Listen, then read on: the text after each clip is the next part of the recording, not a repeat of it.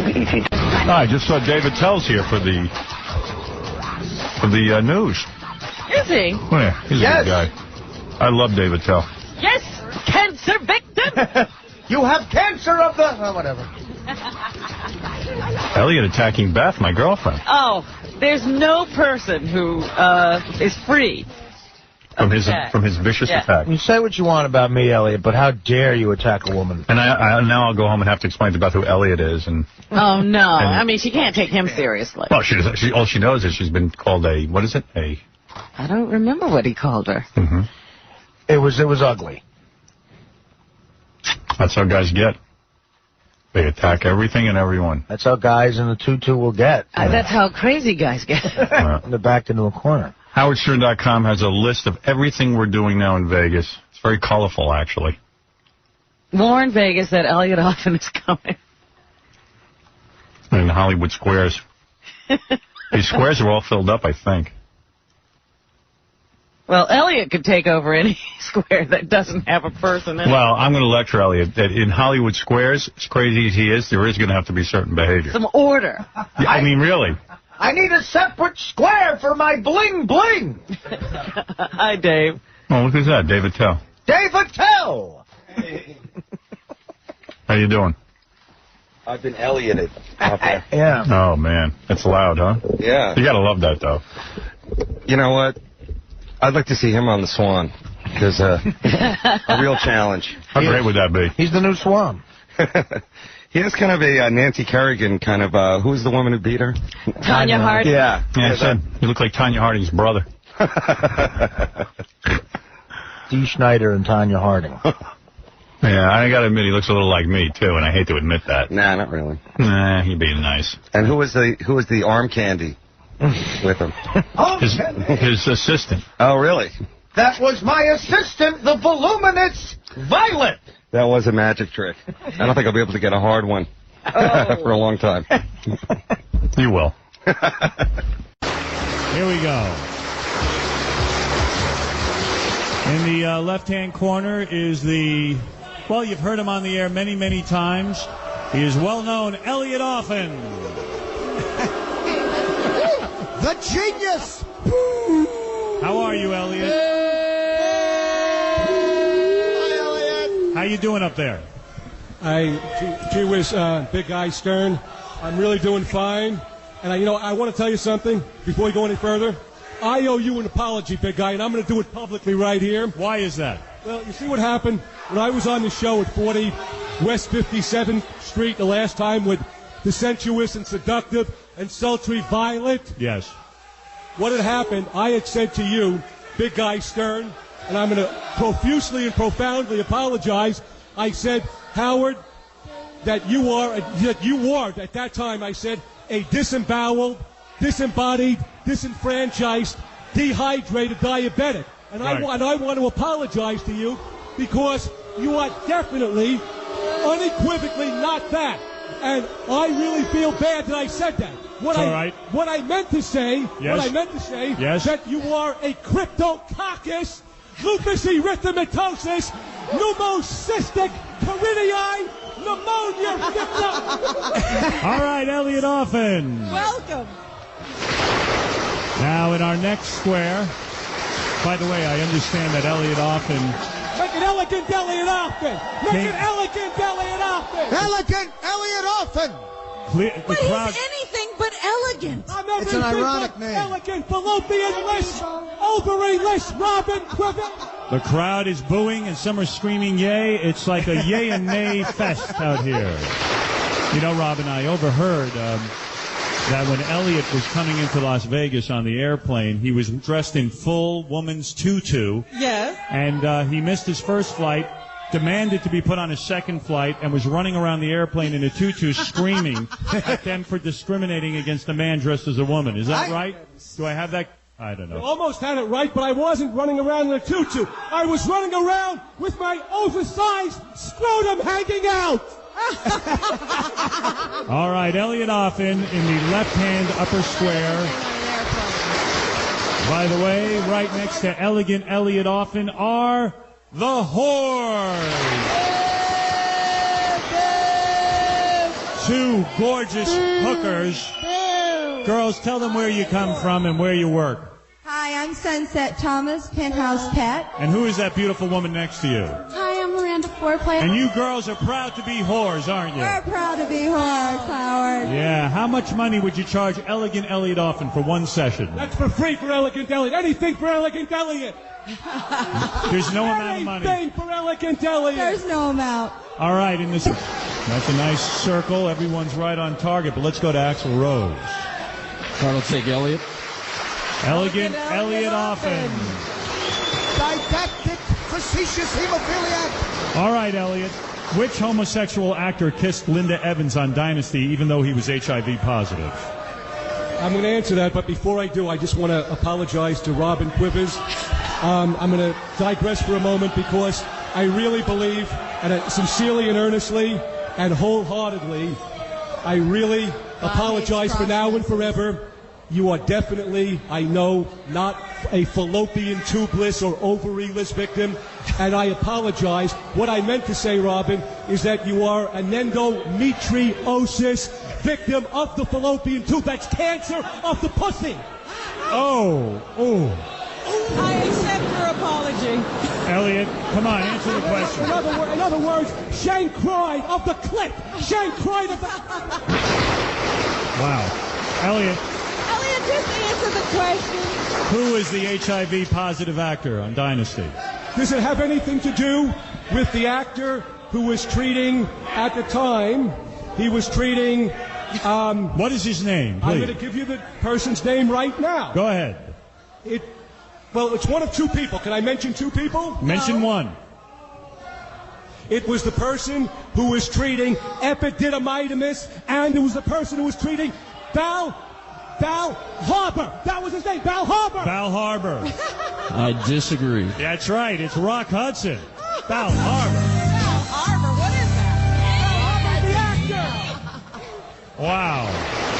Trying to figure out if we have a winner yet. That's like Business card. What business is he in? Nothing. It doesn't say anything. It doesn't have a title or any business. that's like Eliot Offen put out a porno, and I'm on the box shaking his hand. You know. What's in his porno? Oh my God. Everything. He's coming in. It's the most disturbing friggin' thing you ever saw. I'm not Is kidding. he having sex? Well, he's in women's lingerie like he always is. Yeah. And he's got a fairly decent girl there in the room with him. She starts smacking him on his nipples, like with a hairbrush, and taking a wire hairbrush to his face. My own. And it's really disturbing. And then she's spanking him, and he's all red. And then he goes out, and you see him on the street. It's weird. And then she takes the hairbrush, and he bends over. And I don't know, you know how to explain it to you. But are you serious? yeah. That's Who unbelievable. wants that? She makes love to him with the hairbrush. Yeah. Who wants to see that? Oh, my God, you do.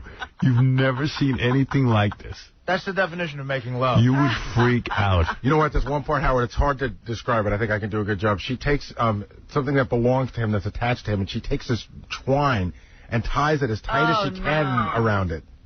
You're not explaining it good. No one knows what you're talking about. She sort of knew. No, she doesn't. Yes, I do. You think so? Yeah. What? A part of his anatomy. Yeah, but not the part you're thinking. Got twined up. Yeah.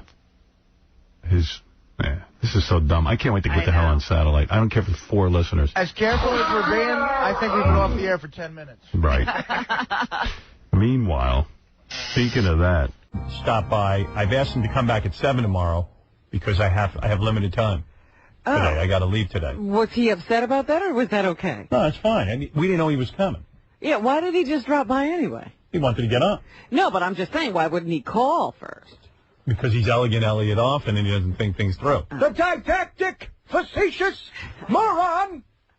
The king of all media. Who's that talking back there? The bloated hemophiliac victim?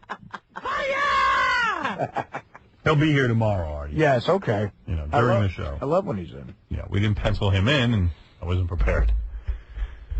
Hadn't been thinking about it. Yep. The gregarious monster. and I'm here with the beautiful, vivacious, sexy Violet. I love Violet. I think Violet was with him. She's my favorite sidekick in comedy history. He's selling a videotape, and it's really going to be compelling tomorrow because he's coming in to come clean about all of his prison record and everything. Really? Yeah. He's going to be honest? It's going to be the honest Eliot Offen show. Oh, that'll be interesting. Yeah. So it should be a very compelling interview tomorrow. There's been a lot of allegations made about him over the years. Mm-hmm. And how about that?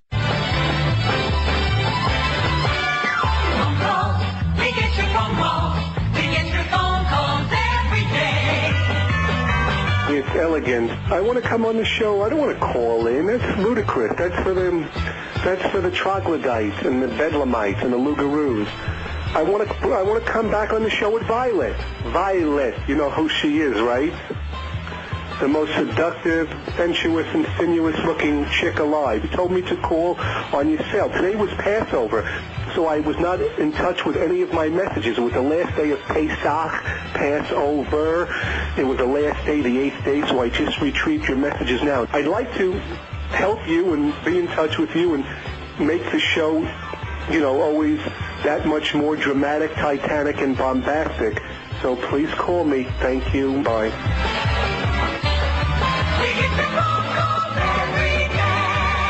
The Howard Stern Show. Breaking news. And we begin with breaking news in the Howard 100 newsroom. The cross-dressing whackpacker known as Elegant Eliot Offen is scheduled to appear on the Stern Show on Tuesday. He will reportedly reveal, at that time, details about his criminal past, information he has never gone public with before. But Howard 100 News has a scoop first. Just a short time ago, Eliot ran through the long rap sheet that is his criminal record. Howard 100 exclusive. I'm actually, for the first time, unveiling my horrendous criminal past. And that criminal past involves 13 felony convictions. 13 felony convictions ranging from 118 counts of grand larceny, organized fraud, interstate flight to avoid criminal prosecution, gun charges, carrying a gun without a license, meaning a .32 caliber Browning high-powered automatic, a 9mm Bernadelli, firearm distributions, kidnapping charges, first-degree assault, felonious assault in the first degree, etc. Now, so I'm unveiling the entire saga, the bust-out, how I took $30 million in merchandise, in wholesale merchandise, from unsuspecting suppliers from coast to coast. I took their merchandise, I then sold all their goods on the black market, and I vanished. And nobody found me. I had warrants, federal warrants and state warrants from all over the country trying to track me down as I vanished. I took everybody's money, sold the goods, and vanished. That's ex-con and current whackpacker Eliot Offen in a Howard 100 News Scoop. And you can hear more of Eliot's exclusive interview as he talks about the backlash of his convictions coming up later in this broadcast. Flowers, we begin with Howard 100 News Scoop. Tuesday, Stern Show listeners expect to hear about the criminal past of a whackpacker, Elegant Eliot Offen. He's a cross-dressing loudmouth with a penchant for talking over people. He also has a penchant for breaking the law, and he spoke actually first with Howard 100 News. He has never divulged the specifics of his seedy past before. But as we reported earlier in this broadcast, kidnapping and fraud, just the tips of the rap sheet iceberg for him. He told Howard 100 News in an exclusive interview that he has some concerns about what people will think of him once they know the horrible things he's done. Howard 100 exclusive. There is no backlash. Anything that I do or anything that I've done, I'm facing right up to it. I'm fronting up to it. There is no backlash. It's all positive. And according to Stern and the financial genius's belief, and anything he touches turns to gold, right? Anything he touches turns to gold. Stern is estimating my video, and my criminal past is in the video, is going to knock off between 500,000 and 1 million copies. Now, you're good in math, right? You figure out 500,000 to 1 million copies at $20 a pop. A pop means gangster talk, $20 a piece. That's how much money Elegant Eliot Offen and Violet stand to make from this video. Whackpacker Elegant Eliot Offen speaking exclusively with Howard 100 News about his long rap sheet. You're listening to Howard 100 News. Transcendental meditation, Howard Stern.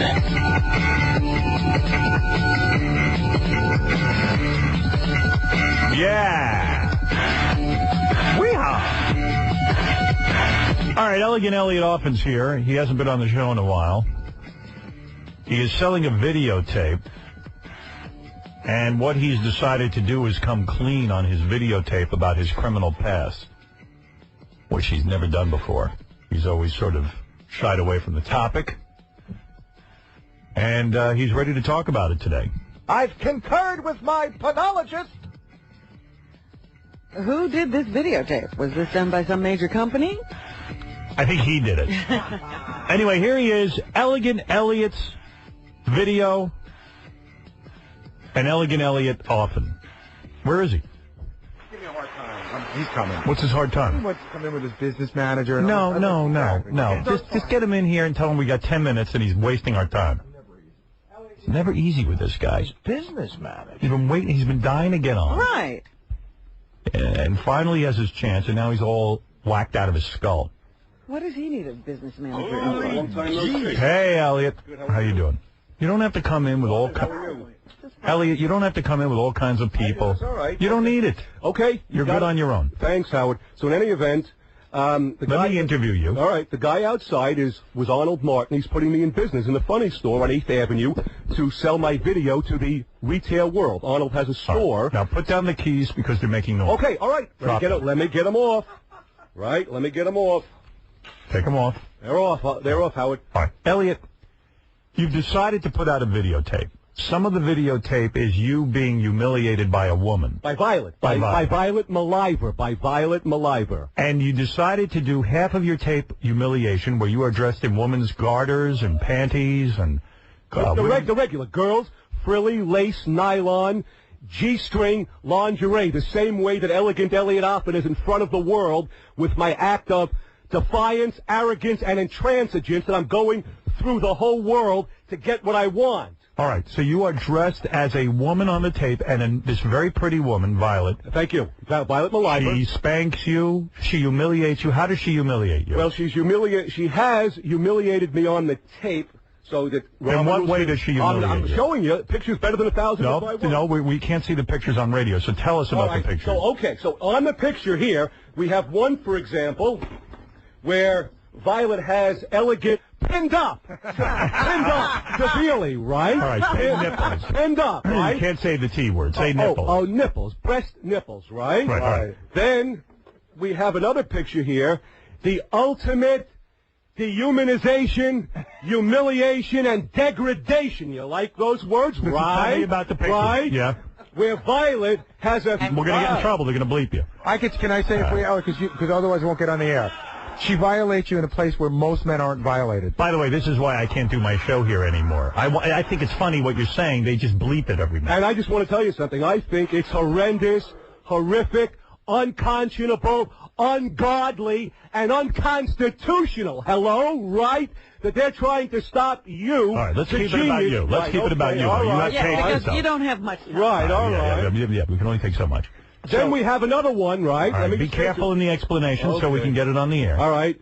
We have another one here where Violet Maliver has, again, degraded and dehumanized and feminized Elegant Eliot Offen by roping up. Okay. All right. All right. So she takes your testes and ties them up with a rope. Right. Tied them up tight. Why put this on a tape, Eliot? Well, who is the market? Who wants to see you dehumanized? Right. So the market is this here. The market is for all of the sexually repressed, sexually oppressed, sexually inhibited, sexually defective, sexually dead people out there. They're now going to learn and understand what a kinky, funky, raunchy, freaky, taboo, triple X-rated sexual relationship with the hottest chick alive, Violet Maliver is all about. Why would somebody want to watch this? In other words, there are people who will probably say, Eliot, you being with butt plugs and nipples and all this kind of stuff, it's not something that interests me. Why would I want to watch something like this? They'll want to watch it, number one, because, first of all, I'm Elegant Eliot Offen. Will it loosen them up more? Well, it will loosen them up, number one. Yeah. Number two, I'm Elegant Eliot Offen. I've been in lingerie running 15 miles a day, high voltage, high power, high caliber, defying the world unscathed, right? Unscathed. Okay, now let me ask you something. And because I'm a primetime celebrity, they're going to want to know about everything that I'm doing. How much is the tape? The tape is in gangster talk, a double sawbuck, which means $20 a pop, and they can buy it in the Funny Store at 693 8th Avenue, where Arnold Martin has put me in business as of today. Okay. As of today. Now, you decided on the other half of this tape. Yes, sir. That you were going to come clean about your criminal past. Yes, I did, Howard. You're going to be humiliated by a beautiful woman. Yes, I did. And then on the other half of the tape, you decided to talk about why you were in jail all those years. I finally decided to unveil. Why were you in jail? I was in prison. Prison, right? And first in jail, and by the way, I was in the toughest joint, gangster talk for Slammer, known in the country. Not Alcatraz, not Sing Sing, the main unit of Rikers Island, right? Right, the main unit, okay. Now, I was there based on the following 13 felony charges. Now you're going to get the whole scoop, all right? Take them one at a time so I can ask you. All right, here they go. Number one, state and federal racketeering charges. Number two, kidnapping charges. Number three, possession and distribution of firearms. Number four, personal possession of a .32 caliber. It's on my rap sheet, right? Right. .32 caliber, high-powered Browning automatic, 9mm Bernadelli automatic. Interstate flight to avoid criminal prosecution. Felonious assault in the first degree. It's all in my New York City and statewide rap sheet. So you will not be visiting Cabby in jail. They probably won't let you. Your rap sheet's a little longer than Artie's because his bank robbery conviction is pretty bad. But well, not a conviction, but it's not felonious. Yes. So all of these charges, really, what were you doing? What was your life like? What was it you were up to? The lifestyle at that point, the whole thing was predicated on a heist, on a hit. Gangster talk for taking people's money, right? Right. Going through the whole entire wholesale district of everything. Activewear, sportswear, luggage, light bulbs, golf balls, right? Tell me the scam. You would what? How would you make money? I would, Elegant Eliot Offen. I would either telephonically, right, or in person. I would set up business meetings between me and Randy Jacobs. That was one of my hot chick girlfriends, right? We would set up meetings with Fortune 500, right, type companies. And through my being, as you know, Howard, a silver and gold tongue speaker, right, I was able, with my euphonious way of speaking, I was able to convince unsuspecting manufacturers, wholesalers, and distributors to send me, Elegant Eliot Offen, truckloads, 45-foot sealed containers, gangster talk, sealed truckloads of goods at the rate of $300,000-$400,000 from every company. I built them. I led them to believe through misrepresentation, right? Go ahead, you're coming clean. Through delusion and fraud, right? Yes. That I had a monumental import-export business. So, in other words, if I manufactured radios, I would say to Eliot, I'm going to give you the radio, you go sell it for me and send me back profits. Well, but you would take the radios, sell them, and then skip the country. Yeah, the only thing that you didn't say, Howard, you're pretty close, is that when I did the hit, it was not a question of, like what you described to me sounds like a consignment kind of thing. Right. I'm not doing consignment. I made these guys surrender all their goods to me on my promise, just on my word, right, of 30 days credit, 30 to 45 days credit. But I had a fence, right? I had the black market waiting for me, right? So as soon as I took their goods, you unloaded them. I turned it over to my connections, right? There was a heist. Financial hijacking, heist. And how would you disappear so that they couldn't find you? So then, because of, like, how perspicacious I was. There you go. I know you like that word. How intuitive I was whenever I felt the FDLE, for example, Florida Department of Law Enforcement, FBI, New York City Police Department Special Frauds Unit, when they were coming close, right? To getting you. Getting close to putting the rope around me, right? On a manhunt, dragnet, right? I would vanish with Randy Jacobs and the child, right? And the child. The child. All right, and the child. Okay, now. This was your child. Well, the child that was there on that couch, I still dispute, and I say to this day, unequivocally, unmistakably, categorically, was not my child. There was a child, but that was not the child, right? Okay. Next. What's the next question? How much did he get? I mean, Okay. what kind of money was he making? Robin, you ready for this number? Elliot, tell her what they're saying in the papers. All right. So now we go to the paper. And by the way, you've implicated someone else who I don't know who this person is. It's okay. It doesn't matter because Randy Jacobs was another fictitious name for this person. All right, good. Doesn't Okay, matter, good, right? good, Right? good. Okay. How much? So now, when you go into, hang on. Okay. When you get into the... How much money do you think you made? I know what it is, right? Were you a successful criminal? I know what it is. Here's the New York Times, right? Go ahead. And here's the New York Post. You made it big, right? Go ahead. They're calling it out. The Times called it out as 30 million total. Whoa. New York Post called it out 16 million on light bulbs alone. What? On light bulbs alone, So, right? how wealthy were you at this before you got caught? all I did, because I had these top-notch connections, right? For the black market, for the fence, right? Why are you saying right so much? This is a new thing. That's very good. That's part of the new gangster hit, right? Is that like, yeah, she? There you go. Okay. So now, Right, I took the goods as soon as possible on the transfer, and I moved it out fast, quick, scientifically, for somewhere between 20 to 25 cents, maybe 18 cents on the dollar. Answer this question simply. So you can figure out. Look at me in the eye. It's a quarter of 30 million. So you made several $1 million, let's say. Fraudulently and illegally and unlawfully, yes. Fraudulently, illegally, and unlawfully. How did you end up getting caught? Finally, this was so nationwide, right? You got so big.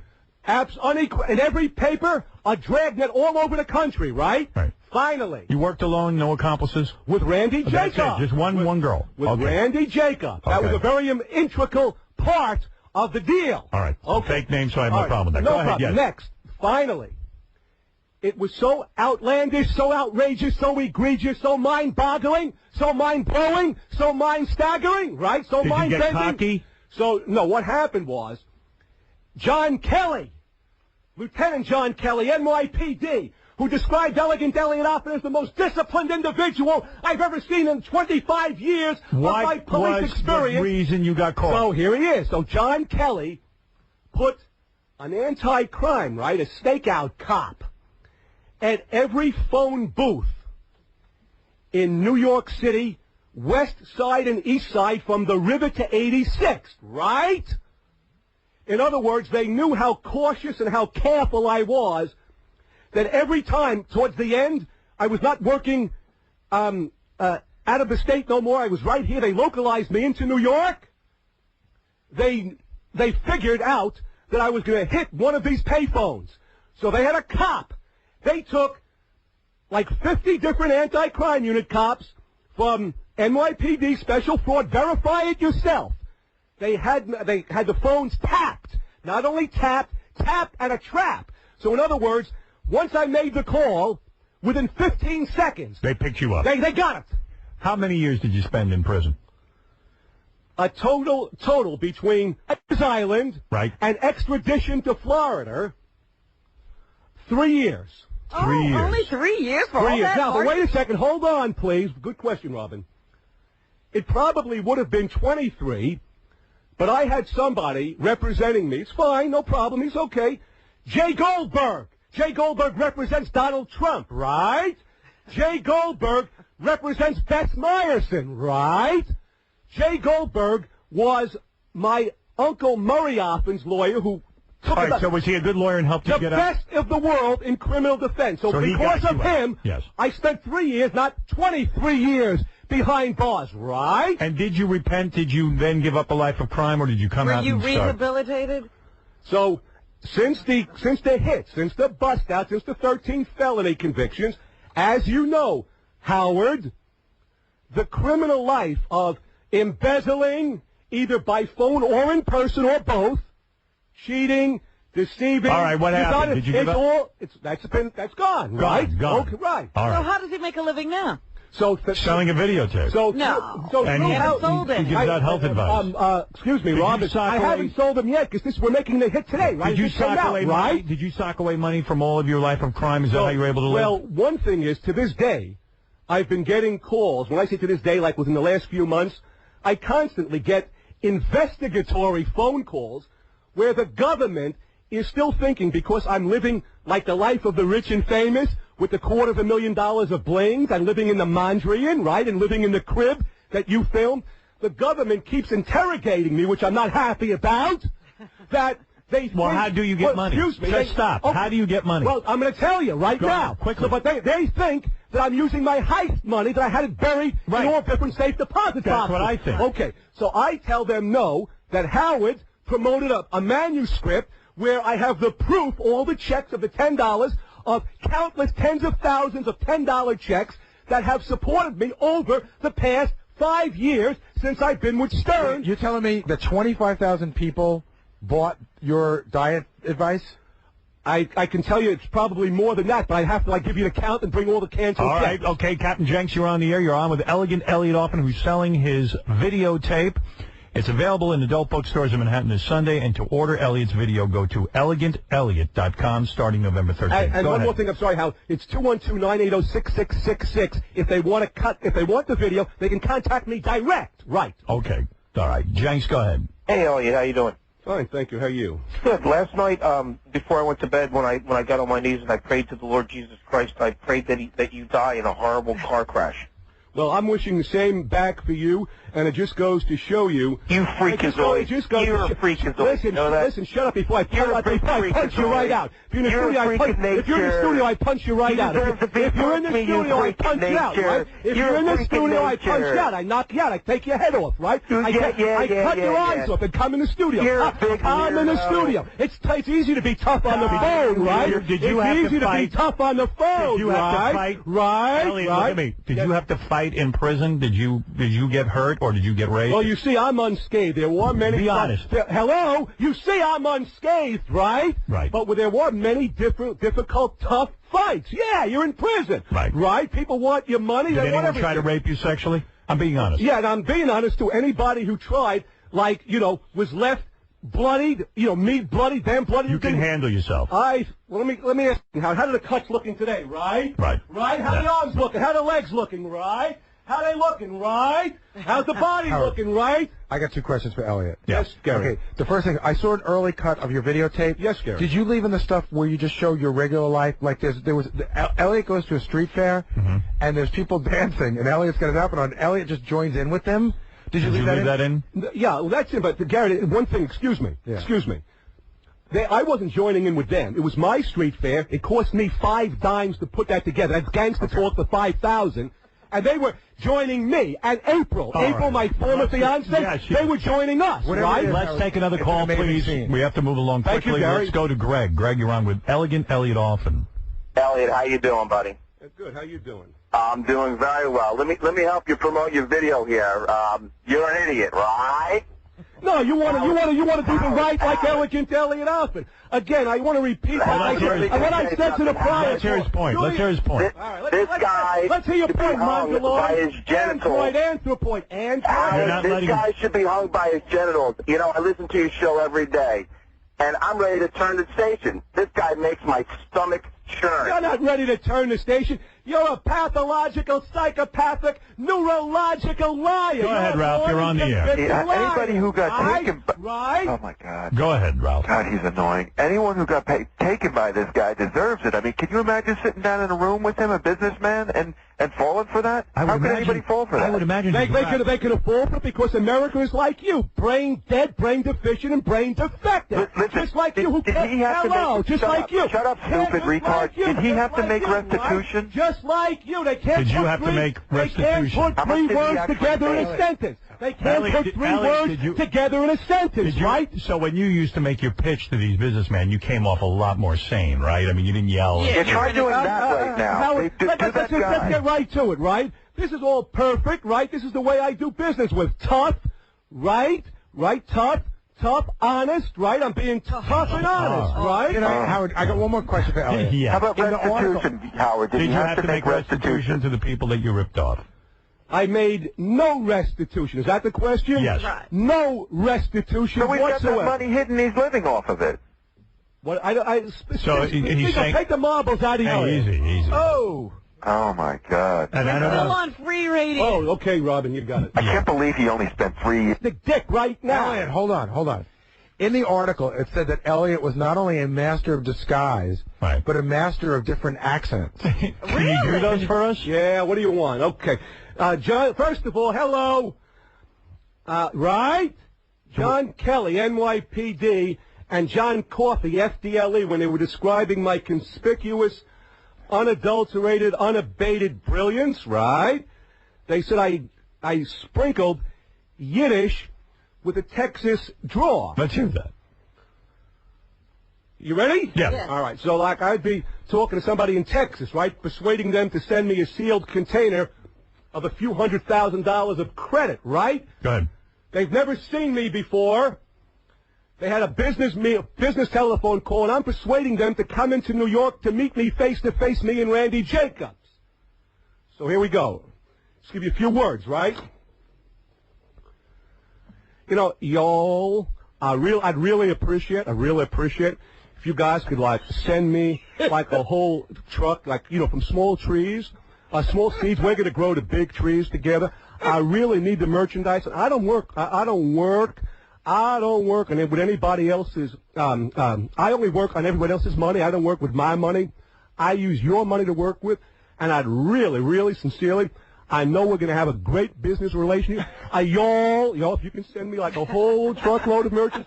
We don't accept orders less than a couple of $100,000. Well, there you go. So you were a master criminal, and there's no doubt about it. Does Eliot ever think to write this out as a story and sell it to the Well, this is what his video is. This is what the first 13 minutes of the video is about. All right. With Dr. B.G., my narrator, describing how I busted out America for $30 million. All right, let's go to Lewis. Let's give him the last word with you. Elegant Eliot Offen is here promoting a tape. I'll tell you how to get it. You ever get that right? It's Offen. Offen, sorry. Yes, go ahead. What's up, Howard? Yeah, hey, man. Eliot, I got a question for you. What's the question? And be concise, be succinct, be exact. Now listen, be precise. I'm from True Northern Hills, so I saw your antics plenty of times with your little skirt. Well, and you're going to see it some more, right? And if you let him ask his question. Let him ask. Take it down a notch, Eliot. Take it down a notch. Go ahead. Listen, Eliot, you have a brother named Lloyd. If you make so much money, why is he a dirty, smelly, homeless bum in the neighborhood?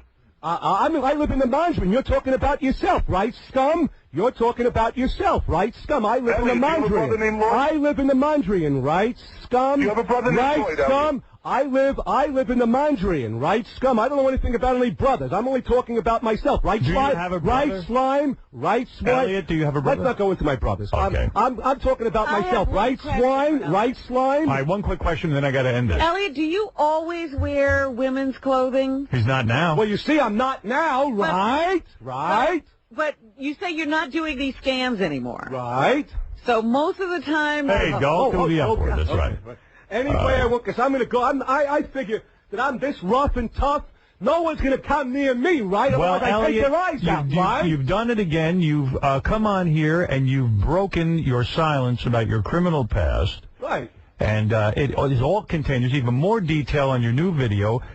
And the name of the video was Violet Dehumanizes Elegant Eliot Offen, 212-980-6666, right? And, yes, and it'll be available in adult bookstores in Manhattan this Sunday. And, of course, to order Eliot's video, you can go to eleganteliot.com starting November 13th. Eliot, thank you. And starting today, yes, you can go to the Funny Store at 693 8th Avenue, where I will be signing the video and giving autographs on the video at $20 a piece for the video of 59 minutes.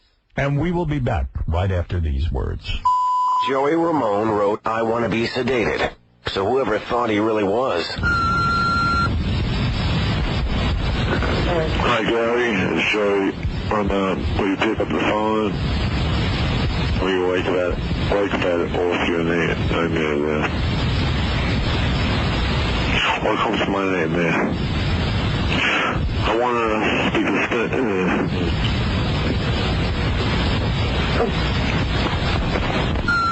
The preceding message was brought to you by Jack Daniels and Mr. Jim Beam. You're listening to a man who falls apart from just looking at a liquor ad, Howard Stern. Well, they have to get the sheriff later this week, but yeah, he's been evicted. I haven't even heard. I didn't get to hear the news last night, but yeah, I haven't been able to listen all week. It was actually very good, very good last night. They did a. I didn't hear the report on Eliot. Should I play it?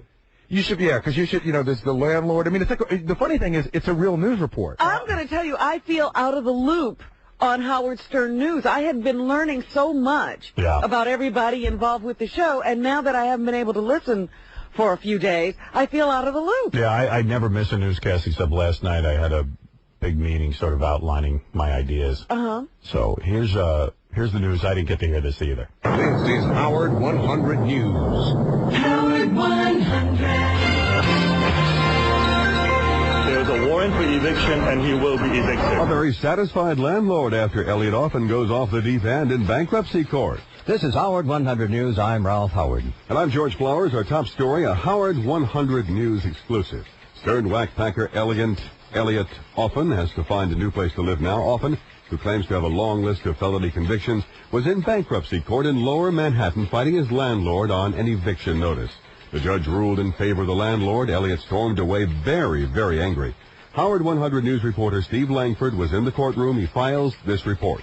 Howard 100 exclusive. Elliot, can you hang on a second? Yeah, I mean, you can, I'm always good with the microphone, Steve, but, it's going to be my way, right? It's going to be not going to be your Elliot, I'd like to talk. Yes. Egregious Eliot Offen, loudly dictating the terms of any interview he might or might not give to Howard 100 News as he exits U.S. bankruptcy court in Lower Manhattan. All I need is the name, is the name of the bodybuilders that he connected me to in regard, to a homosexual affair and dropping pants, right? All I have to do is give you those names, right? Eliot Offen appears in court these days because I don't know, man. He's echoing all over the place in that tundra. He's fighting an eviction order to vacate his New York apartment now. There is a warrant for eviction, and he will be evicted. Dr. Edwin Tan owns the apartment Eliot Offen has occupied for the past 2 years in a fancy building on Manhattan's East Side. Tan says Offen won't pay the rent of $3,300 a month, and he won't leave. One day, I'm going to write a book about this. In bankruptcy court, where they don't allow tape recorders, Offen appeared before the judge representing himself, wearing running shoes, no socks, black gloves on his hands, and a black suit coat with a red shirt. Offen told the judge a rambling tale about his constitutional rights being violated because Offen sometimes dresses as a girl. The judge looked puzzled as Offen continued on about a movie Offen says he just released, a movie he told the bewildered court he just promoted on the Howard Stern Show. Offen's landlord told the judge that Offen has tortured him and his wife with threats of physical violence and racial slurs, something he elaborated on outside court with Howard 100 News. Demeaning other people and abusing other people. And this is what really causes tremendous pain and suffering for the last 2 years. The judge has ruled Eliot Offen may now be thrown out of his apartment. The eviction this landlord has been dreaming about is now just a few days away. We'll have to ask the marshal to come and evict him. Howard 100 News tried to get Offen to comment after court, but security guards had to ask him to leave when he became belligerent. 118 counts of grand larceny, organized fraud, interstate flight to avoid... That was Eliot Offen earlier this week in full rant, taking credit for an outrageous rap sheet a mile long. We were hoping for a similar tirade after court, but Offen did not stick around, nor did he return our phone call. He is undoubtedly out looking for a new place to live. For Howard 100 News, I'm Steve Langford. Wow. How's he going to find a place to live after that report? Oh, God. Isn't that great? Oh, my God, that's so great. It's so great when they take our wackos and follow them like they're a big story. But that is news. This guy is clearly, dangerous. It's news to our audience. Yeah. And we have a big audience. Yeah. And I think you want to know what Eliot is up to? I want them to follow him 24 hours a day. Quite frankly, I'm very excited that he was evicted because I didn't know how he was making a living, and now I know he wasn't paying rent. Right. That's how because you asked him the other day, how are you living in that expensive place? And he was like, I receive lots of money from Howard Stern fans who buy my tapes. Meanwhile, he wasn't paying his rent. Yeah, so yeah. I never believed that people were buying that diet advice or his tapes. I think that's news to everybody, not just our fans. I think people should watch him. Yeah. But the rant in court about his movie, oh my goodness, I can't imagine what the look was on the judge's face. Well, as they said, the judge looked puzzled. The judge looked puzzled. Great. Fantastic. That's great news. Anyway, so I got a lot of emails. Part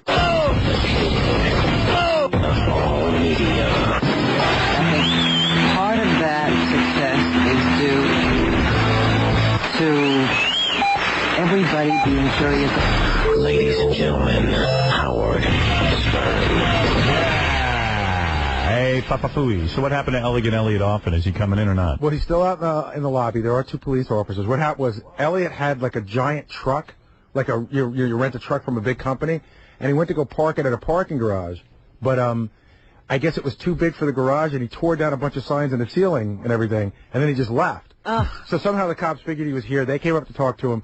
So now they're at the part where they're like, dude, you got to move the truck. You can't leave it where you left it. So he goes, well, would you move it for me? And he doesn't understand that the cops don't move trucks. They're not working for him. Yeah. So then he asked his friend to move it. His friend doesn't have a driver's license. Then they ask him to move it. Turns out Eliot doesn't have a driver's license. So the cops are like, well, how long do you need him? Meaning, like, if he can come in here for a little bit, and then they're going to need him back. They're going to arrest him? I think they're just going to make him move the truck. But I don't know. But how can he move it if he doesn't have a license? Yeah, I mean, now we're in a real problem. All right, well, let Eliot come in and say goodbye. And I'm not sure why they had to, either one of them had to offer up the not having a license thing. What do you mean? In other words, they could when the cops said move the truck, they should have just gone down and moved the truck. They told that they didn't. They told the cops they don't have a license? Yeah. Both of them offered that up to the police. Eliot and his friend. Eliot's like a major scam artist. He doesn't know not to tell the police he doesn't have a license. How's he been getting away with his scams all this time? Yeah. He's so bad at it. Holy mackerel.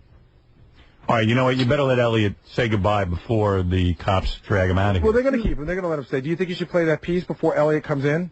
Or do you want to just get Eliot right in? I just got a feeling the police can't wait that long. It might be the long goodbye. Here you go, Eliot. Boy, Eliot, trouble follows you around, man. So, all right, there was a little accident with the thing. Let's not make a federal calamity. All right.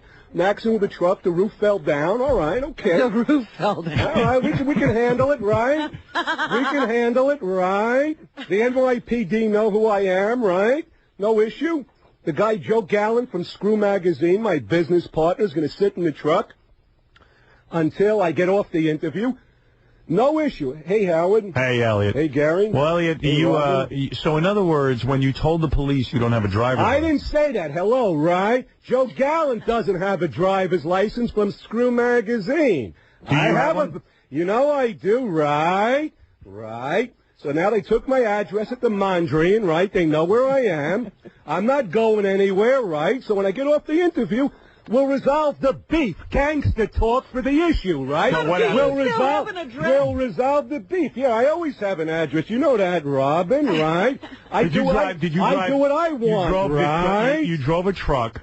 Let's not talk about the truck. The truck had the goods. But let me understand. The truck has the goods in it. Gangster talk for merchandise, right? What's in the truck? It has all the videos that we're delivering, that we're shipping. It's a truckload. A truckload, right? All right, so in other words, you had a truckload of videos. Violet dehumanizes Elegant Eliot. Yeah, Eliot, don't filibuster. Let me just understand one thing. There ain't no filibuster. Here's the Screw Magazine, right? Let me understand something. The feature story of Elegant Eliot in Screw Magazine. Even though Al Goldstein is bankrupt, Joe Gallant and his boys took it over, and they did a feature story. Right, Robin? All right. There you go, of Elegant Eliot, the video. So you packed up a truck, and the truck is a U-Haul type truck. The truck is a U-Haul. Was too high, so when you pulled into the parking garage, the whole top of the truck came No, out. not the truck, the top of the truck, Howard, no. Right. No, the top of the garage hit the truck, no big issue, no sweat, we can handle all that, right? What was destroyed? The ceiling. The ceiling. And some signs. A couple of signs, $91.50 and damage. We'll cough it up and fork it over and resolve the issue. So what happened? Right?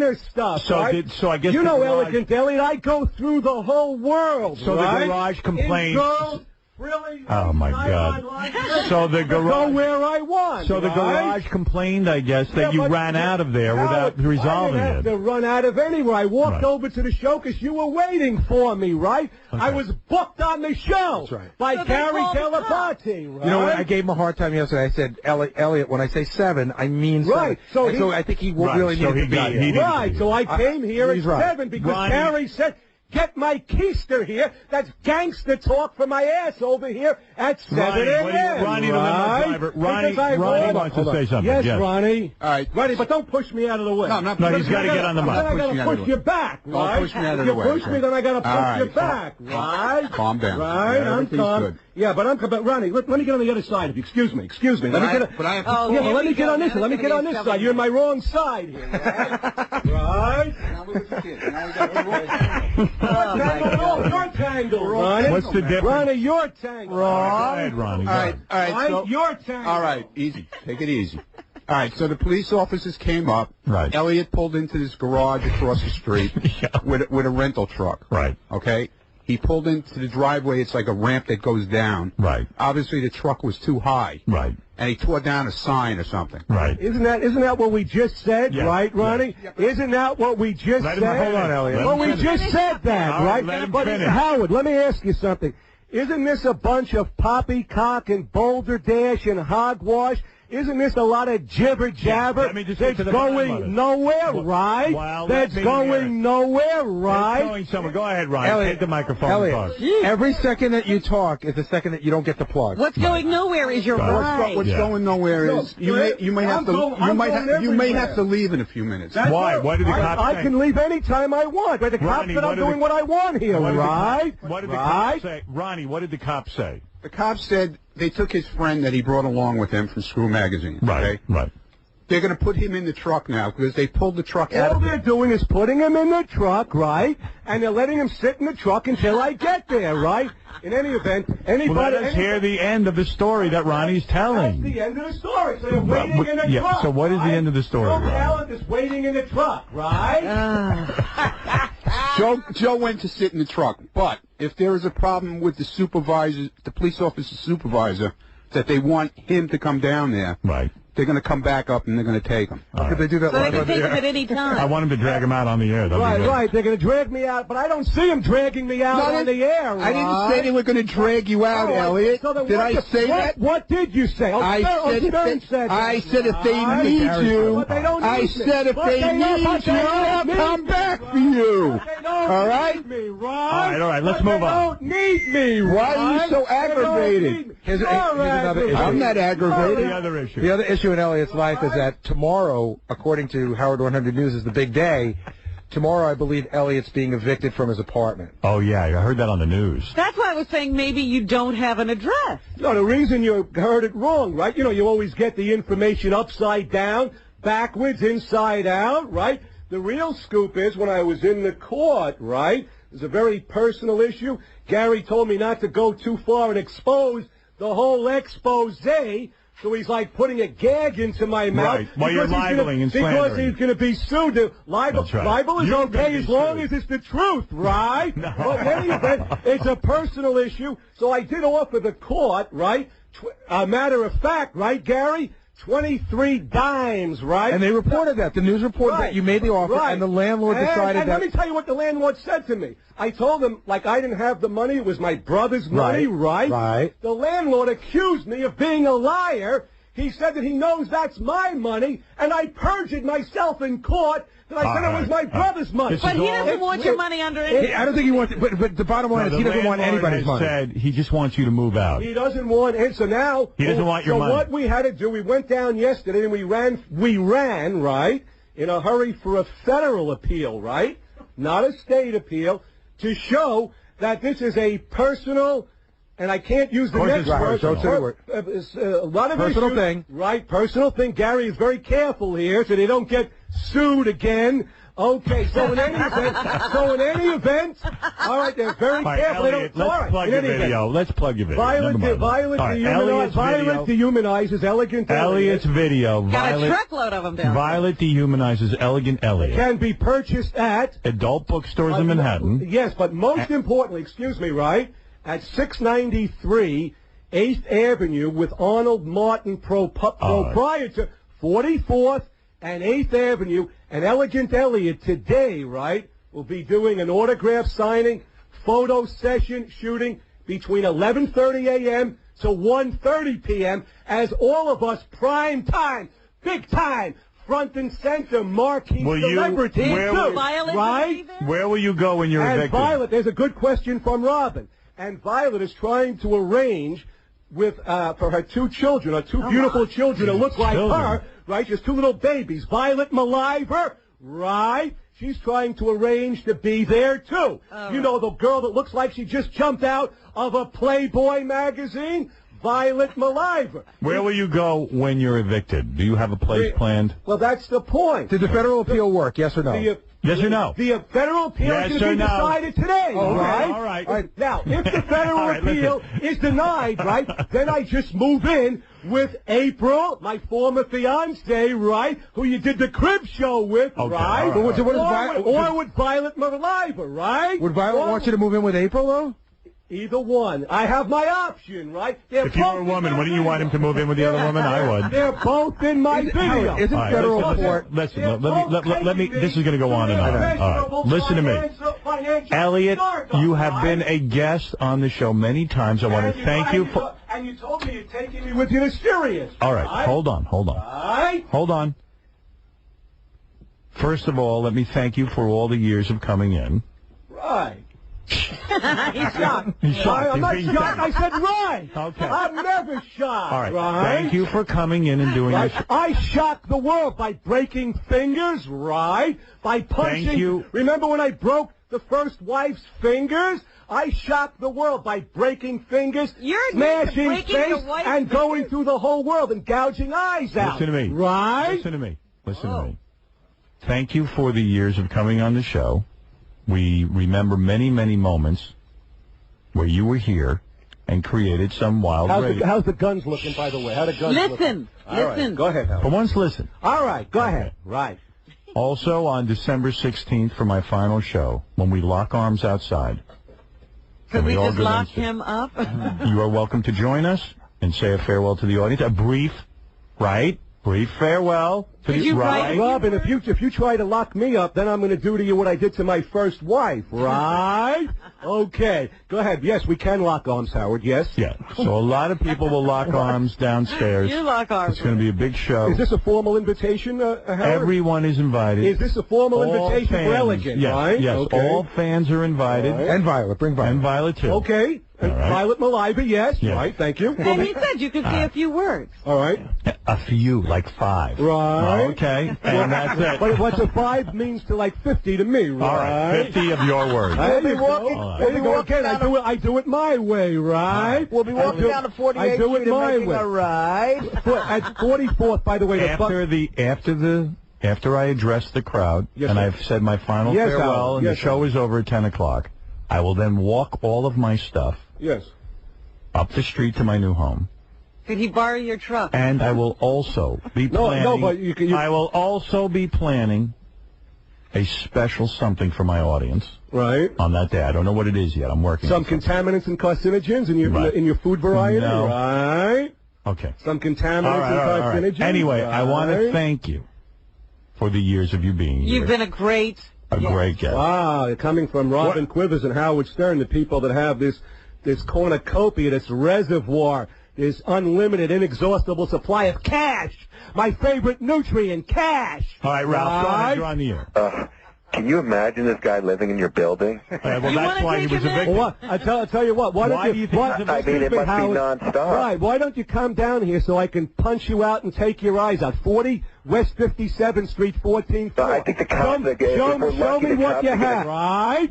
Why don't you come right up here? 40 West 57th Street, 14th floor. Because by the time I get to the cops, I'll have you locked up. I want to look at you right now. Come up quick. Come up quick. Come up quick, scum. All the audience heard was right. No, they heard everything, enema bag. Howard. They heard everything, dirtbag, douchebag, enema bag. I was talking to some of the women that work here. Yeah. And I was asking them who their least favorite guest was that comes up here. Yeah. And it's a tie between Jeff the Drunk and Elliot. The most hated guest of Elliot's all time, most right? frightening, not when he's dressed as a woman, but when he's dressed as a man. All right. Well, Elliot, thank you. And again, your video, I know you'll be signing today. Where are we going to be again, quickly? Quick signing, 11:30 a.m. to 1:30 p.m. 693 8th Avenue, corner of 44th and 8th. The Funny Store. Arnold Martin owns the store. The video, Violet dehumanizes Elegant Elliot on V8. Get onto your tombstone. Come up here in a hurry. Come up here in a hurry. Captain, say something nicely. Hey, Elliot, I wanted to say thank you very much for all the years that you hurt my ears on Howard Stern Show.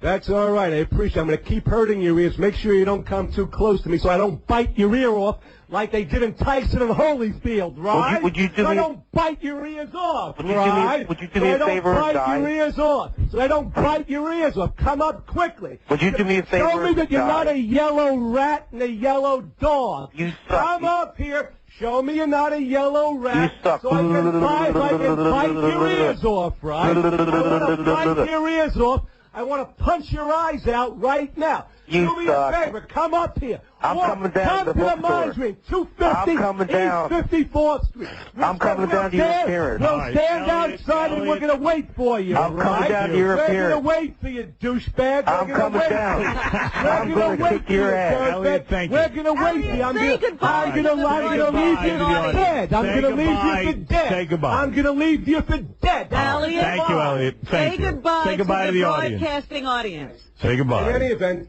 and we'll see you on the other side. You'll see me December 16th. Right. We'll see you there. For the farewell. Okay. One more time, if you need the video, 11:30 to 1:30, 44th and 8th. Funny Store today. Autograph picture signing. Howard, Robin, Gary Delabate. Thank you very much, Fred. And good luck with And December 16th. Right. Thank you, Elegant Eliot Offen. Goodbye, Elliot. Wow, what an appearance. He is leaving. He's taking his Screw magazine. He's going to go figure out his whole deal. Right. I love him. I love him. Yeah. First of all, I'm listening to the news on our thing. And it's a 6-minute report. They followed Elliot to court. Uh-huh. So because he's in a beef with his landlord. Yeah, you got to.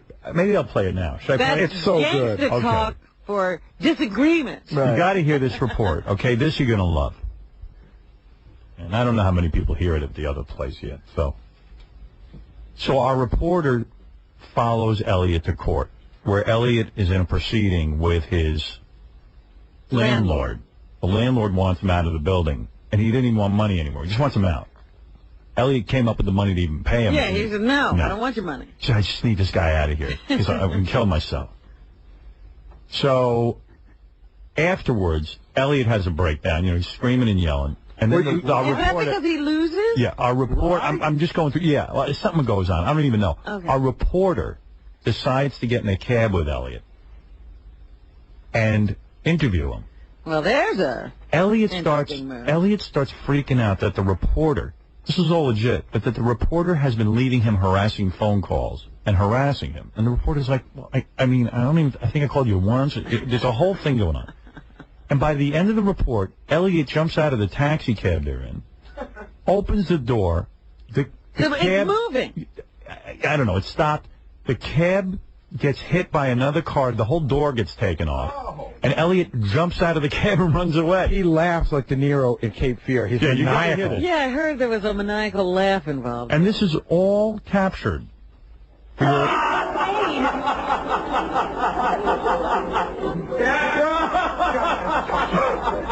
I don't even know if I have it anymore. Oh, you have to have it now. What did I do with it, Gary? Oh, here it is. H100 News. There we go. All right. This is it. It's a fairly long report, but it's compelling as hell. He does a great job, the reporter, I have to say, and he's got balls of steel. The news director, this woman, Liz, says to me, I told him to not go in the cab with Elliot. It's too dangerous. And he disregarded. Went anyway? He went anyway with Elliot. And she told him definitely don't go in the apartment. Right. She would not let him up in the apartment. Because he was headed towards Elliot's apartment, right? She said, do not go into Elliot's apartment. It's like a horror movie. Yeah. This is Howard 100 News. I'm Ralph Howard. And I'm George Flowers. Our top story. Stern whackpacker Elegant Eliot Offen certainly gives new meaning to the label whackpacker. Eliot was in a Manhattan courtroom fighting to stay in the apartment he owes back rent on. Back rent to the tune of $20,000. Howard 100 News reporter Steve Langford was also there, and his presence touched off a firestorm inside that courtroom, then spilled out into the streets of New York. Here's Steve now with the exclusive story that can only be described as bizarre. Howard 100, world exclusive. I'm sorry, where are we going, Elliot? I have to make a stop at Midtown, then we're going to the Mondrian, right? Let's say, where do you want to go, Elliot? We're making a stop, I just said. At Where? 34th, please, sir, and first stop, 34th.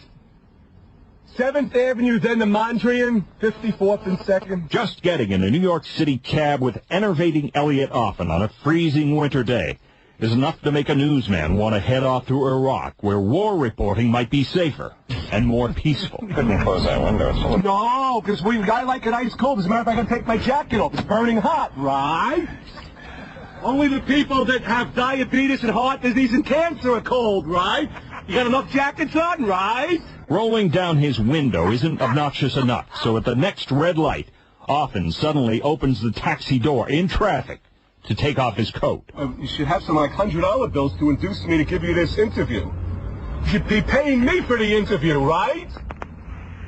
Everybody pays Elegant, right? Howard 100 News has just covered the latest in Eliot Offen's battle with his New York landlord. A housing court judge ruling Offen will be evicted December 1st if he doesn't leave before. Offen tells the judge that this Howard 100 News reporter has been harassing him with phone calls. 15, he claims. In fact, only 2 calls were made to Offen. What's your first name? All kidding aside. Steve, and your last name, I know you're going to give me a phony name because you don't want to be brought up on charges, but... Elliot. What's your last name? Don't give me all the circuitous, you like that word? Digressive double talk? What's your last name? Seriously. The same last name it was last time. Well, what is it? What is it? Don't tell me the last time. Langford. How do you spell it? Langfort. Do you have an ID for that? I just showed You know, you flashed me something. I don't know what you flashed it in 1 second. Come on, Heavy. You know better than that. Can I look at it? Can I hold it? Right?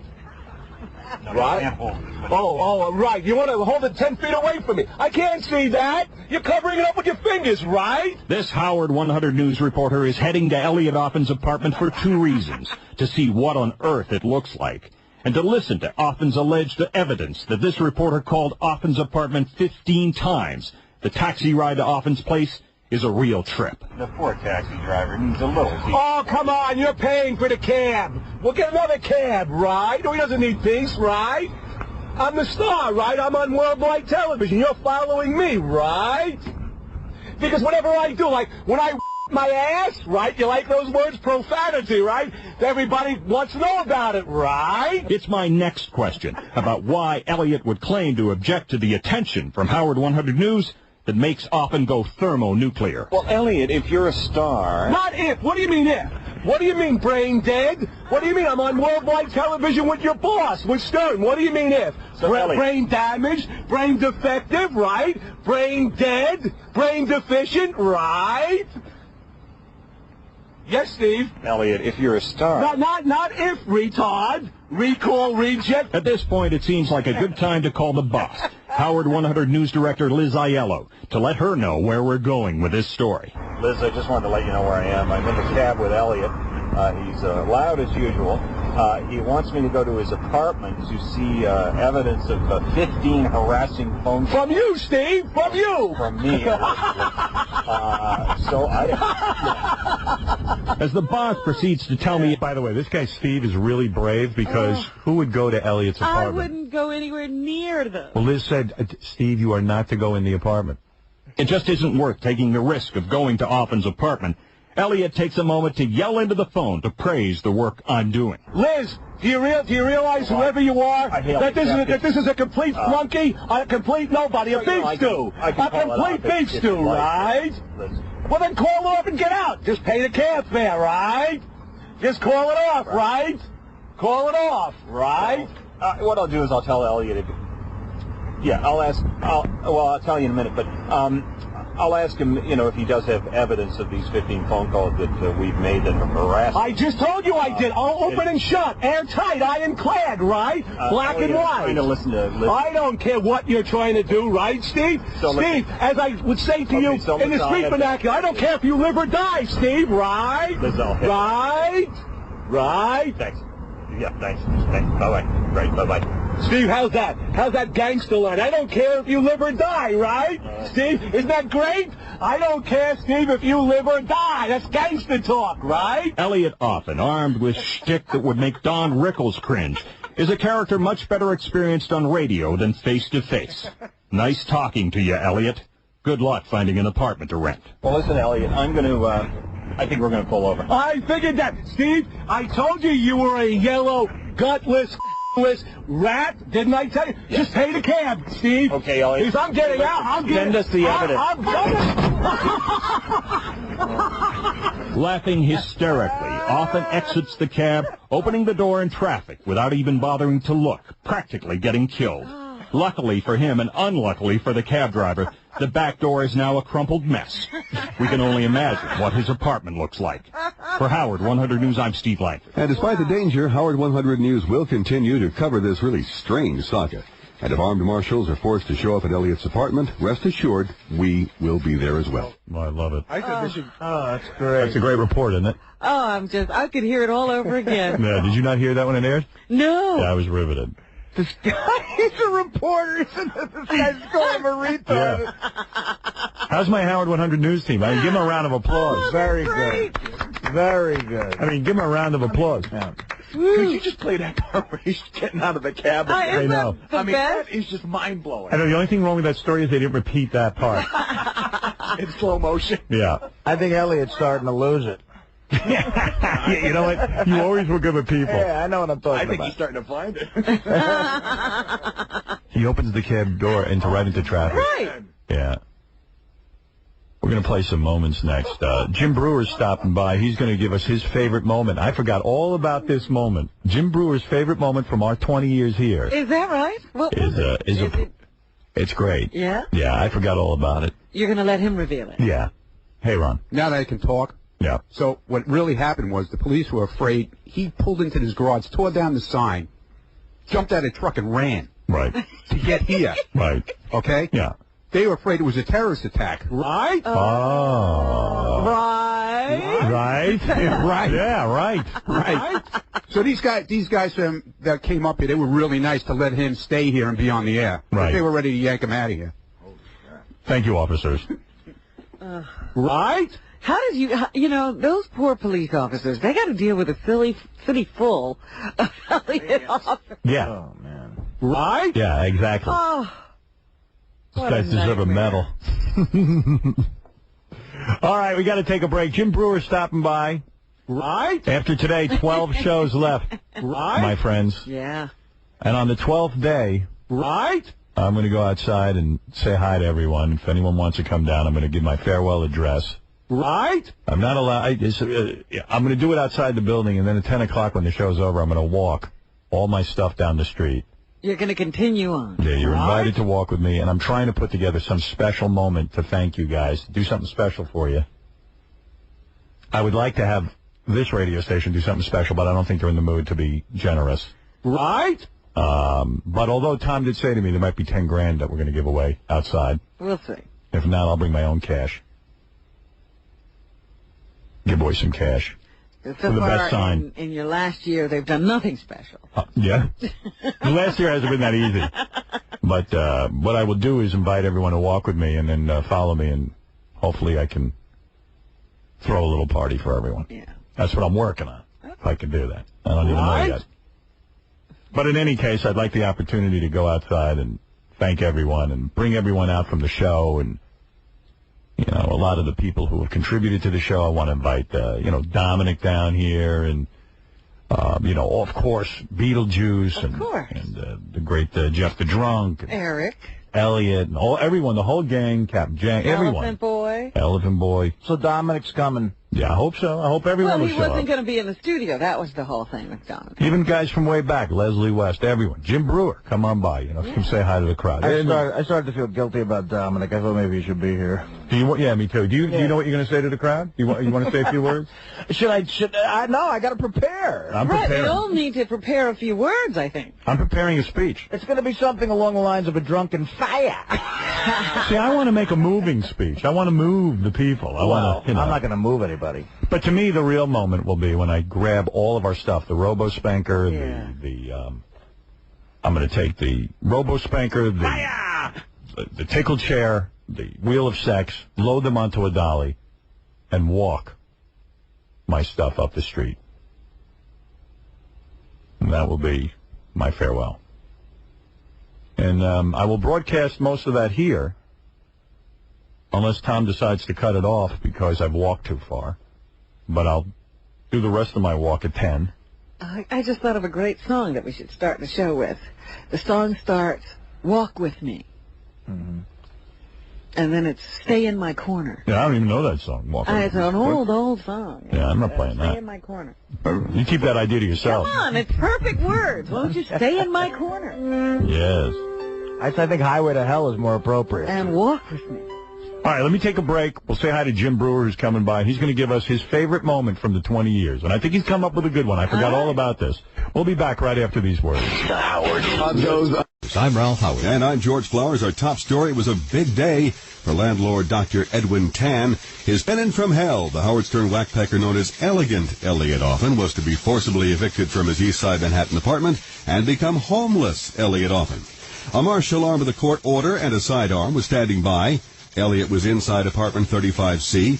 Howard 100's Steve Langford and Shuley were our reporters in waiting. They were standing in the hall outside the apartment. A day earlier, Offen had thrown a punch at Langford. Last week, Steve's life was endangered when Offen jumped out of a cab the two were riding in, causing a traffic accident. To a certain extent, Shuley was along this day as Langford's bodyguard. As usual, Offen made things as difficult as possible, as we hear in this report from Langford. Howard 100. Team coverage. 9 a.m. sharp on the east side of Manhattan in a fancy apartment building as a New York City marshal knocks politely on the door of apartment 35C. Who is it? City Marshal. Okay. The marshal, who may or may not have a weapon, he won't tell us, is here to evict Eliot Offen for failing to pay rent for at least 6 months. This will not be an elegant exit. Need you right now. The landlords, a quiet, timid couple by the name of Edwin and Helen Tan, wait nervously in the hall as the marshal continues to try to get Eliot Offen to answer the door. I need you. This is the marshal. I need you to open the door now, sir. This little game of knock-knock gets old fast, dragging on for close to 5 minutes when finally Eliot consents to open the door, bolted with 4 different locks. Good morning. Good morning. How are you? All right. Maybe 2 seconds here. Sure. The landlord is outside. Right. Sounding remarkably calm, Offen lets the marshal in, who closes the door and explains to this delinquent devil it's time to go. But don't hold your breath here. Hello? Hello? A locksmith is standing by to change all 4 locks on the front door, while a moving crew is ready to get Eliot's possessions out. Who is it out there? The movers. Oh, the movers. Okay.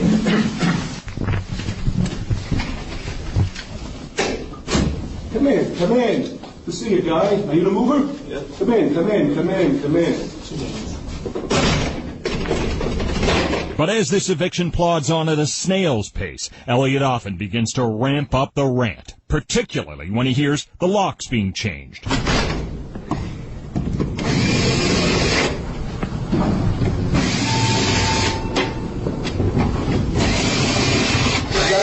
Fucking joy, right? Eliot.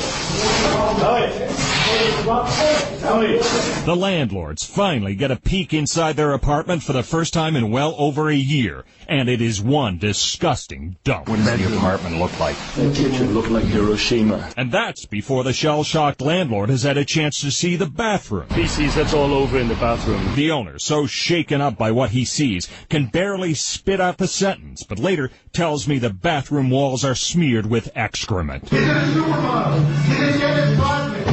No, it is Eliot Offen. In another nice touch, Offen begins to blast the sound of his DVD called Violet dehumanizes Elegant Elliot. 15 police vehicles, a helicopter, 25 detectives, right? There's the rap sheet, 13 arrests, the rap sheet, 13 felony convictions. Then Elliot, dressed in his standard tank top, his hair long, stringy, and greasy, opens the door to see the Howard 100 News crew waiting outside. There he is. Good morning. The sight of this reporter only seems to work up Elliot even more. Yeah, what do you want, guys? Are you waiting for me for Elegant?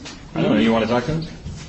What do you mean you don't know? You sound like you're dead weight. Are you waiting for me or not? Yes or no? This guy's more alive than you. I like this guy. What's your name, sir? Shuli. Shuli. Hey, Shuli? Yeah, Shuli. You see, gotta get rid of this fucking guy. Guy's like dead weight. In the meantime, the first comment is, I just made a hit. I made a swing. I just beat him, right? I burned him for 23 dimes, right? Gangster talk. This may be a court-ordered eviction supervised by a city marshal, but apparently no one is going to tell Eliot Offen it's time to leave. It's his circus, and he'll rant if he wants to. He went haywire. He went completely bonkers. He went out of his mind. He freaked out. Mercifully, more than an hour, one long hour after Offen unlocked the door to his pig pen of an apartment, his pal Rob finally starts telling Elliot it's time to say goodbye. Let's go. Come on. Are Pam's going downstairs? Yeah. Okay. So who's staying in the apartment? No, they're going to wait here. No, who's staying in the apartment? The movers. Just the movers. Okay. Guys? Okay. You just will keep piling everything out. The expression, it's all over, but the shouting clearly does not apply to this freak show of an eviction, as just trying to get Eliot Offen into the elevator turns into a whole psychodrama of its own. Wait a minute. Excuse me. I got my fingers here. Open this up. For Howard 100 News, I'm Steve Langford. Needless to say, Elliot was an unhappy camper, although it's not certain where Elliot will be camping tonight. As we heard, Shuli was there too for Howard 100 News, and Shuli spoke with the homeless one after his apartment door closed behind him for the last time. Shuli here for Howard 100 News. I had a chance to interview Eliot Offen one-on-one with much less anger than he has for Steve Langford. In some weird way, he feels comfortable around me, and that pretty much creeps me out more than anything else. So here is my exclusive interview with Elegant Eliot Offen. Shuli here for Howard 100 News with Elegant Eliot Offen. In his former residence, because officially today, as of 8:45, 9 a.m., he has been evicted from his apartment. And Elliot, I'd like to thank you for giving me this exclusive interview.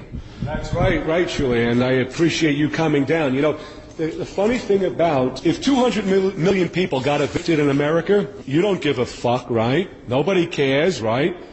Everybody's getting evicted one way or another, right?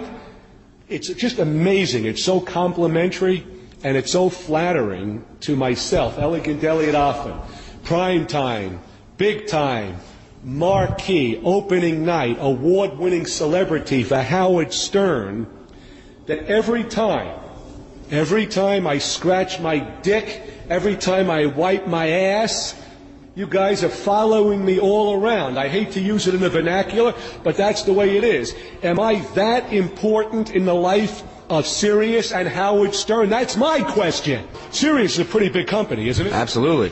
And it's only getting bigger every day. Isn't it true that you gave Howard Stern like $500 million, your company? That's correct. That's the reported amount. So you're a pretty big company. That's right. And you mean a company that gave Howard Stern $500 million is coming and following every eyelash and eye wink of Elegant Eliot Offen? That's self-explanatory, right? Absolutely. You must consider Elegant pretty damn valuable, right? Absolutely. If your biggest company is following me all around town? Right. And you're part of Howard 100 News. Howard 100. This is going to be Howard's new new station, is it not? Absolutely. Okay, so this is going to be the home of Howard Stern. In this clip here, Eliot briefly describes his relationship with his ex-landlords, the Tans. One thing I learned from listening to this, crazy people cannot do math. Relationship. Now, understand, right? Because if you want the documentation, I'll come to your office with it. I gave Edwin Tan, to this point in time, like 100 dimes. That's gangster talk for 100,000. 100,000. In other words, you figure it out. You got a computer, right? Calculator? $3,300 a month, right? I'm giving you the right figures, right? That's true. We've confirmed that with Mr. Tan. 3,300 times whatever, 2.5 years, plus, to this moment, he still has 10 dimes of my security. So you figure all that math out, right? Got pretty close to 100 big ones I gave him, right? So you don't feel bad for any things that you say about Mr. Tan or Mrs. Tan? Not only don't I have any remorse, no regret, no recriminations, right? No remorse, no regret, no recriminations.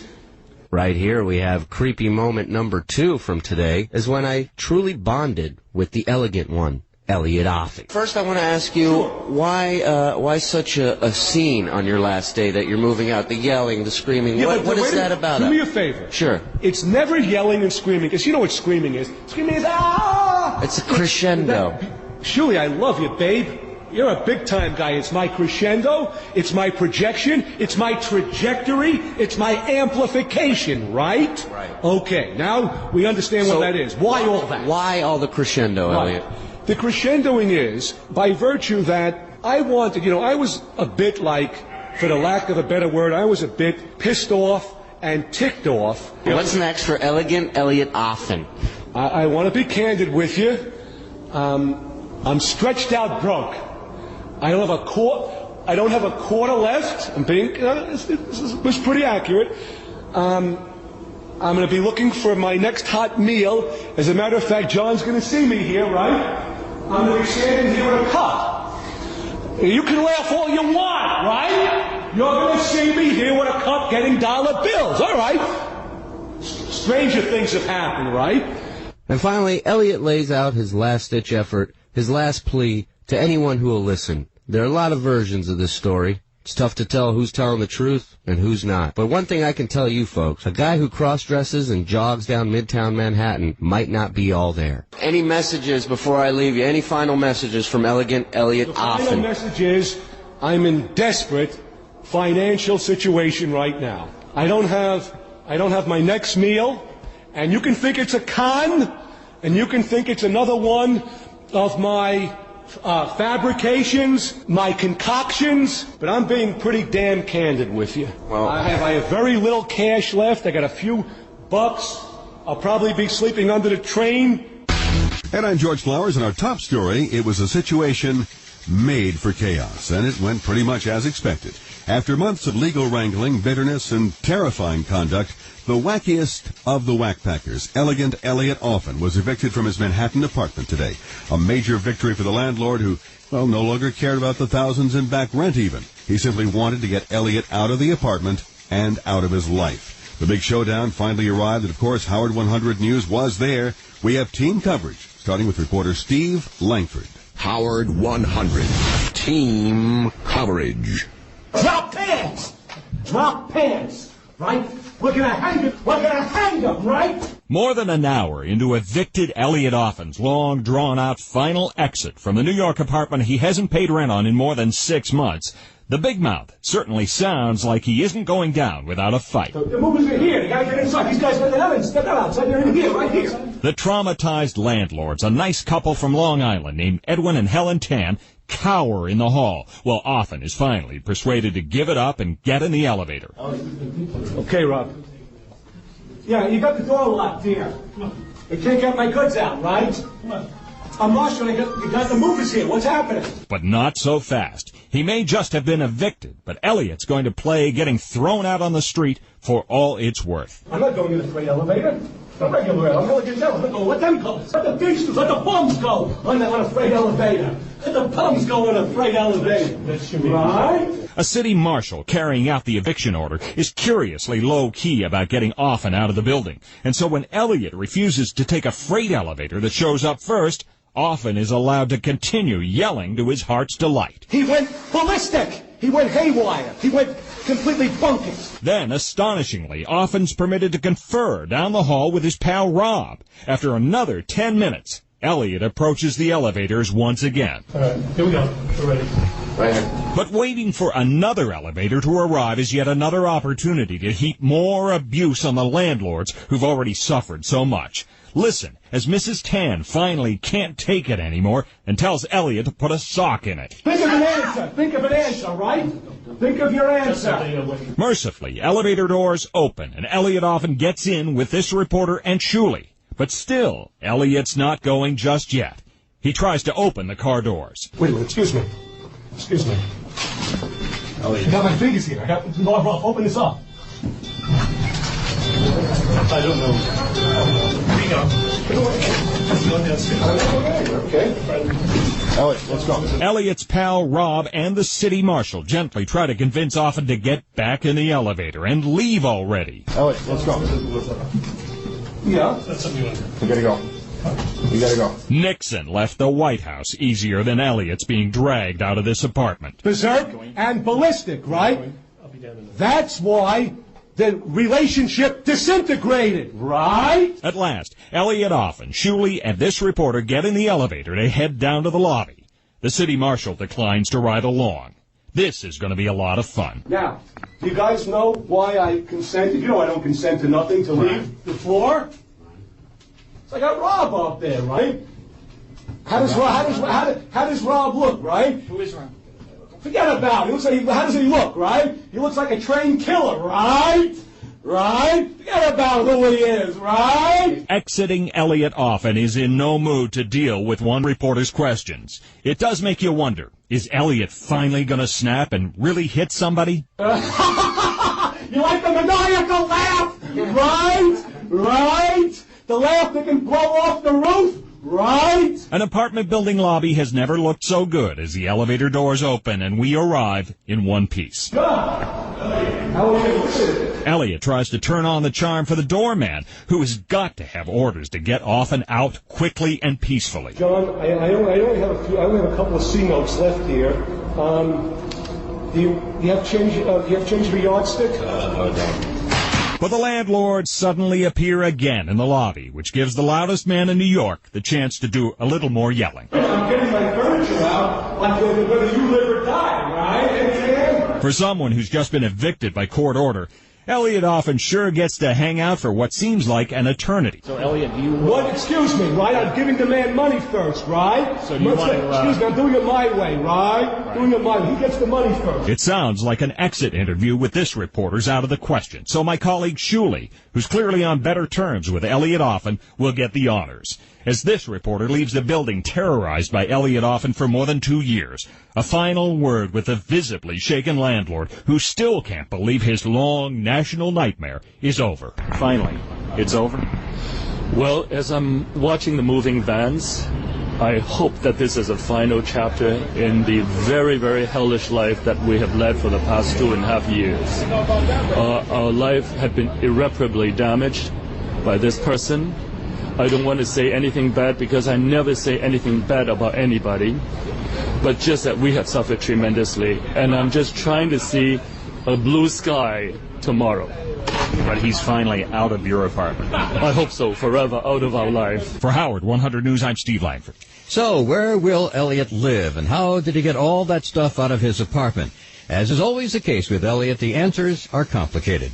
Howard 100 Shuley has that part of the story. December 1st, 2005 will forever be known as Elegant Eliot Offen's E-Day, Eviction Day. Today was the day that the law came crashing down and caught up with Elegant Eliot Offen. I was on the scene, along with Steve Langford, to cover this story exclusively for Howard 100 News. The first part of this story has to deal with moving companies. While we were there and Eliot was being evicted, a moving company had shown up and began to pack all his belongings. or as he calls them, goods, which is gangster talk for stuff. An hour into the packing, a second moving company showed up, not because Eliot has so many goods, but because Eliot booked 2 moving companies and did not even bother to call them to inform them that their services are no longer needed. I had a chance to speak with a gentleman who works for Mazel Tov Moving Company. Now, you work for a moving company, correct? Mazel Tov Movers. And you showed up here about half hour ago because you got a call for an emergency move. Right. You left a job that you were in the middle of to come move this guy out. That's right. And what did he tell you? Well, he said we are about an hour late and he has a move out already, so we would have to just leave. So now you guys have to get some sort of payment from him for coming down here. Yes, standard practice, you have to pay a cancellation fee. And then what is that fee? The fee is like $250. Normally an hour and a half of the regular fee. You think you're gonna get it? That's questionable, very questionable. A fee of $250 is what Eliot needs to pay for wasting these guys' day. He explains to this gentleman that he won't be getting his money today, and definitely not from him. This clearly upsets the gentleman from Mazel Tov Moving, and he decides to call his boss to let him speak to Eliot over the phone and possibly work something out with him. Apparently this gentleman has never dealt with Eliot before. Good luck. I called him, I asked him for you. They already had the stuff 90% packed. I mean, what do you want me to say? I mean, you want me just to hand... I'm not disputing that. Eli, I hear you. Eli, right now, I'm being serious with you. I'm like down to my last meal. I'm not kidding you. I'm down to my last few bucks. Look, I'm basically a nice guy. You know who I am. I'm Elegant Eliot. I do long distance running as a girl, right in front of the whole world. I go through the whole world as a girl. Eli, I'm going to get it to you. I'll try to make it up to you some way, even if I have to promote you, your company. Shuli, I want you to know, Mazel Tov Movers. Hold on, I'm giving you better than money. That means you think I'm soft. Nobody in the world can think Elegant Eliot is soft, right? If I give you money, which is not rightfully coming to you, that I didn't cause the traffic delay. That wasn't my doing. So then, in other words, you think I'm like soft. I have to make my statement that not only is that categorically false, but I'm like the roughest and toughest they fucking come in, right? After being escorted down to the lobby, Eliot was told specifically to not return upstairs to his floor to his apartment. Eliot went back up after being told he was not allowed to go up anymore. And why did he go up? To grab 2 large clear trash bags filled with papers. My question to Eliot, what type of papers are they? Bookmaking slips, right? Gambling slips, right? Incriminating evidence, right? Wanted to get that out quick, right? We didn't want the incriminating evidence in the joint, right? By the way, Shuli, yes, sir. Everything I just said, I'm just kidding, right? Right. Hey, we're just kidding, right? I don't want you to take me serious, right? No, I got some old bills in here, right? I gotta sort all the old bills, all the credit card bills. Listen, one thing I'm not gonna do is I'm not going to. When I said, what do I know about gambling, bookmaking? What do I know about that, right? It's part of the routine, isn't it? I make sure I throw it in the fucking East River, though. You like that, right? Yeah. Right? This was just a taste of what Eliot had in store for us today. As you know, his relationship with Steve Langford is a bruised one, so he made it clear that he would not be speaking to Langford at all today. At least not in a nice tone. Your reporter, Steve Langerhan, I know it's Langford. Right. I know what it is, name. Steve Langerhan changed his name. In Jewish, you're not supposed to change a person's name unless they're dying. Right. Maybe I'm hoping that Langerhan is dying, right? Okay. For Howard 100 News, this is Shuli saying, Shalom, Elegant Eliot's apartment. My God. Steve Langford and Shuli join us now here in the studio. Gentlemen, have we heard the last, please say yes, from Eliot for a while? I would have to say absolutely not. A man that loud and that obnoxious will not go away so quietly. It reminds you of Dick Nixon, 62, saying you won't have, to paraphrase here, you won't have Elegant Eliot Offen to kick around anymore. Who knows, maybe he's going to run for president. Right. It's highly possible. It's totally unpredictable, that's for sure. Steve, you've been face-to-face with this guy. We kind of laugh, but it's pretty terrifying. Well, yeah, I mean... Yeah, it is. Because I figured, today was the third time I was going to go face-to-face, toe-to-toe with Elegant Elliot. Because, after all, I was in the taxi cab with him where he almost caused a terrible accident. And it was violent, and it was frightening. But nobody really got hurt except for the taxi driver who's got this door that's destroyed, and God knows what it did to his making a living. Then you have the parking lot the other day, where he drove the truck in and it scared the living daylights out of everybody, thought it was a terrorist attack, and destroyed a sign at that parking lot. So today, you're thinking you're in the elevator with him. Yeah, Shuli, I was glad you were there. No kidding. It's the first time that someone was glad that I was there for a fight. 5'7" and $140. So, one quick final question. Do either one of you think that perhaps you should take anger management lessons from Mike Tyson, perhaps? I think if he shows up to an anger management group meeting, every single person in that group will go insane. But you know what I do think? If he's looking for a place to live, and given the state of his bathroom, of course, the guy said there was excrement all over the place, maybe he and High Pitch could get together. A new bosom buddies. Yeah. Gentlemen, thank you very much.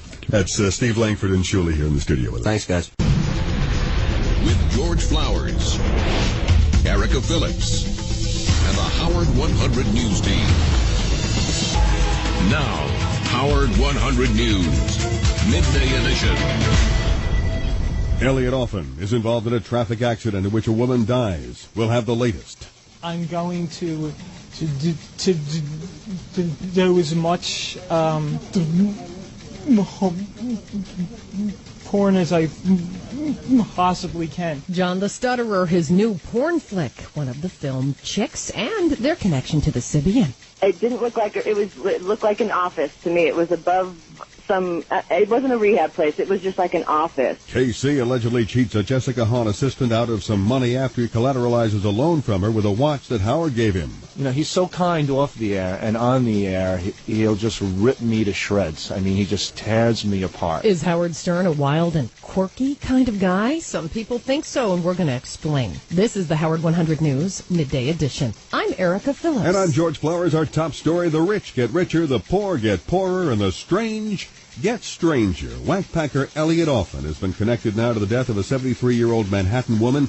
We broke the story Wednesday on the Howard 100 Evening News. And here with us in the studio, reporter Mike Piazza. Thank you, George. Erica. As reported, Howard 100 News, acting on a tip, began investigating whackpacker Eliot Offen's involvement in a December 15th car accident that led to the serious injury and eventual death of Reva Ullman. Ms. Ullman, accompanied by her companion Leonard Shear, were, according to the police report provided to Howard 100 News, waiting to cross the street, the intersection of East 82nd Street and York Avenue in Manhattan, when a budget rent-a-van driven a truck drove into Ms. Ullman, propelling her an estimated 20 feet across the street. Ms. Ullman's injuries led to her eventual death December 28th at New York Presbyterian Hospital. I spoke with her companion Leonard Shear, who, after consulting with his attorney, chose not to speak on tape. Michael Eidman, Mr. Shear's attorney, gave this assessment of the situation. There's several levels of problems I have. Number one is the problem of client confidentiality, which obviously is paramount in terms of what I do. And number two, even if it wasn't a question of keeping things confidential, it wouldn't be right for me to say something that could put him in any type of negative light, which I don't necessarily think is the case here, but be that as it may. And all I will say is that it's been a very, very difficult situation for him since this happened. Yes, apparently they were romantically linked. Yes, this has been a very, very difficult situation. Howard 100 News is now obtaining the police's accident report, which clearly labeled the event an accident with no charges filed against Eliot Offen. We are petitioning New York City's police department for interviews with both the detective on the case and the police officer who responded to the scene that night.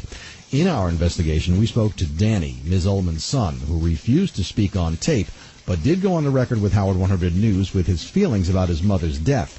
Danny told us the following. A number of the hospital doctors told him, judging from the extent of his mother's injuries, the driver of the vehicle could not have been doing the speed limit.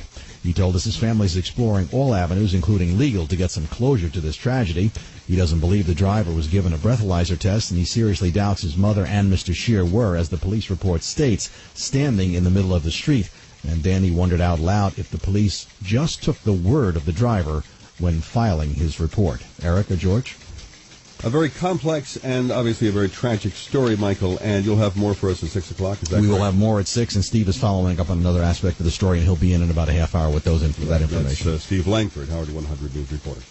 Your Explorers, our top story, elegant, Eliot Offen. Often loud, obnoxious, and sometimes frightening.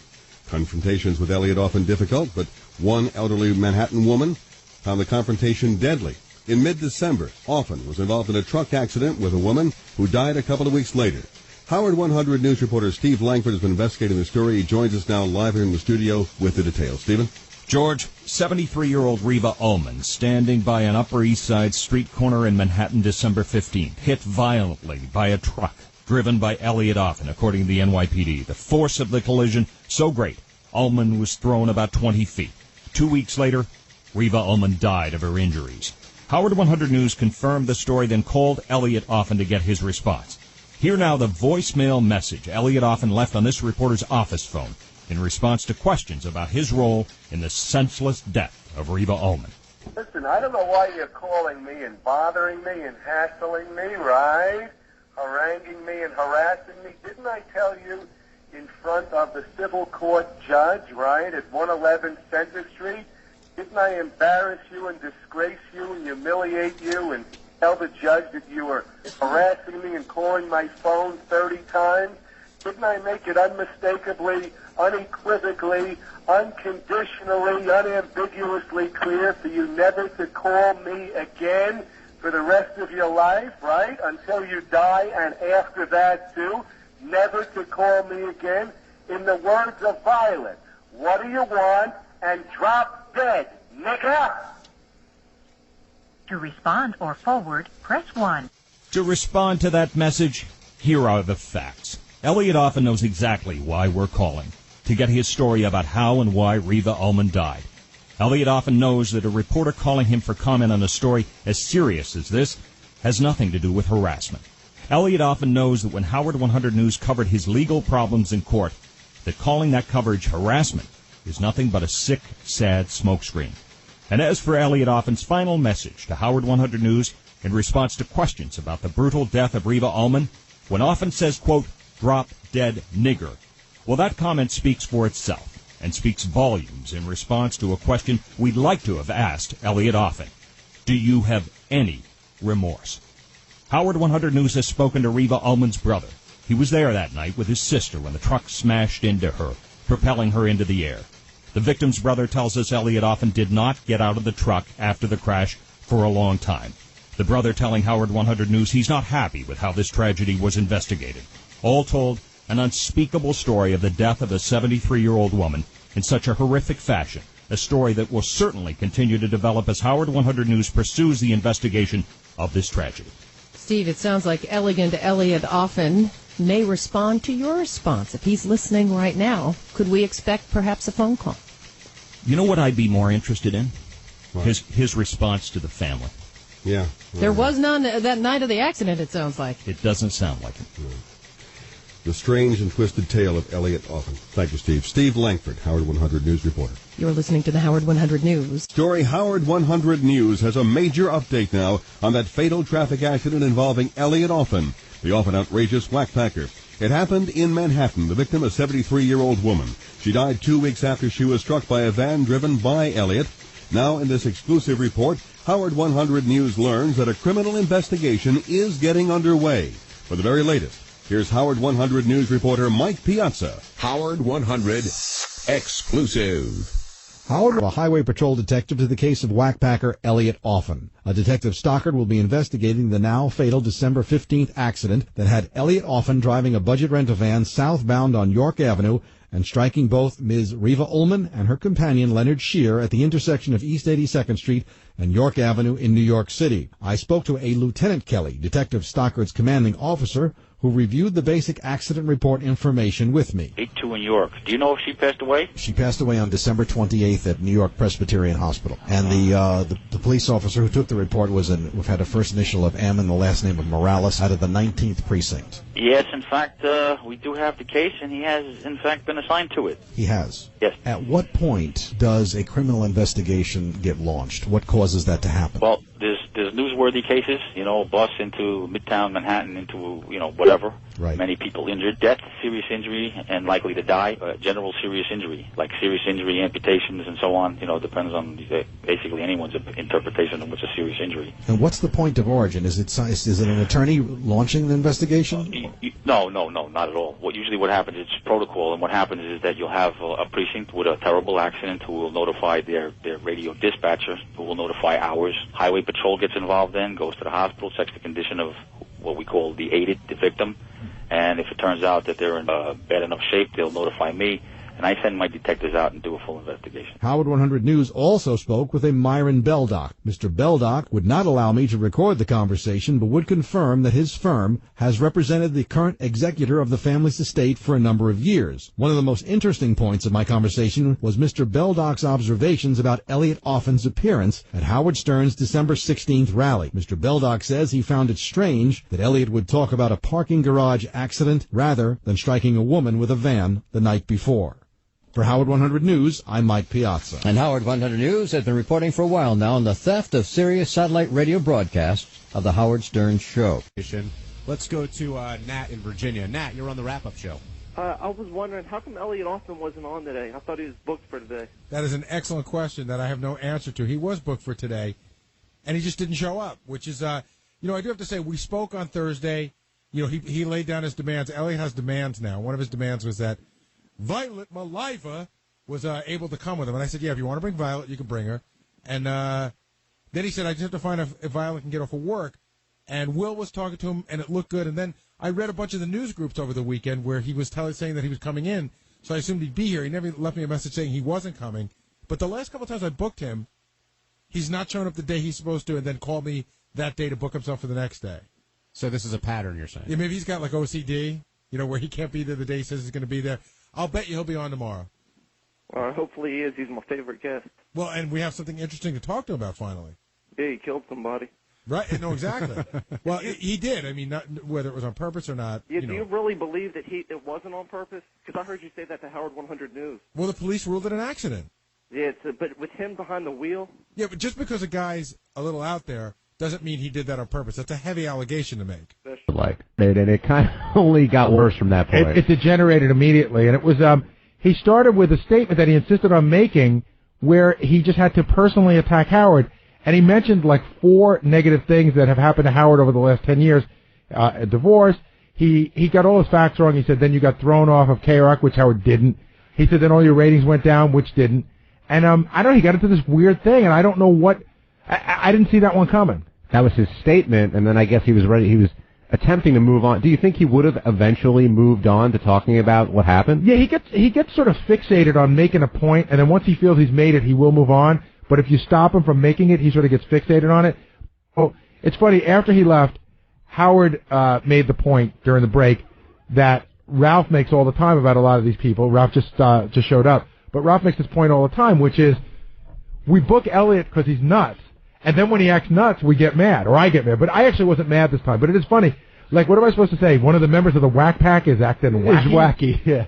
That always cracks me up. But, to me, he just crossed the line today. How? Because he just can't, do that explosion, but at least give Howard a chance to say, you know what I mean? It just comes in, and he was like shot out of a cannon. He's just a fucking retard, and I just think he should be banned from the show. And then he starts calling Robin the C word. But Rob, now I throw it back at you. He's crazy. He's Eliot Offen. What do you expect from him? A normal guy? Don't book him. If you book him, that's what you get. I say don't. That's it. I could take him sometimes. He's kind of funny, but I'm done with him. I would go to the phones, but I would think that as a general rule, the audience loves him one way or the other. We are going to go to the phones, but Ralph, I don't know if you heard it, but when I went in to preview the show, I went around the horn. Actually, Howard asked on a scale of 1 to 10, what do you give it? And I said a 9. Robin was 10. Fred was 10, Howard was 10, Artie was 10. Everybody. I was running out the door. Everybody, but it was just grating, and I sort of wanted to hear. Yeah, see that's what he had to say. Yeah. I would give it an 8, and the only reason I give it an 8 is because I didn't get to hear him give the explanation. But I think I would give it a 6. He is funny at times, but he's borderline for me. And today he just went over the line. And I got to tell you, enough of him. If he never came on again, I wouldn't miss him. That's the bottom line. But I think you're in the minority on that. I really do. There's something big surprise. No, but right? I think that people are annoyed by him, yet they enjoy hearing him. Yeah. Well, you know what?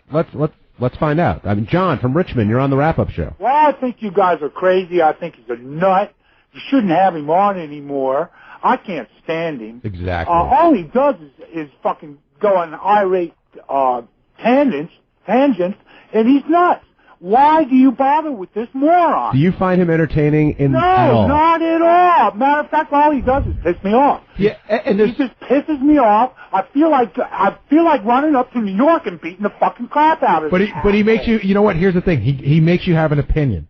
You know what I mean? He makes you feel something. Listen, I'm certainly somebody people have an opinion about, and you know, I just think he's reached his point of usefulness. I mean, we've gotten all we can out of him. You know, it's the same old thing over and over. It's the same trick. See, but I disagree. I disagree with you. He's as useful now as he'll ever be because he's got a story to tell. Who cares? You know what? Quite frankly, I don't really care about that story at this point. You know, it's like, who cares? Let him go away. Listen, when you run someone over and you kill them, it's interesting.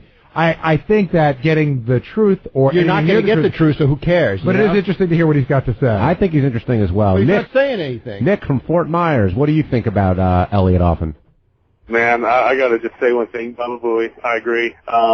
Eliot's the man. I've been jonesing for one of his rants on Sirius for so long, man. I haven't heard one of his rants, and you know, he should dumb down the F word and the cunt thing and go back to his old style where he kind of picks something and then dwells on it, and you know, he'll make you want to cry when he starts going off. He's a style. I like him, and I've been jonesing for him, and I was laughing my ass off when I heard him today, because that's Eliot. That's who he is, and that's who he's always been, and he didn't change. That's great. Here's the thing. Here's where I think he blew it today.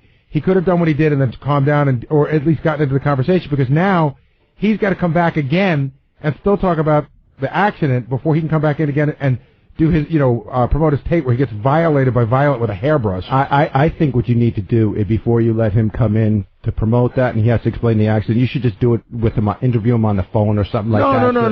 I want to have him back. Make him get that, because he's going to do the same thing again. You know, he's just Ralph, wait, let me ask you. When you found out Eliot was coming on today, were you looking forward to his appearance at all? Be honest.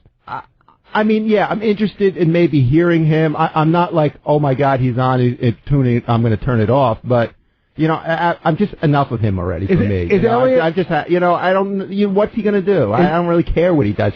And he's a freaky looking motherfucker too. Is Eliot any more of a one-trick pony than Eric the midget actor, whatever we call him? Oh, every time Eric calls, you know what you're going to get. Oh, but Eric's a gold mine. But that's how I feel about Eliot. Yeah, I don't know, man. I love Eric, man, because he's not a bad person. You know, I don't think Eliot's a good person. I don't that's either. Part of it too. But whether he's good or bad has no merit on whether he's entertaining. Chris from Jersey, you're on the wrap-up show. Hey, Baba Booey, John, Ralph, hey. Hey now. Hey, Eliot pissed me off when he said that to Robin, and I had another thing. Hey, can we get Parker to call up Les, maybe on his birthday, and hurt his feelings? Hurt his feelings. Yeah. Chris, Eliot, good guess or a bad guess? I was interested in what he was having to say about that accident, but after he started going on his rant, I wanted to throw his ass out of there. Yeah. All right, so you agree with Ralph. Okay. Thanks for the call. Let's go to Victor in Baltimore. Victor, you're on the wrap-up show. Victor, you there? Victor is gone. Let's go to Joe in Martha's Vineyard. Joe, you're on the wrap-up show. Hey, guys, how we doing? What's up? Classic Eliot today. Classic. It sounded like a guy on crystal meth on a bad episode of Cops.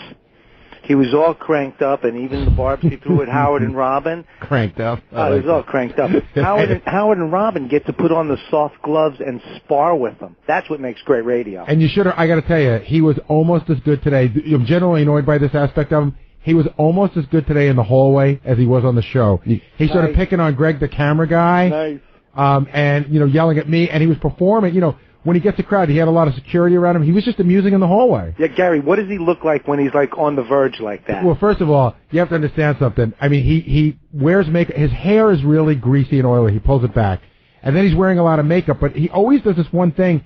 He puts this sort of skin-colored makeup under his eyes, which I assume most people would rub into your eyes so that you would cover the dark circles. But he doesn't rub it in. It's almost like war paint. And it's very odd to look at. And then he gets angry. He starts to sweat. There's sweat, there's oil, there's makeup, and it's a whole mess. He's real ugly, isn't he? And on top of it, he's real ugly. Real ugly. It almost sounded like old-time professional wrestling 2006. Yeah, he ain't wrestling, though. That's the whole problem. You know what? This is a funny story. I was driving down West Howson Street one day, and and going kind of like 5 miles an hour. All of a sudden, somebody jumps in front of my car in my Jeep. I almost hit him. It was Elliot. He just like prancing through the street in like women's clothing. He is the real deal. I'll give him that. You know, all the cops know him in Queens because he runs. He runs dressed as a woman, and apparently he can run great distances, 6, 8, 10 miles a day. As you saw by his calves today. Look at those guns! Oh, Jesus. But we were walking, I mean, the on-demand stuff when it comes out will be great because I was walking through the hallway with Brian Phelan, who works for those guys, and Brian's a pretty big guy, and we walk by Elliot, and Brian throws, "Hey, Elliot," and Elliot just goes, "Hey, heavy," I'm just right off the, like, he is always on. Right. And that's why I think makes him such a great guest. Eric in the Bronx, you're on the wrap-up show. Hey, how you doing? Good, how are you? I'm good. As far as Elliot goes, I mean, he comes in, he does his little shtick, but, he's flying off at the mouth with the foul language, and he's not giving Howard and Robert the chance to talk. And, they don't want to throw him out. But, I just think it was a little too much. Too over the top for you. Yeah, too much, a little too much. I mean, I don't mind the foul language, but, he's cursing, he's calling Robin the C word. It was just a little too much. He's acting like Elliot. I think everybody was genuinely frustrated, too, because you did want to hear his story because, it's been out there for a while. Jason told me a great story about him. I said, because I was talking about how I can have these conversations with him off the air where he's mostly normal, but he does have, like, this Elliot Tourette's where he has to break into that guy. And Jason was saying when he booked him to go to Las Vegas that he was talking to him for a very long time, and it was almost weird how normal Elliot was being, and then Elliot suddenly broke into this rant about how he absolutely had to be home before sundown because he's Jewish. And we just thought it was such a wild thing that he's so into religion and a thief, he's been convicted, he's talked about it on the air, and a gangster. And a gangster who observes the Sabbath. That's, exactly. That's kind of bizarre. I'll kill you, but I have to do it before sundown. All right, we're going to take a break. When we come back, the great Mr. Skin will join us. You're listening to the wrap-up show on Howard 100 and Howard 101. Eliot Offen made his long-awaited appearance on the Howard Stern Show. His reason for being there, to end speculation surrounding the events of December 15th. On that night, Eliot was in New York City driving a van southbound on York Avenue, and at the corner of East 82nd Street, the police report says Offen struck both Reva Press-Ullman and her companion Leonard Shear, sending them both to the hospital, where Ms. Ullman died 2 weeks later. Instead of giving his recollection of the facts, Eliot went off on a tirade, berating both Howard Stern and Robin Quivers, using the vilest language imaginable. Just prior to his appearance, Eliot pranced and preened around the Stern green room, showing off his muscles until show producer Gary Dell'Abate and in-demand associate producer Greg Carmel asked Eliot a few questions about his reasons for being on Howard's show. I'm Elegant Elliot. I'm here because Stern on bended knees, right? And Dell'Abate beseeched me, right, to come here. They've been calling me like 400 times in the last 2 months. They want to have the actual, factual, stark reality version of what happened on the night of 12/15/05. So I'm going to give them the true factual accounting, the stark, sobering, sombering reality of this very unfortunate, tragic accident which took place. Then Eliot tells Stern Show producer Gary Dell'Abate what they're going to talk about because it has to be done his way. We're not going to talk about the video. Something really sad happened, right? Tragedy happened, right? We're going to focus on that. Well, on the 20th, he's going to bring me back. It's not right. It's not right in the eyes of God, right? Even if people are sacrilegious, they have an elementary and fundamental and rudimentary respect for the one up above, our maker, our creator. That ain't the right thing to do. You know guys know better than that, right? That's why Dell'Abate... That's why Dell'Abate, he agreed to do it my way, because it really would be a lack of dignity, a lack of decorum, a lack of sanctity, a lack of solemnity for a dead person. That's not the right thing to do. You know better than that. Everybody knows better than that, right? Then one would think Eliot was ready for his day in the public court, but the situation, once inside Stern's studio, deteriorated rapidly into a vile, name-calling debacle with Eliot calling out Stern. Howard tried to quiet Eliot by introducing me. That went nowhere as Stern funny man Artie Lang tried to get Eliot to listen to my questions. After repeated attempts by Howard and Robin to get Eliot stabilized, the in-studio interview went completely south. How'd you run over a woman? Get the fuck out of here, you asshole. Get lost. Well, that went well. Slamming through the Stern studio door, Eliot fled the scene in the company of private security guards, continuing his rant. What's going on, man? You saw what just happened, right? I just wiped them off the fucking earth, right? I just told the whole fucking world he's a fucking deadbeat, right? A fucking rusty nail. All right, where's the out? Elliot, how come you wouldn't answer Howard's questions? Because I didn't get a chance to get what I wanted in first, right? And that was our day with Eliot Offen. Erica, George? Quite an episode. It was, yeah, go ahead. I just wanted to... Did you at any time feel as if you were in danger? When I stood outside the studio, and even though there were two guards there, Ronnie Munn was there, Howard's guard, and another guard was there. When I stood outside, Elliot kept prancing around and dancing, shaking his keys, trying to get attention and pushing the cameraman away. So you never knew if he was going to lunge at somebody. But I personally didn't feel threatened. It was just, he's a strange individual. Well, he's sick. There's something off. Strange guy, but did you expect anything different from what you saw today? Well, I'll tell you this. Because of what you heard at the beginning of the interview where Elliot said, this is not right, it's not right with the creator, we should be able to, this is a sad event, I thought there was a glimmer of hope I would get in at least one question, but you saw where that went. Yeah. Can we just have a quick background? You are on the Eliot Offen story. Right. After our reporter Steve Langford had been on that story. It just got too contentious. Well, is that what happened? No, I think and Steve will correct me if I'm wrong. Steve was covering him from a number of different aspects, and then we got a lead in the Howard 100 newsroom that there had been an accident, and then I started on the research from that point forward to find out because there was a death involved. Right. And was there a reason why you did this in-studio interview or tried to do it as opposed to Steve doing it? Was there any kind of safety issue involved in that?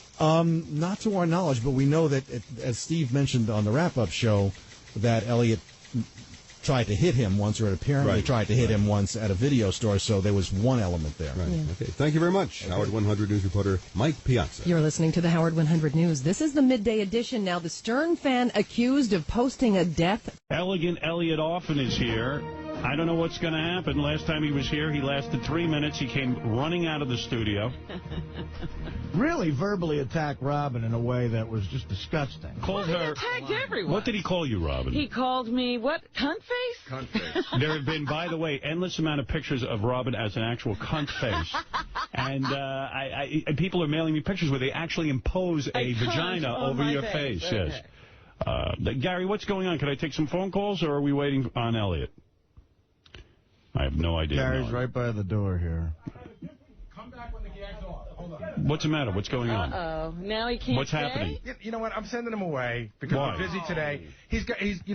We said he'd come in today and discuss the accident. Now he's telling me he's got a gag order on him. So I'm like, great. When the gag's off, come back and talk to us about it. You want to talk to him? Well, let's find out what this gag order is. I'll tell him to come back with the... He's sending him away. Sending him away for being mental. He's always trying to deal with these mental people like they're normal. I'll get him going. Now he won't come in. Get the wireless. Get the wireless. I got to hear what's going on out in the hall. He busted up somebody's mouth at the stage delicatessen. Well, that's all he wants to talk about, Artie. Yeah. Quickly, Gary, move. Like he's going to stop talking? What? So what's the problem, Elliot? Okay, so here it is. The homicide detectives, the investigators, my attorneys told me the investigation is not complete. They put a gag on me. I can't talk about the unfortunate death today, right? Okay. I was telling Nick here, he's got it all on tape. A cop can't put a gag order on you. The police can't put a gag order. Police don't put a gag order. His lawyer has said to him not to talk about it. That's good enough, right? The cop said it or the lawyer said it? The police department, NYPD, right? All right. And the investigators and my attorney, okay?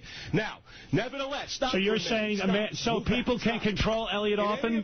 Do people control you? Joe Corson's. Hello, I busted up Joe Corson's face. Who's that? Up, right, inside the stage delicatessen many years ago, right? I left him for dead, right? That we can discuss. Stern has never heard that, right? How I busted up. Oh, I'm sorry. He just put a hole in the wall, Howard. I swear to God. He just broke the wall?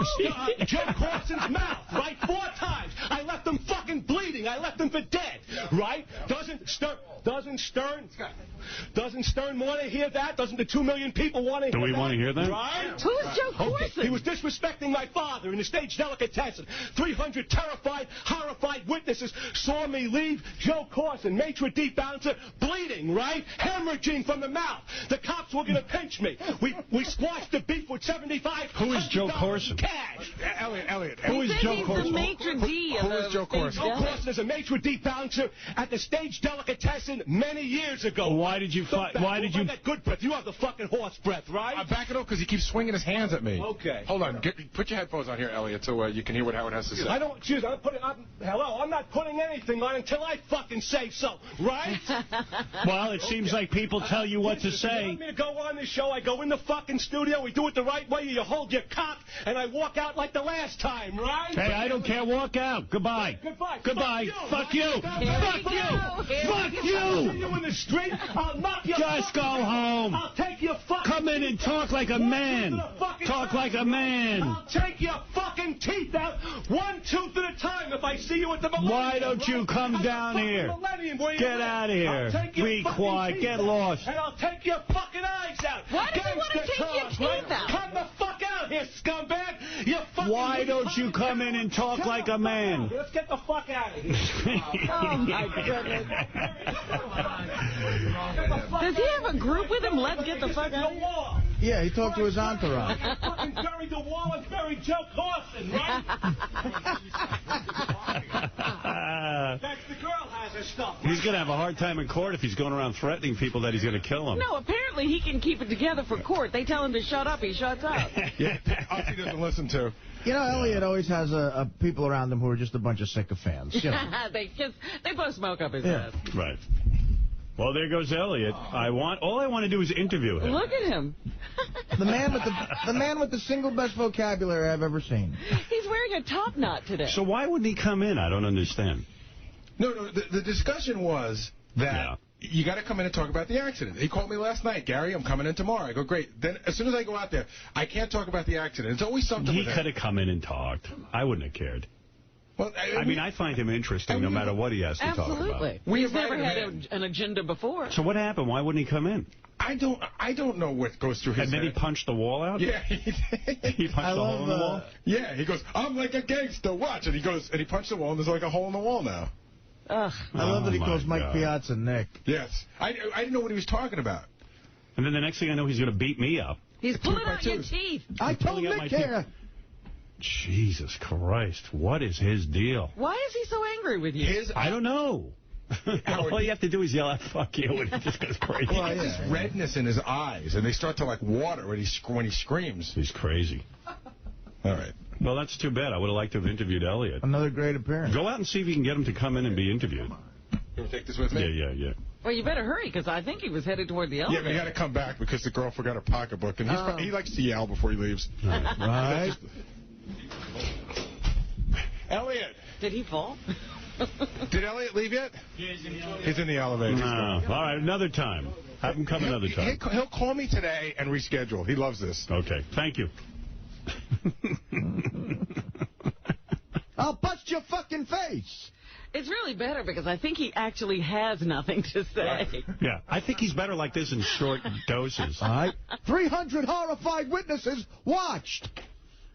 Right. As I beat up Joe Corson, we squashed it with $7,500 cash. Hey, Gary. Talk about another great guest, or infamous guest, Eliot Offen. What was he doing back here, and what was the deal this time before he came in? All right, so Eliot, the deal is that Eliot's got his videotape that he wants to promote where he gets violated by Violet, and I told him he can't come on to promote the tape until we do the interview where he discusses the tragedy where he accidentally killed that woman. Right. Where he ran her over.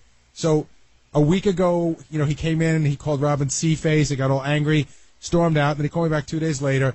I'm ready to come back. So I spoke to him last night, and he said, I'll be in tomorrow. Comes in this morning. I can't talk about it or whatever. And a gag order. A gag order. And then he had another one of his meltdowns. And Greg from Howard TV In Demand, or I always say it wrong. What is it? Howard TV On Demand. Thank you. Howard TV On Demand was following Eliot all around, and we heard what happened on air. He stormed out. What happened next? he proceeded to, I don't know, it looked like he was going to get violent with the security guards because he was just kind of barreling his way through, just screaming, ranting that, Howard's an asshole, and next time I'm going to come back, I'm going to beat his ass, and just, he was so violent, even more so than normally. Like, he just looked like he was going to lose it, and he continued all the way down the elevator, just screaming at myself and Mike Piazza from the Howard 100 News team, and just... You mean Nick Piazza? Yeah, Nick. Yeah, Elliot's just way out there, and you know what? Again, you can't expect a guy like that to act normal because he's not normal. He's scheduled to come in again next week for what was supposed to be part 2. I'll let him come in as much as he wants. He's got to tell the story about running the woman over first. Once that's done, then we'll let him promote his videotape. Justin in Jersey, you're on the wrap-up show. Hey, guys, I got 3 things I want to ask here. First of all, Gary, I think your hatred for Eliot overpowers the Jesus Twins or any other guest. I think instead of just talking, telling them, oh, you got to talk about this, just put his ass in there and then, see what he has to say. Yeah, you know what? The funny thing is he's a bully, and I hate it when somebody walks in and Eliot walks in and he goes, this is what we're doing. Shut up, horseface. And I probably should just, laugh at him instead of take it personally. Right. Second, Danny Bonaducci, I liked him. I don't really like the Pharrell show. I'm not crazy about Bubba because I'm not into all that hick shit. I just want to know if he's going to come back. And also the Dice Man, whatever happened with that. Okay, they're in talks with Danny. I don't know where that's at. The Dice Man is booked. I think it's in like 2 weeks. Dice Man is coming back, and it should be a very interesting show. Let's go to Victor in Baltimore, where Gary is headed very shortly. Victor, you're on the wrap-up show. What's happening, guys? I got a few things to say about Elegant Eliot Offen. Be quick, Victor, because we only have a couple minutes left. I think the only other way we would know him is through America's Most Wanted, and it's fine if you guys have him back on, but Howard should definitely have security around when he's involved. Oh, we do. Don't worry. There's plenty of security for Eliot Offen. And mad props to you guys. The interview with Ozzy today was awesome. I think that was one of the best ones ever. Yeah, today was definitely a standout show. I think they've all been great, but Howard was on until like 11:15, and it was just really jam-packed. All right, come on out tonight. See me at... Yeah, where are you going to be tonight, Gary? Scores at Baltimore, grand opening. And who's... You're listening to the Howard 100 News, Midday Edition. Call him Violent Eliot Offen. He's a whack-packer who makes war look like a love fest. His last visit to the Stern Show was explosive and vulgar, and his latest was even more explosive and vulgar. Howard 100 News reporter Mike Piazza was waiting in the wings to interview Eliot when he flew off the handle, his specialty. He's back. Elegant Eliot Offen made his presence known again at the Howard Stern Show, and just as quickly, he vanished. Howard 100 News was there to finally get Eliot's version of that fateful accident the night of December 15th, resulting in the tragic death of Reva Press Ullman.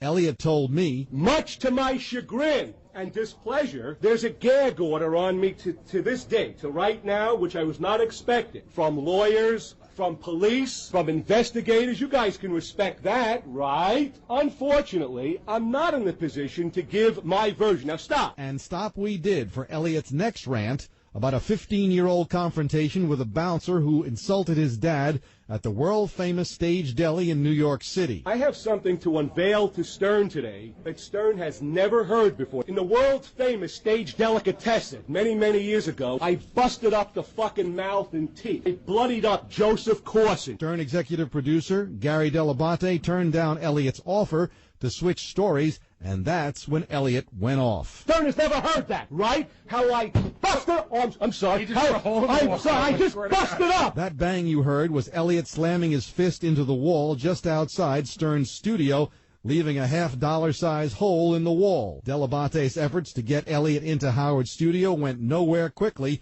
deteriorating into... If I see you in the street, I'll knock your fucking head off. I'll take your fucking teeth out. One tooth at a fucking time. Storming out of Howard's studio, I asked Eliot if he was mad at Howard. According to Eliot, they are still the best of friends, and he promised to return another day.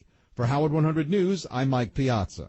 Howard 100 building is home to Sirius Satellite Radio, and Eliot Offen has been in the building once too often. His last 2 visits to the Howard Stern Show have turned vulgar and violent. The whackpacker has done violence to the walls in the Howard Stern studio complex. He's been raucous and generally unruly in the extreme. As a result, security has banned him from the building indefinitely. With a story, Howard 100 News reporter Mike Piazza. He's out, and probably for good.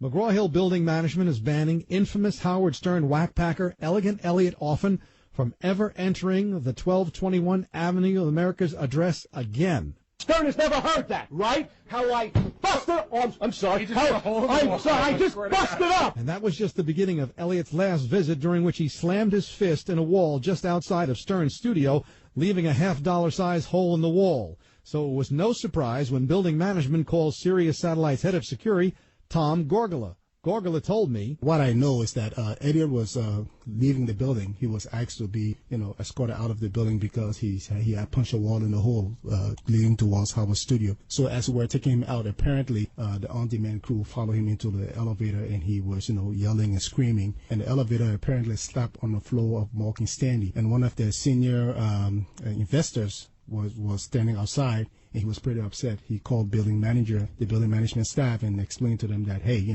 I might have, regular customers coming upstairs, and, I don't want them to hear this stuff. Has any other guest to Sirius Satellite Radio been banned from coming back into the building? No, not to my knowledge. Not within the year, and maybe 8-9 months have been here. No. Stern show producer Will Murray regularly books Eliot on the show, and he says, I've always felt that Eliot is obviously crazy and wild, but he's pretty much harmless. At least my experience with him. I mean, I know he damages walls when he comes in here, but I think that I've never had experience with him where I really felt like I was in danger, or that anyone else here was in danger. I think he's a lot of bells and whistles, and that's about it. I asked Sirius Security Chief Gorgala about the chances for a resolution. To be honest with you, I would say a 50% chance, because the building have their rules. We're a tenant of the building, and I don't think we can make them do anything. Has the building management gone out of their way with regard to Howard Stern in any way that's unusual? Yes, absolutely. What have they done? Well, they're able to give us a secure access for Howard, secure access and entry points, and in terms of getting guests that are coming on to the studio for interviews and stuff like that, we're able to bypass most of their procedures in getting them up, in terms of having a check-in at the lobby and all that stuff. Let's assume the best,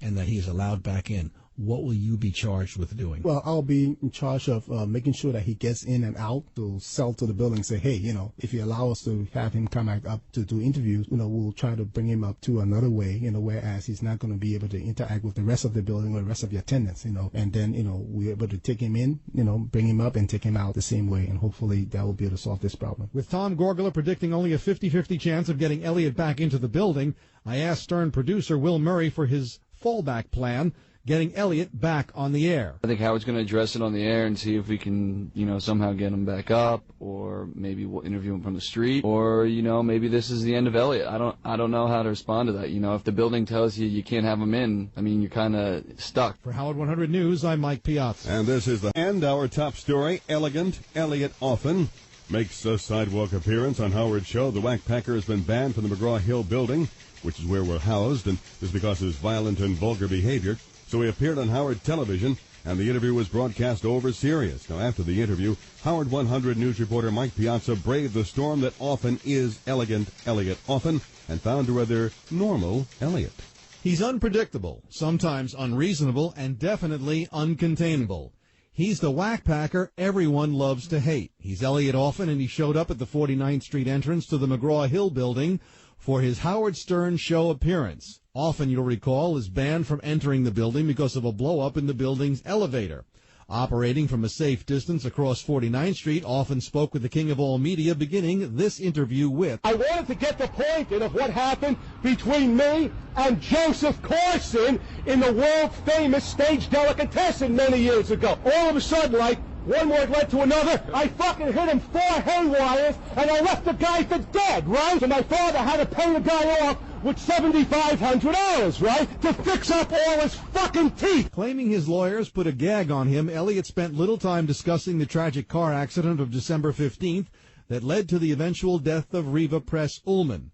During Eliot's street rant with Stern, Dr. B.G., who wrote and produced Violet Dehumanizes Elegant Eliot Offen, showed up, and Eliot went off. I gave this guy 12 minutes of fame to be in my fucking movie, and now he's trying to, rip me off for $50,000 worth. He put 12 minutes for $50,000, right? That doesn't seem normal. It doesn't seem right, does it? The police are here right now, so I don't want to go back to the joint again, right? I don't want to go back to the joint, otherwise I might flatten the guy right now on the street. Finally, I got Eliot to concentrate on the investigation into the death of Ms. Ullman. We're also interested in knowing whether or not you have personally met with the detective on the case. I have never met personally with him. No, I have. Has he called you at all? He hasn't called me. Do you know of how many other witnesses were there at the night of the accident? Couldn't tell you. I don't know that. People have mentioned to me, meaning lawyers, yes, that all the witnesses, however many they might be, they're all in my favor. Meaning they're all corroborating everything what I said on my statement. Can you tell us whether or not they gave you a breathalyzer test that night? That I can't discuss. I can't talk about that. Usually, Eliot comes to his Stern appearances with the star of his video, the lovely Violet. What's your situation now with Violet? Are you still close? Yes, we are. As a matter of fact, she wanted to come here today. Would you be willing to give her permission for me to interview her? That's fine, absolutely. Violet and I will have a friendship and a bond for the rest of our life. Absolutely. When I spoke to her, she seemed to think that she had to get your okay first. Well, you can tell Violet. I'm on record. Any time that Violet wants to talk to you, she doesn't need me to be here. Eliot did promise to speak with Howard 100 News about the death of Miss Ullman the moment his attorneys lift their gag order. For Howard 100 News, I'm Mike Piazza. Comedian David. Well, let's go down to Eliot Offen, who needs to get on the air. He's not allowed in the building. We have to go to him on the street. Hi, Eliot. There's Eliot. You can see him on the TV screen. There is Eliot Offen. He is wearing a blue T-shirt. He's wearing sunglasses. He looks like a Hollywood celebrity today. Eliot having trouble with the headphones. He's got something on his hands, so he can't manipulate Eliot has gloves on. He's wearing blue shirt, and he has Hollywood sunglasses on. It's a new look for Eliot Offen. Yeah, it looked like the TCB glasses. No, it's not. It's not this, Stern. You've seen me this look before, this gangster look before. You know that, This right? looks like a new Eliot. Slick back hair. No, you've seen this before, Stern. I'm going to contradict you on that, Stern. You've seen that before. What are you wearing down below? Corset or stockings? Stern. That's none of your fucking business. Let's get right down to cases, right? Okay. Now, you're upset about something, right? I didn't say I was upset about anything. First and foremost, these fucking headphones, you gotta in the future, Stern, let me make a recommendation for you. You got to get rid of these fucking headphones and get up to snuff. That's gangster talk. Are you qualified to comment on radio equipment? Yeah, I am qualified. Right? Why? The headphones are fucking disturbing. I've been in radio 25 years. I don't give a fuck if you're there 50 years. The headphones are fucking disturbing for me, for Elegant Eliot. All right, next thing. Here it is. The first announcement is Elegant Eliot Offen, forever and all eternity, right now, is with. He's connected to Steve Plim, right? You know who Steve Plim is? Wait, right? Eliot, I heard you were upset about your video. That's why you're here. 1 second. Hello. 1 fucking second. All right, go ahead. Steve Plim is my manager, right? Right. He's the guy who who has represented your friend, Tiny Tim, right? Okay. He represented Joe Frazier. He's with Elegant Eliot. If you need to authenticate the authenticity of how he's going to streamline and skyrocket my financial superstardom, here it is. Des Moines, Iowa, 515-865-7183. What right? is that? That's Plim's number. Right. That's the number to Plim. And he is representing you. He's got me under contract. Exclusive contract? Right? You got it. What percentage does he get of your income? When you call Plim, and I wish you'd fucking do it right now, Plim will tell you all the details. And what type of work is Plim looking to put you into? He's going to do many different things. Number one, he's going to design, with the help of Casey Armstrong's boss, Johnny Fratto, right? You heard that name before. Johnny Fratto. They're going to be designing gangster talk T-shirts, right? Okay. They're going to be putting my video, Violet Dehumanizes Elegant Eliot, not only all over 8th Avenue and all over Manhattan, but on the website, on the internet. So he is going to represent you in a clothing deal and also in your video? Right. You're going to turn over the rights? You're going to give him a percentage of your sales? One more thing. And also, they're going to take all of my ingenious sound bites, right, of bling-blings and dimes and mortadella and trunk music. That's gangster talk for putting a dead body in the trunk, right? Quick question, though. Right. The news department wanted me to ask you about your case. Is that behind you? Did you put that behind you? I didn't fucking finish yet, right? Put that behind you now. So in any event, when Johnny Fratto saw the video, like he's not shaken up by anything. He said that Elegant's video was very disturbing. Very disturbing. Very Isn't it true in your video, Violet defecates in your mouth, or you wanted her to? And why would you be into that? Well, Explain that. Here's the deal on that. Now that you asked that, Stern, let me give you the answer. You wanted it. Right. Well, first of all, hello. V. That's in the fucking bombshell. Violet, right? The chick that's with me forever. She wanted that. She's into it with me. Into these kinky, funky, freaky, For real, raunchy, you wanted to have a woman defecate in your mouth for the video. You didn't fucking listen, right? I'm trying to do an interview. All right, well, take the fucking the microphone. I'm listening, but you're not. The microphone you're is verbose. fading You're out. verbose. The sound is fading out. You're You got verbose. these fucking cheap microphones No, here. it's not. You're okay, verbose. So in any event, Violet already urinated into my throat, into my goggle. And you're Thanks okay for with talking. that? All right, now. You like that? Hello, we couldn't show it, right? This is all for money, right? Why can't you show that? We couldn't show it because we were to get pinched, gangster talk, for locked up, right? Oh, is that because considered obscene? In the state of New York and in the surrounding states, to swallow the urination or the fecal matter, the feces, from another person, that's under the obscenity law. That's But a is that felony, something you right? like? Would you swallow somebody's feces? For Violet, You would. only for Violet. Listen carefully. You Stern. would do that? You're so you're into Stern, health. Stern, You're into stop, health. Stern, stop fucking talking. No, for a you minute can't so I can you give the can't answer. you can't Let me filibuster. give you the fucking answer, right? Let me give you the answer. For Violet, right? For Violet only, the only person in America. She can defecate on my face, in my mouth, and I'll swallow and chew. Violet's defecation, right? Why would you Violet. do that? Why? What does that mean to you? What does that prove? It proves a lot of things. It proves that there is nobody on the face of the earth more funky, kinky, and raunchy than Violet and Elegant. I don't right? believe you would do That's that. the first fucking I don't thing. believe it. You don't well, you better fucking believe it. If you don't believe it, that just means you're like fucking brain dead, brain defective, I don't think and you would brain eat it. damaged, I don't think right? you're that crazy. You're on too much chipmunk oil. Well, you better fucking believe it. What is it, Gary? We were all wondering, how come Elliot stopped dressing like a chick? Like, he almost looks almost He barely almost looks normal. manly, yeah. What happened? What happened to the chick outfit? With the cod piece? Listen, horse face, horse teeth, right? Right. Listen to me carefully, scumbag.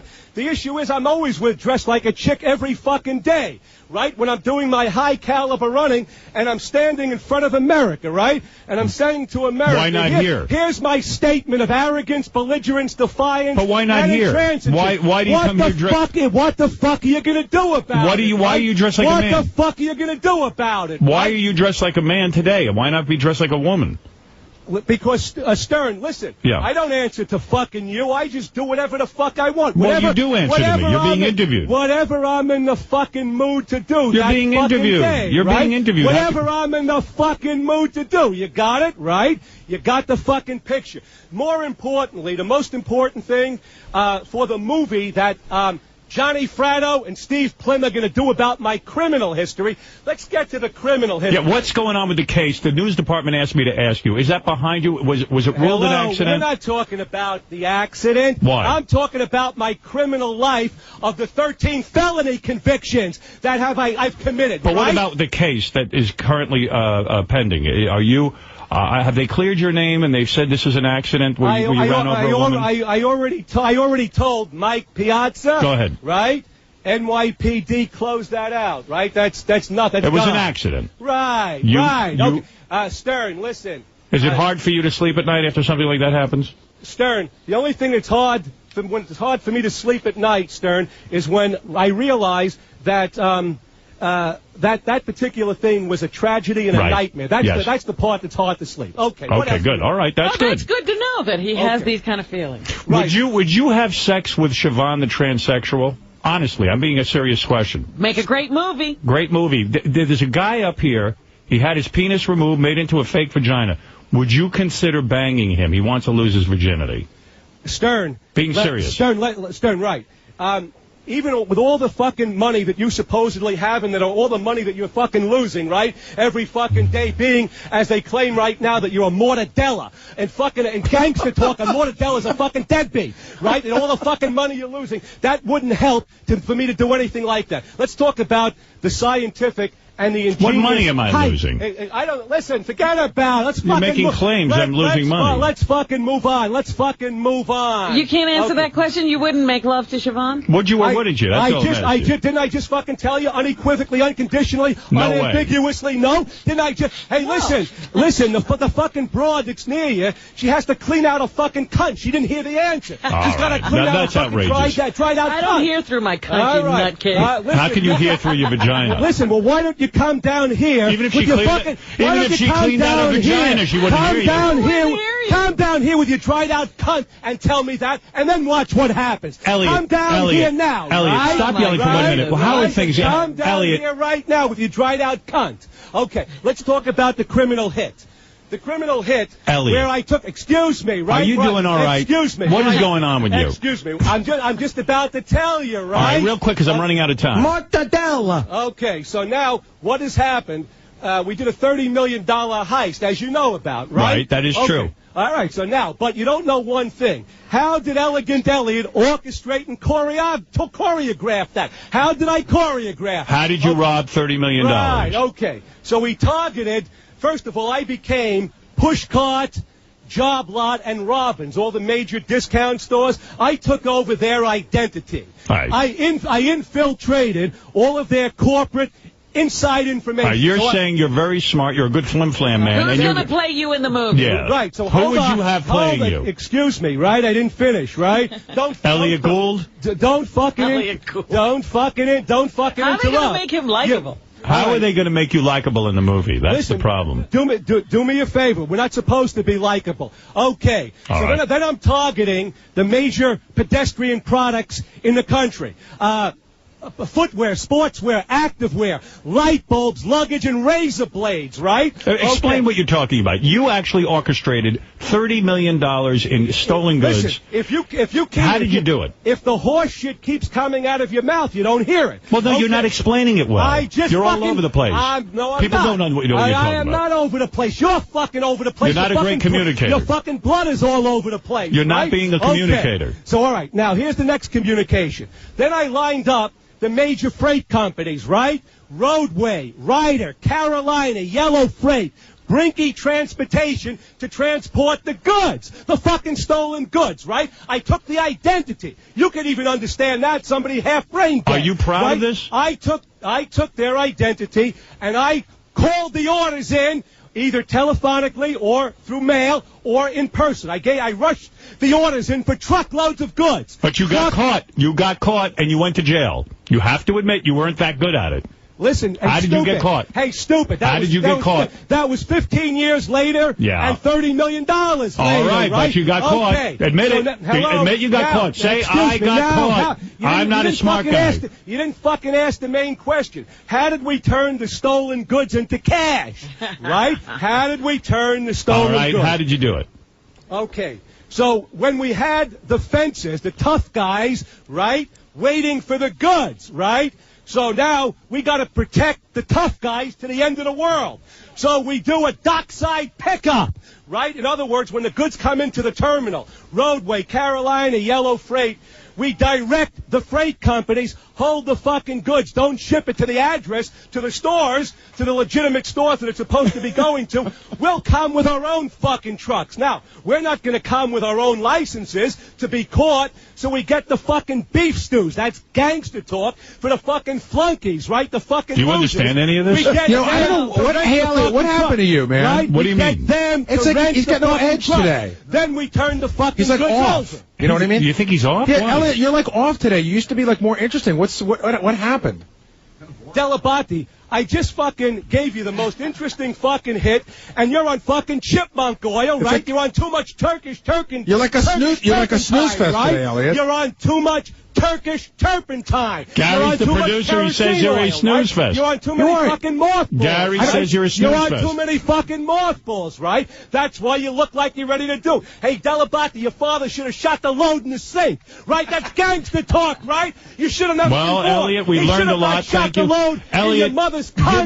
Give your. Should have shot the load in the sink. That's why you look like the last shit I took, right? Gangster talk. You look like the last shit I took. Elliot, you look like the last shit I took. Hey, Howard, could the camera go wide? I just want to see what's going on around here. Yeah, go wide, camera. Fucking have her come down here. People are just walking by. Fucking fingers, right? People are not even looking at him. You know, in New York, there's like a million Elliots. You know, people just walk by. Do you notice, Elliot? People don't even stop to stare. Even the people on the street find you boring. You got to go back to the woman's clothes. Listen, you don't know whether you're fucking alive because you got kicked off K-Rock, right? So you know what you're doing. Off. No, we left, Elliot. You got thrown off K-Rock. No, we left. Moonvis is taking all your fucking money. Your wife threw you out of the fucking joint, there right? You go. You lost your fucking contract on K-Rock, right? The whole fucking world. Now you're he's losing desperate. money every fucking You called day. him boring. Will you roast Artie? Will you roast Artie? I'll tell you what I will do. Stern, if you come right down here, I'll fucking roast you. I'll put your fucking head into the steel. I'll fucking flatten you right now. Why if would you fucking attack come me? Down here. Why would you That's attack what I will me? fucking do to you. Why would you attack me? What did I do? I gave you airtime. For any fucking slander, for any fucking wrong thing you ever say to me, right? I will fucking do that to you without remorse, right? Elliot, without do your regret, do your plug any quickly. Right? Yes. Without any recriminations. Elliot, do your plug right? quickly. Without any fucking recriminations, right? I'll give you what is called some fucking trunk music, right? Some fucking trunk music. Just because Delabate called you boring, you don't have to take it out on me. I didn't take it out on you. I'm taking it out on you. What you're fucking saying, right? What am I saying? Okay. And I said any fucking thing. What did I say? Wrong, right? What did I say? Are you fucking retarded? Recall or reject? Which one are you? What did I say? What did I say to you? Don't you know what you fucking said? Play it back, right? Go ahead, tell me. You don't even know. You don't know. You're confused. I just gave you a fucking scientific rendition of my heist, and you fucking told me, right? You fucking told me that the Elliot, details weren't accurate, give your plug. Fucking details weren't accurate. They say we're inaccurate. They say I don't understand it. And I said you don't understand it because you're a little slow on the uptake. All right. Your brain what is your plug? Brain damaged and brain defective and brain dead. Elliot, what is your plug? All right, Arnie, come over here and give the plug. Go ahead. No, not Arnie, you. From the funny store. No, you. You give the plug. Okay, so the plug is thanks, Howard. I appreciate it. All right. The plug is appreciate it, Howard. Go ahead. Violet, the movie, Violet dehumanizes Elegant Elliot. Arnie from the funny store is right here. His name is Slim. Arnie, do me a favor. Since it's your store and your business and you're handling the video, give the plug. He's got the headphones on. Go ahead. Switch it over to him, Ganji. You fucking dick. Hello, Howard. Arnold. Yes. Arnold Martin from the funny store here. Yeah, quickly, please, Arnold. You're killing me. We sell the VHS and the DVD of Elegant Elliot Gets Dehumanized by Violet. And I just want to thank you for plugging it because we've been selling it off the shelves. We restocked 6 times already at the funny store at 693 8th Avenue near Are you scared to be in business with Elliot? You know he can turn on you in a minute and go berserk. I want to no. Elegant's a very eclectic, colorful person, and he's a genius in his own right. He also is a terrific nutritionalist and gives me quite a bit of advice. That would be nutrition. A nutritionist. No, he's a nutritionalist. All right. Anyway, listen. Thank you, Elliot, and thank you for appearing. And Howard, one last thing. It's 212-957-1688 because Arnold didn't give the phone number. He will take credit cards, and also there's a promotion until Sunday. The video normally sells for 30 clams, 30 bananas. That's gangster talk for $30, but we're selling it, according to Arnold, on a promotion for $19.99 from now until Sunday. A 59-minute montage montage. And it details your life, this tape, and also your sex life with Violet. Thanks a lot, Howard. Yes, it does. It details my 13 felony convictions in chronological sequence. It details my high-caliber running of 15 miles a day, dressed as a chick, going through the world with my statement of intransigence, arrogance, and belligerence. That's the underlying note. And yes, it has all of the kinky and funky and raunchy sexual punishment and discipline that Violet has administered to Elegant Elliot and Howard. By the way, good luck to you. Thanks a lot. Thank you very much. Eliot Offen, ladies and gentlemen. He has done it again. Just ripped off his headphones. Man. He ought to know that guy doesn't do a good plug. Yeah, Eliot does a better plug. Yeah. Well, Eliot is out on the street. He's yelling at other people. He does himself a disservice. It was quite an appearance. I mean, he was putting me to sleep, I got to tell you. Yeah, he was droning on there. The details of his crime is a little boring. I think where I get sucked in with Eliot is I really do want to someday get an interview with him where I could actually talk to him. Right, you keep trying to get through that. The real guy. The real guy, right. But he won't let me in. He's screaming, mortadella! Isn't that cheese? Hey, where's D? It's like a type of meat, yeah. Is D here? He's here, Howard. Well, I'm sure D's been waiting. He probably wants to get in. He has, but he knows that Elliot was on. He didn't want to interrupt that?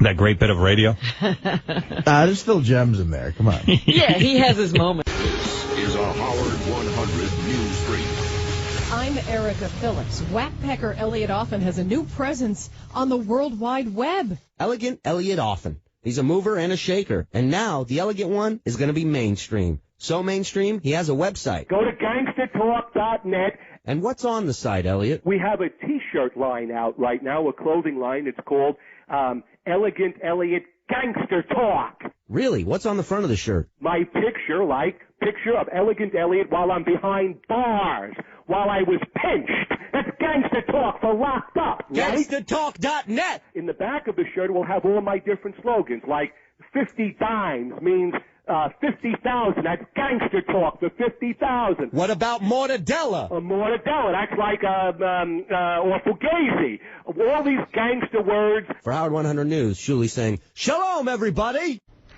And then I guess Eliot Offen made a speech. I forgot about that. Oh, no. I didn't hear that. Okay, now brace yourself. This next guy coming up is quite unusual. I saw he had a codpiece. I mean, it was out to here. It's insane. Elegant Eliot Offen. Why? He's making me come back because I said his name wrong. Elegant Eliot Offen. Jesus.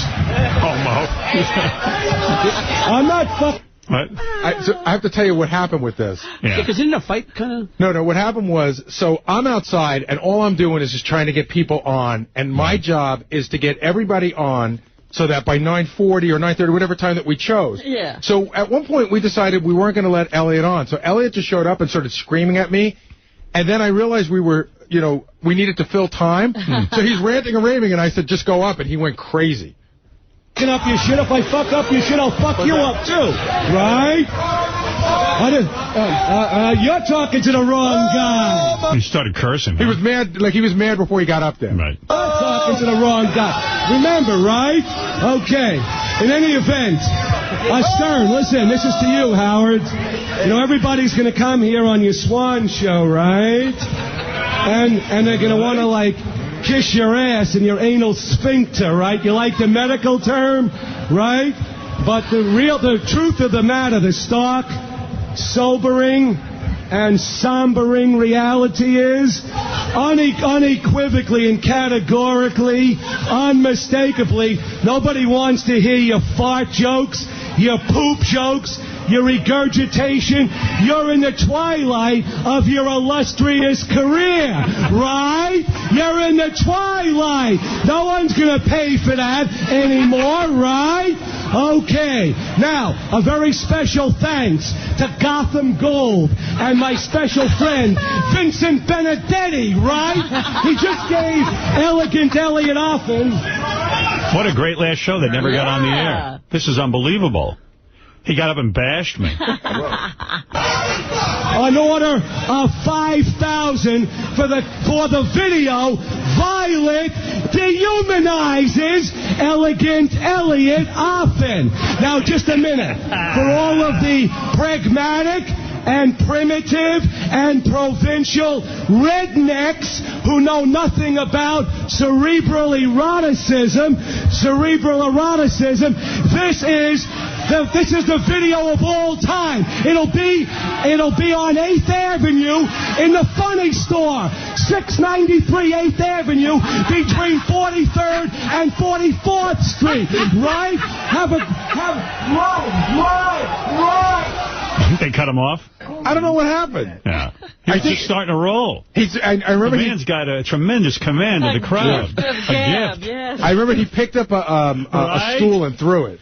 Vincent Benedetti. Right? He just goes, he says one shitty thing about you, and then he goes into Vincent Benedetti. Wasn't there like a mini scrap between him and the announcer? Wasn't there something that went on between those two? I didn't see everything. Riley, but how'd they get him off the stage? I don't remember. Today, Pete ran the controls, but couldn't look at his mom as she enveloped the Sybian. Oh, did she ever? Her vagina almost ate the Sybian. No, it was pretty wild, right? Did you see the close-up? Yeah, I was looking, yeah. Oh, boy. We're going to take calls on how today's Sybian ride compares to Blue Iris. That was a home run today. How's that sound? That's gangster talk. This show's a home run. That's gangster talk for good, right? Right? Hey, Stern, the show's falling apart, isn't it? Son, you're in ruins. In ruins, you need me, The stock is down. You need Elegant Eliot Offen to get the ratings up, right?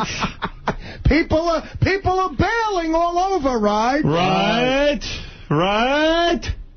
No, it's not right. No. Wrong. Nobody cares. Wrong. Right? Oh, guys, you're killing me. You keep changing things out there. What is going on over there? I was going to go right into Elegant Eliot Offen, and somebody's fucking with my computer big time. Stop the madness. Right? That's gangster talk. Cut it out. Okay, now brace yourself. Elegant Eliot Offen. He's making me come back because I said his name wrong. Elegant Eliot Offen. Jesus. I'm not fucking up your shit. If I fuck up your shit, I'll fuck you up too. Right? You're talking to the wrong guy. Remember, right? Okay. In any event, Stern, listen, this is to you, Howard. You know, everybody's going to come here on your Swan show, right? And they're going to want to, like, kiss your ass and your anal sphincter, right? You like the medical term, right? But the truth of the matter, the stark, sobering, and sombering reality is, unequivocally and categorically, unmistakably, nobody wants to hear your fart jokes, your poop jokes, your regurgitation. You're in the twilight of your illustrious career, right? You're in the twilight. No one's going to pay for that anymore, right? Okay. Now, a very special thanks to Gotham Gold and my special friend, Vincent Benedetti, right? He just gave Elegant Eliot Offen an order of $5,000 for the video. Violet dehumanizes Elegant Eliot Offen. Now, just a minute. For all of the pragmatic and primitive and provincial rednecks who know nothing about cerebral eroticism, this is the video of all time. It'll be on 8th Avenue in the Funny Store, 693 8th Avenue, between 43rd and 44th Street. Right? Mike, give me my mic. Somebody cut him off? Mike. Yeah, why would you cut that off? Vincent Benedetti. Right. All right, let's go. Offen is really pissed because we haven't been paying attention to him and we haven't been putting him on the show. So. Well, we're over. Why would he want to be on this crappy show? Oh, he ranted and raved into the voice messaging system because to remind me that we're done, the show is over, that he needs us. Or we need him. Is what he's probably saying. Yeah, that's what. We need him. This is Elegant Elliot. Didn't I tell you, Stern? This message is for Stern. You were going to lose your fucking underwear and you were going to lose your fucking cock, right? The new report, you lost another $272 million for this quarter, right? Isn't that fucking great, right? Listen, I told you a long time ago, right? Months ago, you became a fucking beast to a fucking crop duster, right? A fucking crumb bum. In other words, a fucking sap sucker. No more, no less than a fucking broken finger, a fucking rusty nail.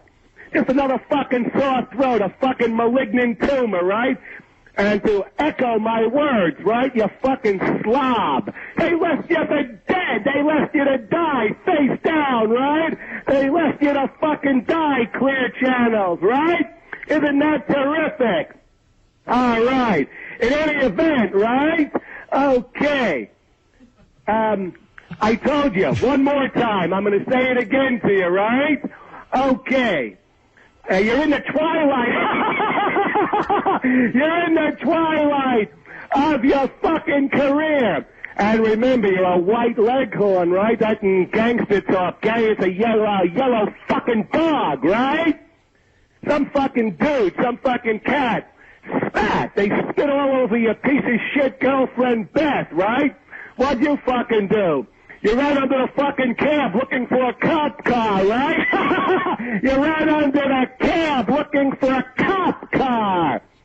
You might as well get Elegant on the show to save your fucking balls, to save your fucking tits, to save your fucking asshole. Otherwise, you'll fucking be drowning. The water is over your fucking head. Nobody can save that fucking show that you got with your fucking regurgitation jokes, right? And your fucking flatulent jokes, right? And your fucking defecation jokes, right? They made you into a fucking recluse. I said you'd be dead in a wheelchair, right? You'll be in a fucking nursing home ready to die with Kaposi sarcoma all over your fucking skin, right?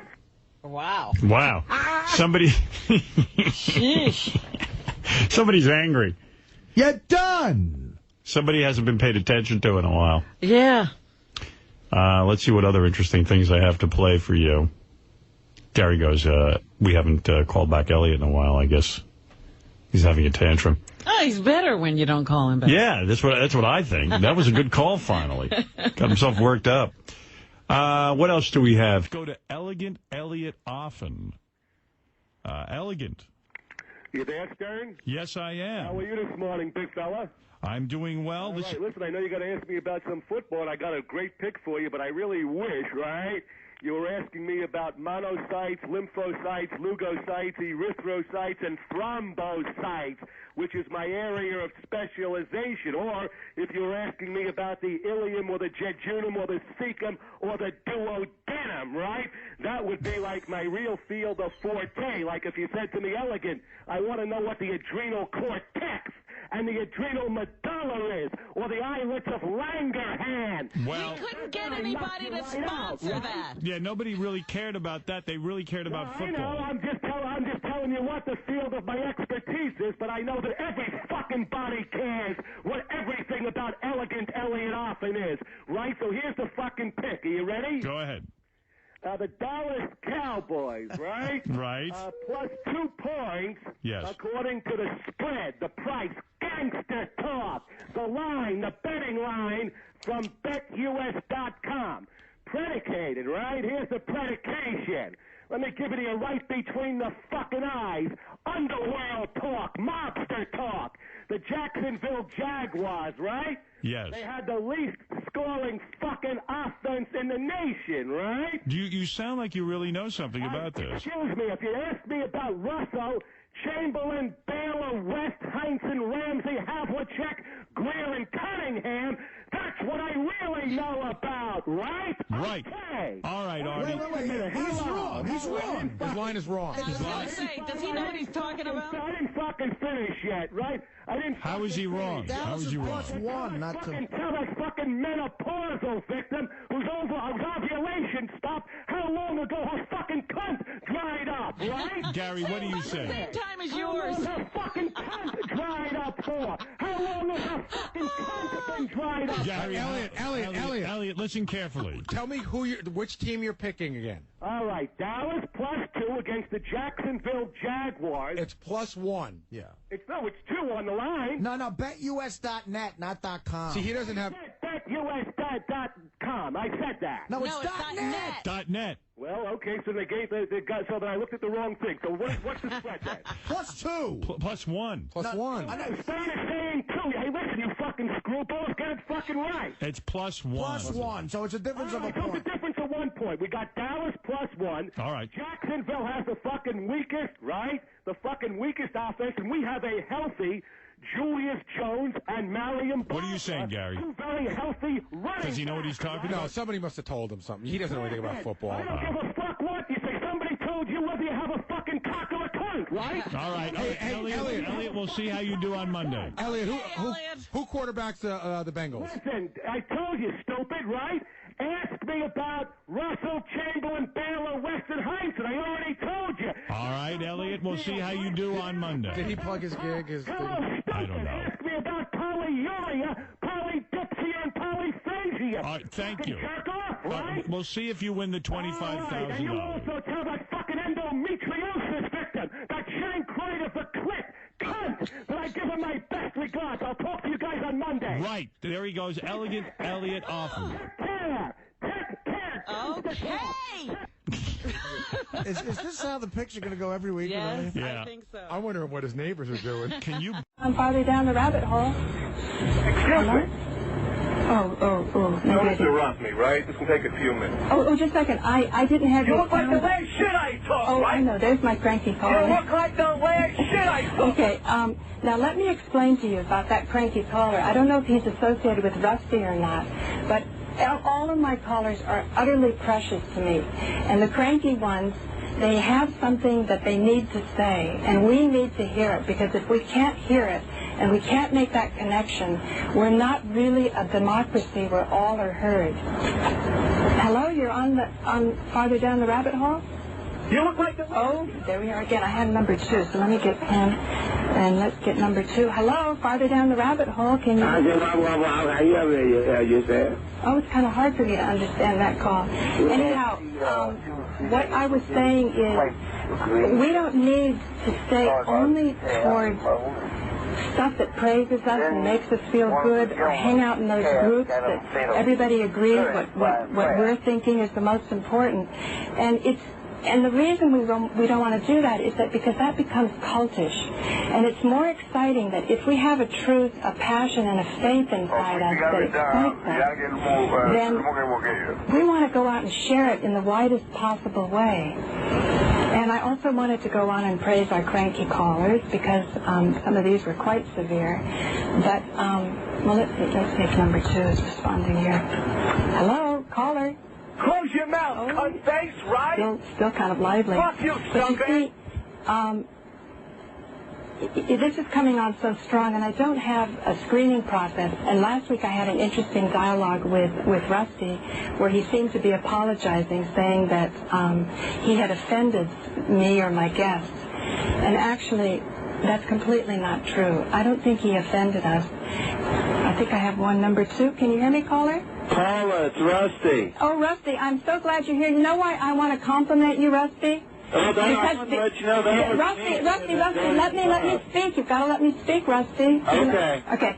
I want to compliment you because you show the savvy that Webster Tarpley was talking about that needs to be done, so that common people like you and me can have the liveliness of our message heard at a time when no party is going to put getting out of the war on a platform. Does that make sense, Rusty? That absolutely makes sense. And you have savvy. That's very savvy, and I just wanted to let you know that wasn't me saying all those filthy words a while ago. That was some other guy. I don't talk like that. Thanks, Rusty. Thank you. I got another caller. Love you. Love you. Okay.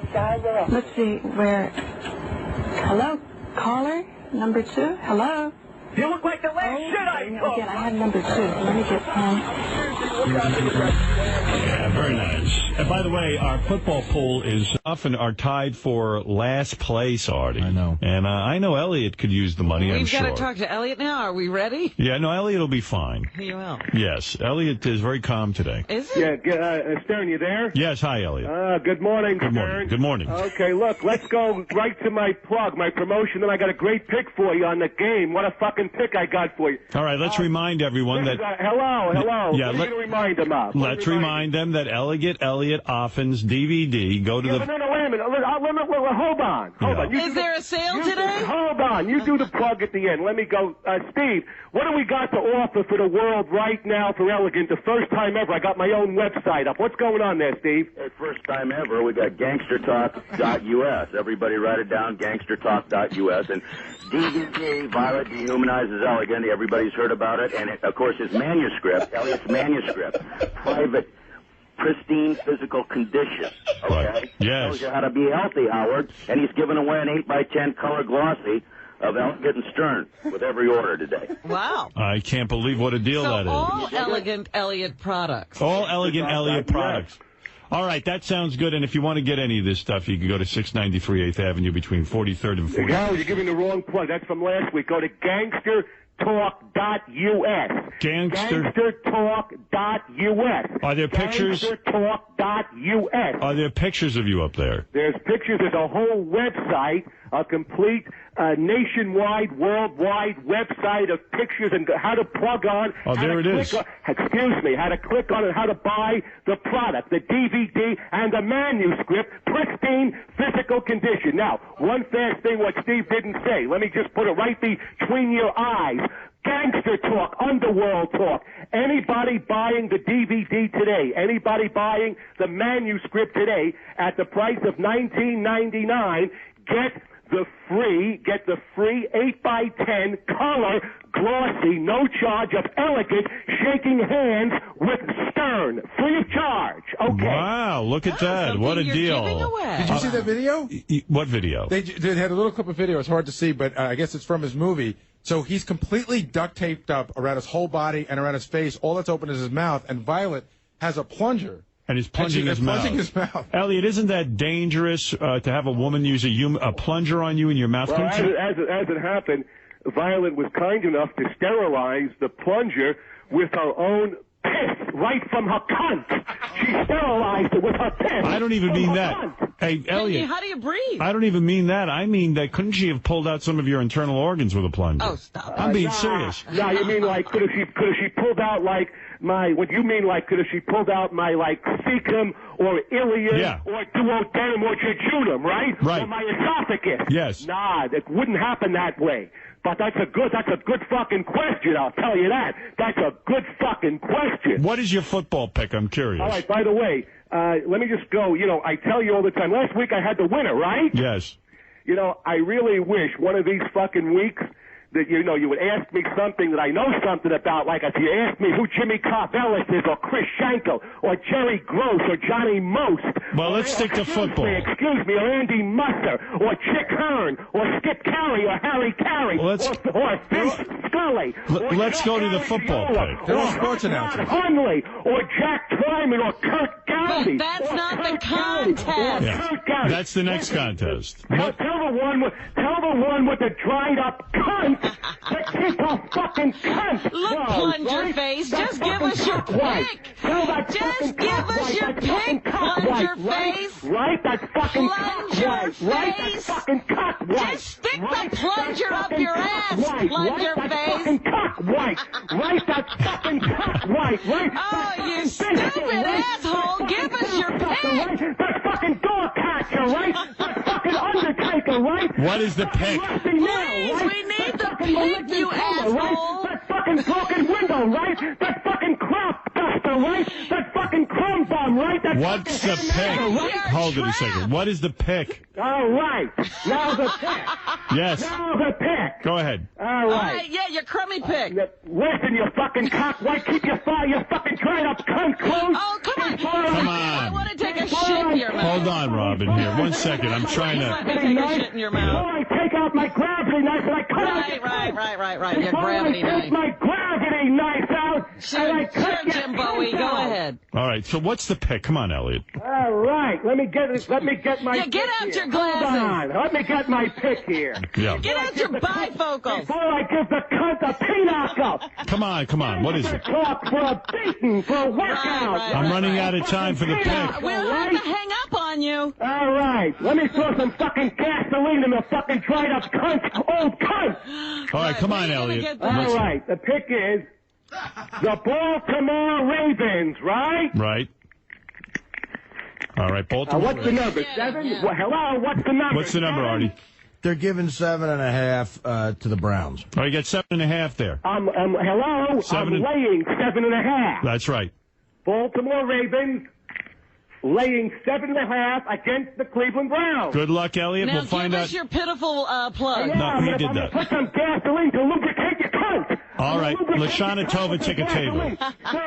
Sir, you want to give the promotion kindly? Yes, I will. To purchase Elegance DVD, go to gangstertalk.us. Or the manuscript on a free color, right? A free color. Okay, there you go. 8x10 of Elegant and Stern for today only with any purchase of the DVD, gangstertalk.us. Thank you, Elegant. Howard, thanks very much. All right, bye-bye. There he is, Elegant Eliot Offen.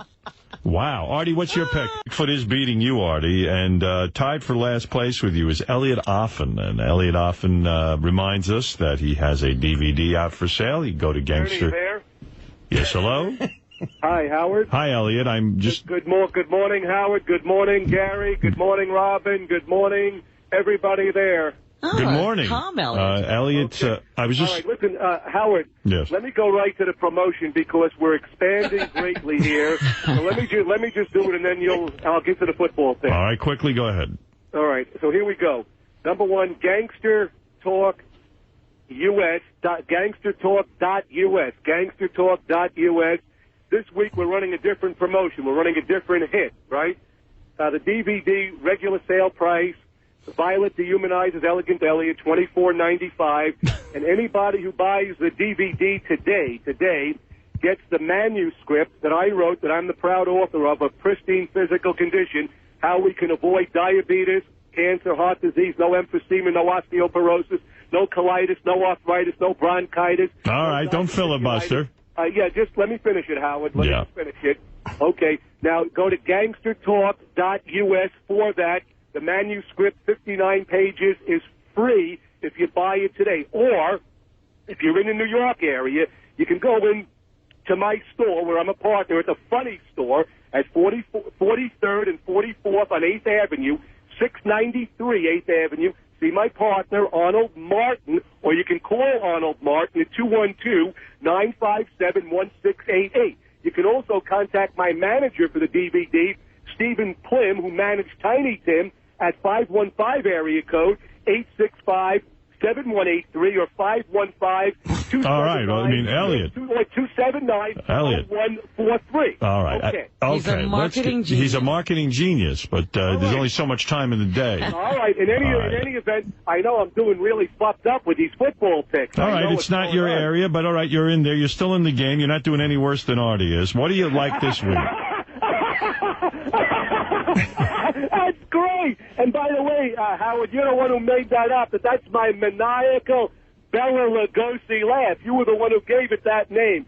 But, I'm going to say this very concisely. Yes. If you ever ask me in the future on the difference between exogenous and endogenous enzymes, I got all the answers. If you ask me the difference between the exocrine and the endocrine pancreas, I got all the fucking answers. Anytime you ask me in the future the purpose of cortisone, epinephrine, glucagon, trypsin, amylase, or lipase, I got all the fucking answers. But football's not your thing. Future, 1 second. Yes. Anytime in the future, if you ask me, if you say Elegant, I want to know why the right atrium and right ventricle pump into pulmonary circulation and the left atrium and the left ventricle pump into systemic circulation. I got all the answers. What is your football pick, please? All right. The football pick for this week will be the favorite, the Cincinnati Bengals. All right. I understand the line, Gangster Talk, the price, the spread is 7 points. Am I correct? Artie,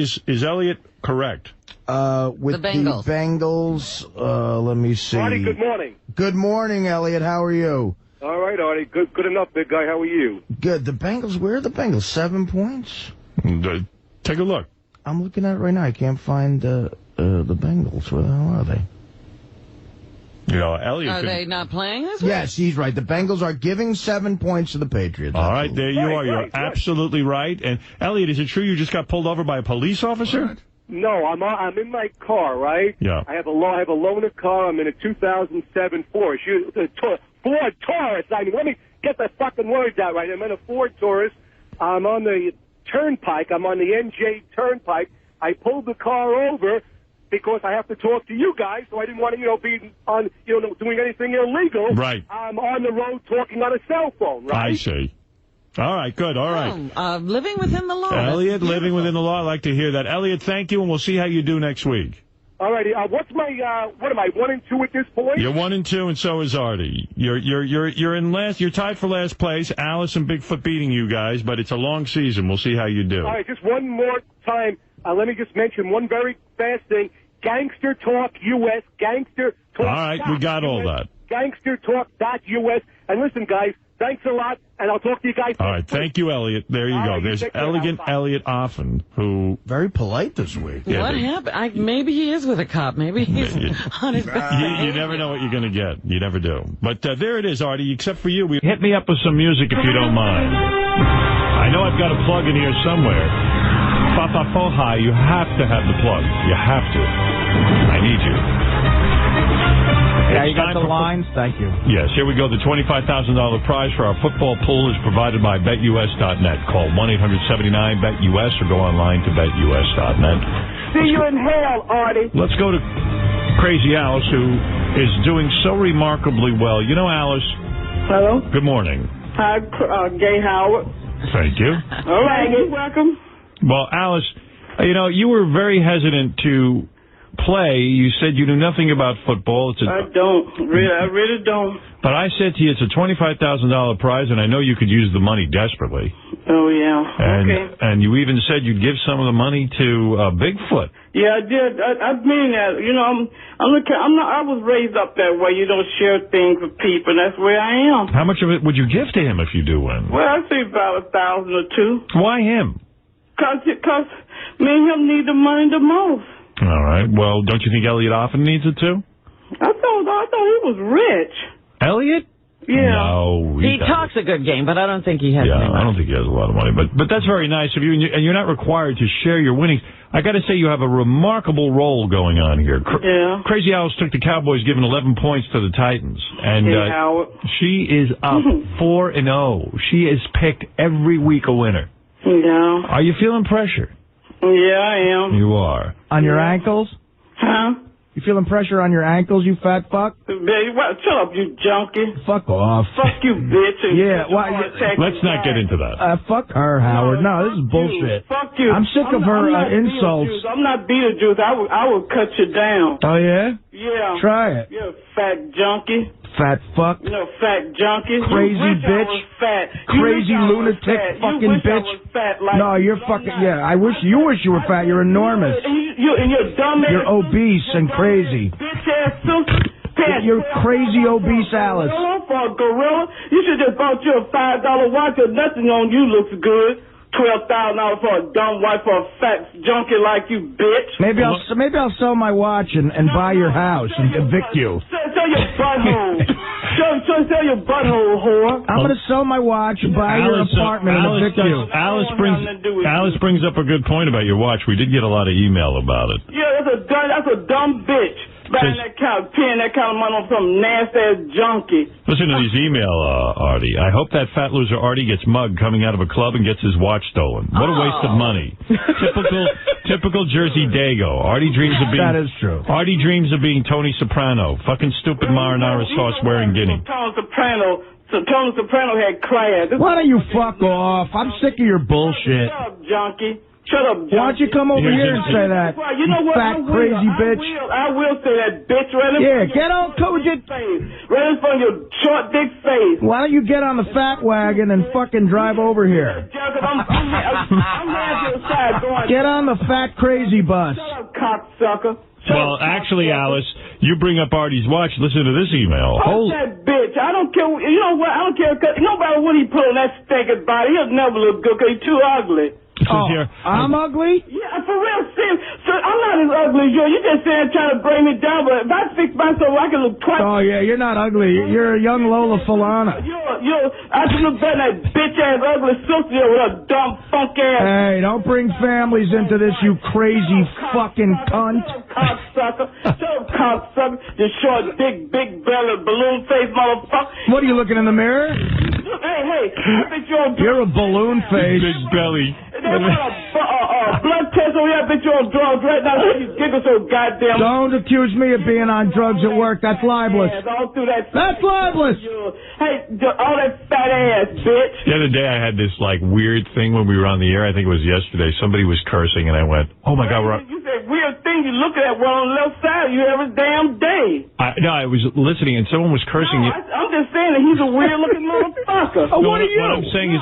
You're ugly. Forget about interrupting this with a statement. Well, you know, Alice, I got to say, in response to your watch, here's another guy who wrote, and he said, I just looked at the picture of Artie and his watch. He better wear Big Ben on that pot roast of a wrist if he wants to draw attention away from how disturbing looking he has become. Jesus Christ, I have some fucking self-respect. Well, that's what I'm trying to do.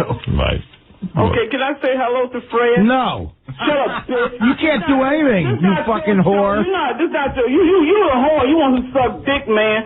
When's the last time you sucked a dick? Last night, bitch? I sucked your mother's dick. I know. My mother don't have a dick. Yes, she does. You must have been fucked my dick. She has a dick when she fucks your father in the ass. Big juicy pussy. What does she fuck your father in the ass with if she doesn't have a dick, you crazy bitch? You must have sucked my dad's dick. And it was a big black one, too. You like black dicks, bitch? Evidently you do. No, I don't like dicks. I made it clear to you, bitch. I don't like dicks like you do, faggot. What are you, a fucking lesbo? I made it clear. I don't like dicks. Well, what is your pick? Faggot. Well, let's find out what's on your mind, Alice, in terms of the $25,000. Let's remain focused. What is your pick? Alice, lift your belly up and wash your dick. Leave me alone. You know what? You're going to see me, and you're going to be jealous of me when I come up there. Man, I'm half guilty of going down, big balloon belly. All right, let's go to your pick. Okay. All right, what do you got for us this week? Alice, you've been on an incredible roll. Let's find out. Okay, I'm not very good with names, okay? All right. Okay, I'm going to let you know right now. I'm not very good with people. I don't like people that well. I don't call White in the room, in the newsroom. Okay, I'm calling, I don't know how to pronounce his name, but it's Colts. Colts. There you go. She's taking the Indiana Colts. That's right. You're taking the Colts. Artie, what is the line? The Colts are giving Shut up, bitch. I don't want I'm trying to give you a line. Hey, why don't you take the team that's named for your ass, the Giants? There's a team named after your ass, crazy. They're called the Giants. You're talking through your fat ass gut. You sound so funny until you open your fuck ass mouth, bitch. There's another team named after your father's profession, the Steelers. Go suck the whole football team, bitch, because you know but a whore in a way. All right, Artie, what is the line on the Colts? Yeah, he on drugs. They're giving 18. I wish I was.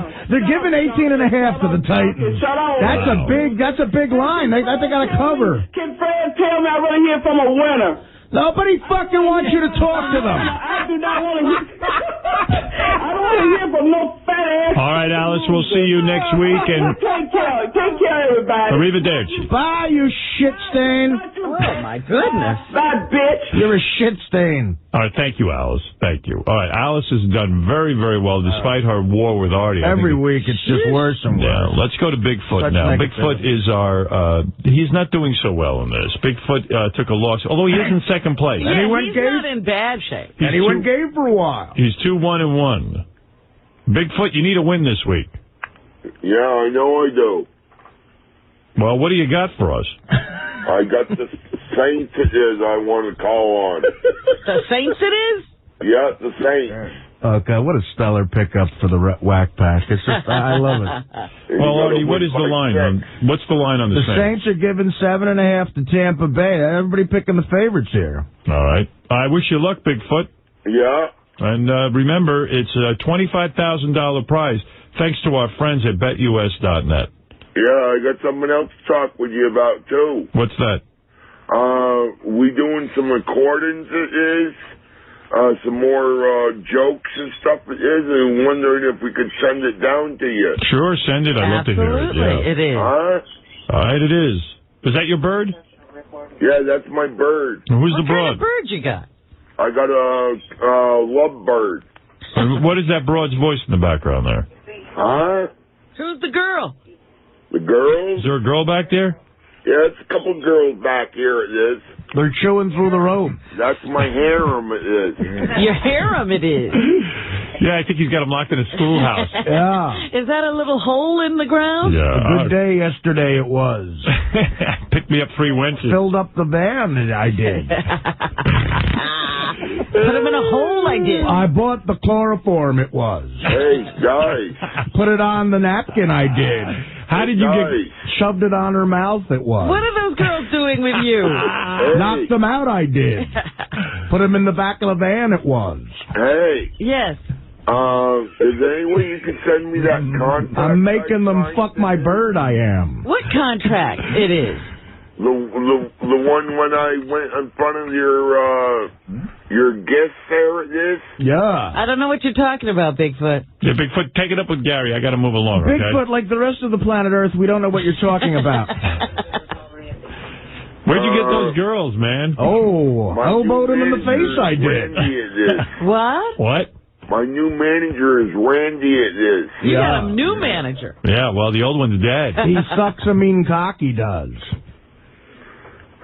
You're not sleeping with those girls.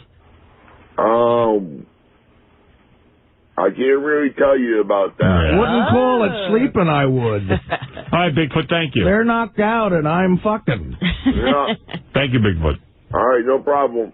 All right, Bigfoot taking... Who What do do you you say? take? What the fuck is going on with The Saints it is, Yeah, I he think. took the Saints, giving 7.5. What's going on in that hotel room? I'm going to go to Eliot Offen. I don't mind him doing a plug. I hope it's not 17 hours of a plug. Elliot, Good morning. Happy Friday, Howard. Happy Friday, Robin. Happy Friday, Gary. Elliot. Happy Friday, Artie. Elliot, you took a big loss last week. I know. Listen, we know about that. It's getting worse and worse. All right, listen, guys, gentlemen, guys and gals, look, do a different format this week. Instead of me, or instead of you, Howard, being kind enough to make a promotion for the goods, that's gangster talk for the product, let Steve Plym, the manager, my manager who handled Jake LaMotta, who handled Joe Frazier, who promoted Jerry Mathers and Tiny Tim. Steve, good morning. What do we got going on for the people this week, for the fans of Elegance? Hey, good morning, everybody. This is Steve Plym, Elegance manager. How you all doing? All right, go ahead and make it, please, guys. Not a 20-hour filibuster. Elliot, you're going to have to... All right, let him do the thing so we can get to the football. All right, good. Go ahead. What do we got going on, Steve? What do we got? This is Steve Plym. Is everybody listening? Okay, what do we got, Steve? Elegance DVD, Howard. We want to push it. Violet. It's only $24.95. You go to gangstertalk.us. It's insane. It's over the top. It's a fucking train wreck, okay? It's the most disgusting film I've ever seen. It's rated H for heart attack, and I guarantee it'll turn your stomach. Go to gangstertalk.us. And remember, he's mad, he's insane, he's bipolar, and he's violent. He's got a new promotion, Howard. New. You're going to love this. It'll blow your mind. Elegant will call you in person or the person of your choosing for just $11.95. Go to gangstertalk.us. Elegant will make a personal call to whomever. He'll dehumanize, degrade, and humiliate you for 3 minutes. I mean, you, your wife, your fucking boss, whoever. Elegant makes the call, in person, guaranteed. And another thing, if you hate Elegant, a lot of you fuckers out there hate Elliot. I hear it. If you got some balls, tell him yourself for $11.95. Talk to Elegant and tell him to fuck off. Here's your chance to have a verbal battle with the best, with Elegant. Go to gangstertalk.us. Gangstertalk.us. He's mad.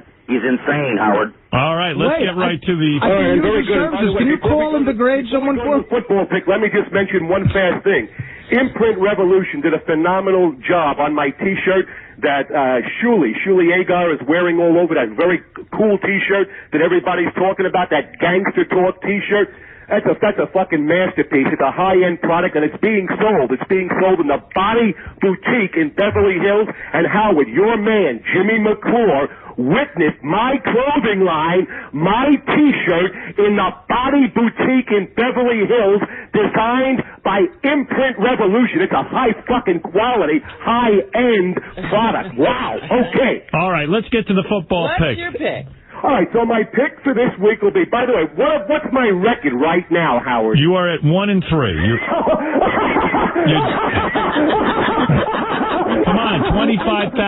That's my fucking maniacal laugh. I knew I couldn't fucking pick any football. But it's 25 large, and you should really try hard. Go ahead. Howard, I'm doing the very fucking best I can, but I just want to say this before I do it. Look, when it comes to football, I confess, right? You always like my candor, my forthrightness, right? I don't know a fucking thing about it, but I'm going to do the best I can. All right, that's fair enough. Go ahead. But next week or one of the other weeks, if you ever say to me, Elegant, I want to know how blood and where blood is changed into piss, I'll tell you, Howard. It goes through the ducts of Bellini and then into the renal calyces, into the renal pelvis, through the ureter, into the urinary bladder, and through the urethra to leave the body. I have right now for this week, I got the Kansas City Chiefs minus 3.5 against the Arizona Cardinals. It's actually 4 I have. Oh, all right.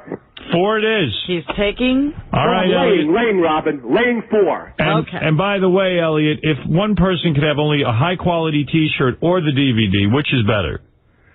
They can only afford one, you mean? Yes.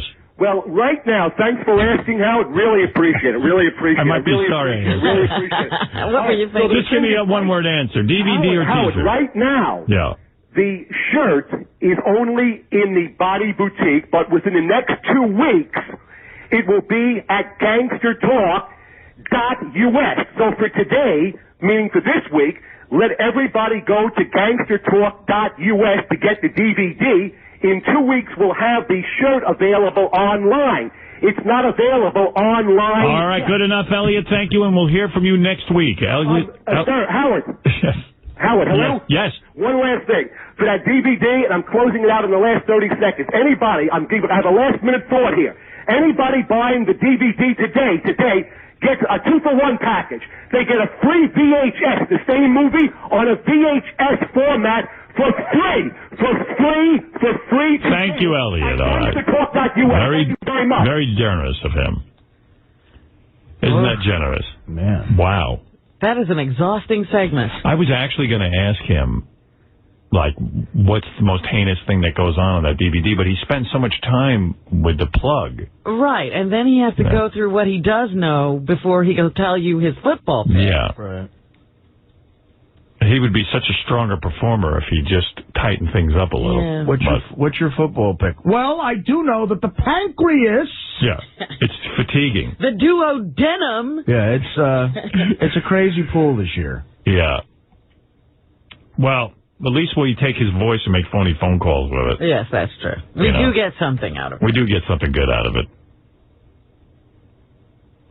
We were able to take his voice and isolate it, and then make some prank calls.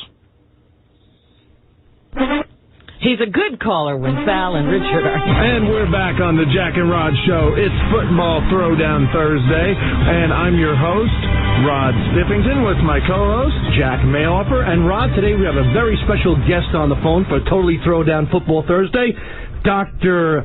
Michael Yessis from Build a Better Athlete. How you doing, Dr. Yessis? Just great, thank you. So, Doctor, give us a brief background on the book on how to build a better athlete. Well, too often the training of an athlete, or especially a football player, revolves around strength. Well, we do have an expert on the phone, right, Jack? Yeah, we actually have our expert, Mr. Football, Eliot Offen. Eliot, are you there? How are you this morning, big fella? Okay, so, Eliot, go ahead and give Dr. Yessis your picks. We got Dallas +1, Jacksonville has the fucking weakest, right? The fucking weakest offense, and we have a healthy Julius Jones and Marion Barbara, two very healthy running backs, right? Yeah, okay, that's fine. But, you know, I don't go into too much on the prediction side. That's great for a barroom discussion. All right, so wait a minute. Hello. I didn't fucking finish yet, right? I didn't fucking finish yet. The Jacksonville Jaguars, right? They had the least scoring fucking offense in the nation, right? Well, that's your opinion. Go for it. Right? I got the convictions. I'm going to back it up, right? All right, good. Back it up. And the proof will be in the pudding when we read the paper on Monday. So listen, I don't give a fuck what you say. Somebody told you whether you have a fucking cock or a cunt, right? Somebody told you whether you have a fucking cock or a cunt. Well, what are you trying to say? Have you ever had a cock in your pharynx and your larynx or in your trachea? Hey, I don't want to get down to your level. If you can't use words to explain where the hell you're coming from, and you got to keep cursing all over the place, that shows you don't know what the hell you're talking about. I just asked you if you ever had a cock. Forget about a penis. Have you ever had a cock in your pharynx and your larynx or in your trachea? Well, you know, you're yelling so loud I can't even understand you. Listen, I'm Elegant Elliot. I do whatever the fuck I want, and if anybody fucking gets in my way, I fucking take their fucking eyes out, right?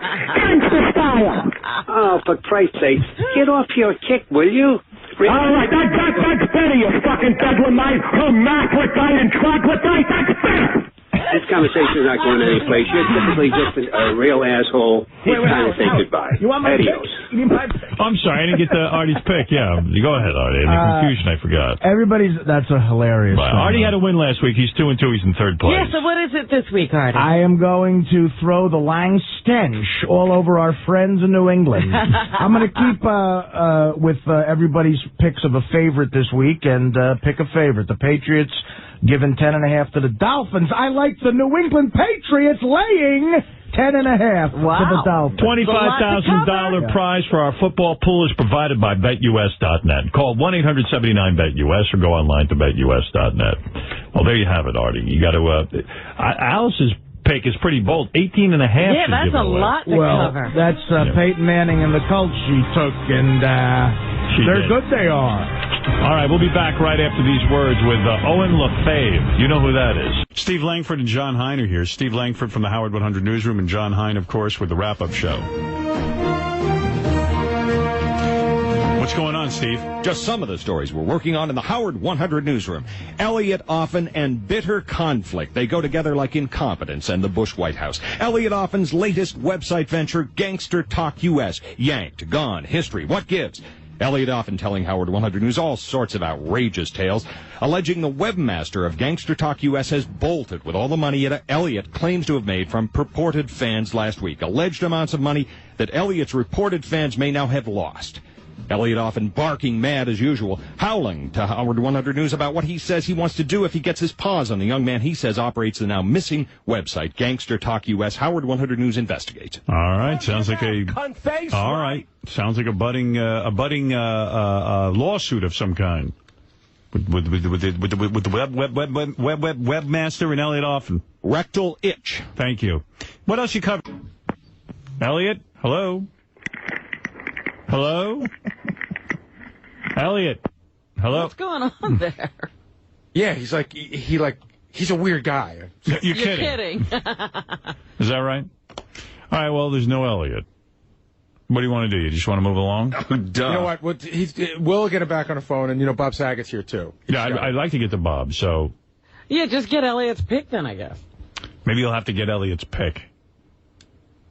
And we'll hear from him next time. He's got to understand we have... He doesn't, Howard, I know what you're saying. He doesn't understand anything. Right? Any conversation you have with him, he doesn't listen, and he doesn't feel he has to understand anything. Right. Bob Saget, I disagree. Right? Eliot, are you there? Hello? Eliot. Well, this keeps happening now. What's Keeps that? hanging He must up. be having phone problems. He's having a phone Or he's problem. just hanging up on us, but, his loss. All right. Well, try and get Eliot's pick from him and let us know what it is, all right? All right. We got Bob Saget here. We have a bunch of other people who've been trying to get through. Offen's back. I was Hey, gonna say, Elliot. is he a comedian? That guy said he put the comedy. Put the before comedy before the Elliot, Mr. Stern? Yes, hi, How are you, Elliot. Howard? Good How are morning, you? everybody. Good to hear you. Okay, well, listen. Let me make the thing good right away. Number one, 212-957-1688, 347-860-7303. Anybody last week, because of David Caron, who did not get their money back, you call that number. You give us your phone number, give us your PayPal approval number. Elegant will make the call to you free of charge today, not tomorrow. Gangster talk, not tomorrow. Today. We'll make the call to you today. All the good people that spent their money. 212-957-1688, 347. What was the confusion, Elliot? 7303. Well, nothing. David Caron, an AIDS-infected diabetic. No, you can't say. You don't start making accusations about people I don't know. $175 an hour after Steve Quinn told him he was giving him 5%. Wait a Steve second. Quinn told him he was giving him 5% of the action, right? Yeah. Then he came back and he said, look, you know, I see this fucking thing is taking off. You know, you're a fucking major hit, right? People are paying $13 by the hundreds to talk to you for 3 minutes. So now I want $175 an hour. So this fucking HIV positive victim, he closed No, he's not HIV positive. He closed the fucking site down. Okay, now, Right. he has to refund everybody's money, right? Okay, if he didn't refund everybody's money, that means he's a fucking bunko artist. He's a fucking heist artist. Now, he claims that you're the one, so I can't settle It this. doesn't matter what he claims, Howard, because Right. when I wanted to do a heist, right? Yeah. I took $30 million, right? I stole 30 fucking million. I'm not in this to steal 4,000 or 3,000. I ripped off, I hoodwinked 30 million, right? Right. Right? Okay. So anybody who bought their product and for some reason there's a fucking mishap, a miscarriage, a misunderstanding, whatever the fucking deal, you contact the Funny Store. 212-957-1688. I make the call for you for free. 5 minutes. I give you an extra 2 minutes for free. I know the world loves Elegant. Or 347-860-7303. Elliot, I understand you have a pick for us. Go ahead. Yeah, but before the pick, right, after people get their product from last week, let me tell you about the DVD, my promotion, right? Arnold. From the Funny Store, you there? I'm here. All right, Arnold, excuse me, Arnold, what do we got for the public this week after we make good from last week? Well, we're going to give them a free can of Instapoop with the DVD, a giant can of Instapoop. They can spray out fake feces, excrement, dog poop, scat all over the place.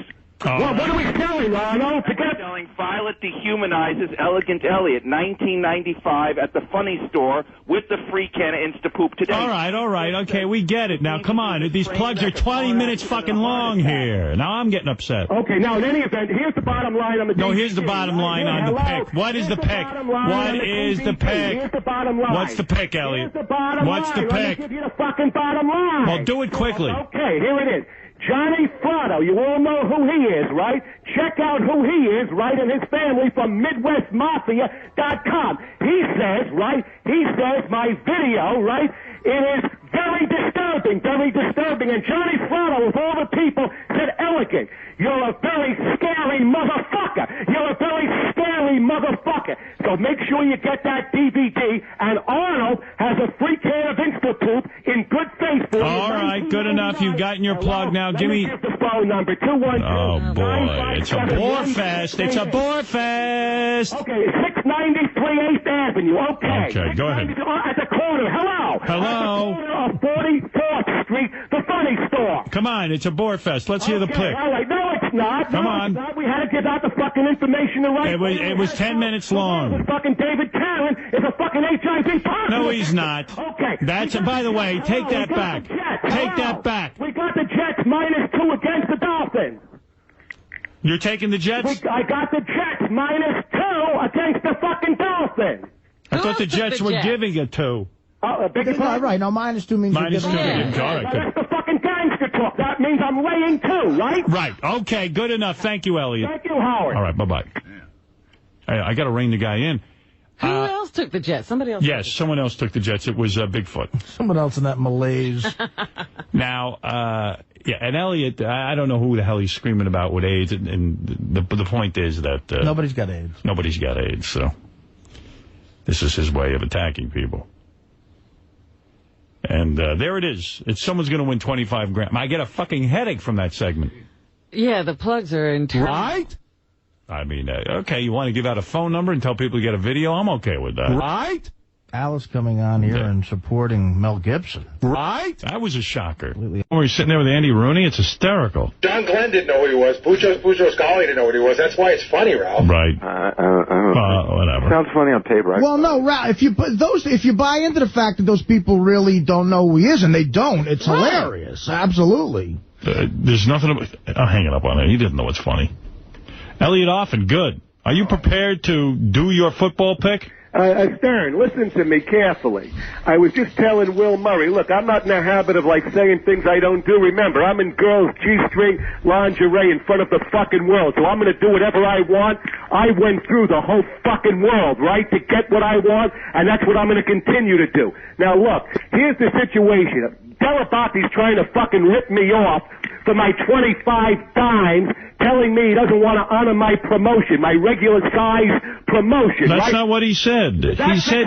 Let me finish. Well, you don't let anybody talk. You don't let anybody talk, Elliot. Let me go first. That's exactly what the fuck he said. This is the problem. That's exactly what the fuck he said. The oral contract says, give me my full promotion and my football pick every week. Otherwise, I take Delabati's fucking ass into court today with a summons and... Take him into court all you want. Who cares? Get a lawyer and defend yourself. Get a fucking lawyer and defend yourself. Get a fucking lawyer and defend yourself. Get a fucking lawyer. Summons and complaint. I have the conversation recorded, you fucking gay motherfucker. 25 times. Summons and fucking complaint. You have it recorded? I do. I record when I talk to Elliot because I'm aware of his insanity. Fucking contract. Breach of fucking oral contract. A breach of... Elliot, you're impossible to deal with. We tried and tried again. Listen to this. Right? In a fucking Play this in court. I put your fucking ass. You've been there before, right? You've been in fucking court before, right? In fucking court before. A 25-dime litigation, right? Give me what's fucking common to me, right? Give me what's fucking common to me, What right? Elliot. Fucking Elliot, maniac. don't you have more elderly people to run over? Go fuck yourself. Listen, go for it. I'll have you in fucking court. You'll be defending yourself. You can't take me to court because you'll be in jail in 6 weeks, you fucking prick. Right? Take your fucking hand out of your fucking brow. Give me what I have coming. We gave you what we gave what we promised you. I fuck you where you breathe. I fuck you where you breathe, right? I fuck you. Yeah, go take another hairbrush in your ass. Right? I fuck you where you breathe, right? Okay, right? Violet stuck a hairbrush in my ass. Buy it. Right? Give me the full promotion, right? So now just like you said. Now you've said what you've had to say. Just like you said. See, this is what I get on the phone, Howard. You can't even talk. You can't talk to him. Honor your fucking contract. And you're not getting 25. You had to win 25 dimes. We're not fucking you out of 25 dimes. No fucking double talk. No fucking double talk. In 2 more weeks, you'll be mathematically eliminated from it anyway. Bunko me out of the money, are you? You're not going to bunko me out of my money. Nobody offered you $25,000. We offered you the chance to win $25,000, which you're doing a horrendous job at. Right, a fucking promotion, right? A fucking promotion. I said you could promote your stuff, not talk about it for fucking half an hour. Pick a promotion and a football pick. Right, the promotion's 30 seconds. Right. The promotion's 30 seconds. Right. He told you it was 30 seconds. 30 seconds is your promotion, you fucking homo. Right, a football pick and a promotion, right? And he told you it's 30 seconds. Nothing more, nothing less, right? Right, 30 seconds. Nothing more, nothing You've less. gone over every time. Right, you're reneging on your agreement. No, we don't renege on agreements. We are more than happy to have you promote. Reneging on your fucking agreement, right? What should I do here? Should I just hang up? I would hang up. I mean, what can you do? All right. Well, if you're not going to listen to me, I'm going to hang up. Do you want to give your pick? Speaking with a forked tongue. What is your pick? Speaking with a forked... Hey, Elliot, which one of us has been to jail? Not me. Mr. Gangster, you're the fucking liar that goes to jail and gets a hairbrush in your ass. I'll do whatever the fuck I want. Yeah, apparently, and you put it on film and sell it. Just like I'll take your fucking eyes out, right? Yeah. I'll do whatever the fuck I want, Put more right? war paint on and run around in high heels. Just like I'll pull some fucking acid in your eyes if you get right up. Yeah. All right. Well, thank you, Elliot. I can't put this on the air for another 10 hours of you yelling and not listening to anyone. So I don't know what to tell you. There's only one issue. Elliot, it's either a court fucking issue or you give me what the fuck I have coming. No, you can take us to court. We're fine with Well, it. of course I'm going to do it. You know I'm Feel free. Well, feel free. I'm going to do it to Marshall. Good luck. Right? Go to court. Marshall will serve you with a summons. I'm sure you can get a lawyer to represent you. Marshall, right? Good. The city This makes a lot of sense. Right? The city marshal will serve you. And by the way, Elliot, hold on. Elliot, consider your appearance next week canceled, by the way. On your door, right? Did you hear what I said? You're canceled. Marshall, I don't give a fuck if you live or die. What do you mean what you said? I don't care if you live or die. I don't care if you live or die. So good, now we're even. I don't fucking care if you live or die. I don't fucking care if you live or die. I don't fucking care if you live or die. See, I actually care. I wish he would die. You do care. I care. I would like him to die. I'll be knocking on your door. Summons and complaint, right? Yeah, we're fine with it. Another case of Les Moonves. Another case of Les Moonves. Hey, how many lawsuits have you been involved in the last year? I got the two websites, Howard. I hear that the website that he's promoting is not even... Right. He's got 2 websites suing him. He's got the landlord suing him. He's still dealing with the accidentally run over the elderly woman case. And that's what's going with the accident? I don't know. Where is that, Elliot? You can't bunko me out of my fucking scratch. You can't defraud me, fleece me out of my fucking... And you would know how to defraud people. You went to jail for it, right, Elliot? Out of my fucking scratch. Nobody knows how to defraud better than you. You're the king of defrauding, right? One way or the other, you're going to pay, right? Right? One way or the other. Well, it's the other way, Elliot, because it ain't the one way, so fuck off. When are you going to pay back the people who haven't gotten their tapes? Show it to you in black and white. Pay me in light bulbs, you fucking thief. Show it to you in black and white. I'll show it to you. Open and shut, cut and dry, airtight. Open and shut, cut and dry, airtight. Open and shut, cut and dry, airtight. I dare you to find a lawyer to represent you. Who can fucking stand you? I don't give a fuck if you live or die. It goes the same way back to you, asshole. I don't give a fuck. Listen, so that when I see you, they tell me that to my kisser, so I throw some fucking acid in your eyes. Say it again one more time, so I get a fucking restraining order against you, and you go in jail and get a hairbrush shoved in your ass by a big black guy. Tell me that when you're in front of me, telephone tough guy, telephone gangster. Tell me that when you're in front of me, right? Ooh. When you're in front of me, you're a fucking little girl, right? You're a fucking little cunt when you're in front of me, right? I'm not the one wearing a fucking dance skin. You're a little cunt when you're in front of me, right? You're annoying everyone. When you're in front of me, right? Go ahead, Matt. In front of me, right? Go ahead, Matt. Remember when I broke the fucking wall of Stein's building? That's why I'll break your fucking teeth, right? Go ahead, Matt. That's why I'll break your fucking teeth, right? You're turning off your audience. You want to... I'll break your All right, I give up. I give up. I can't talk to the guy, so I give up. I give up, Elliot. You win. This isn't going well. To me, that's all. No, you're not listening. You're not engaging in a discussion.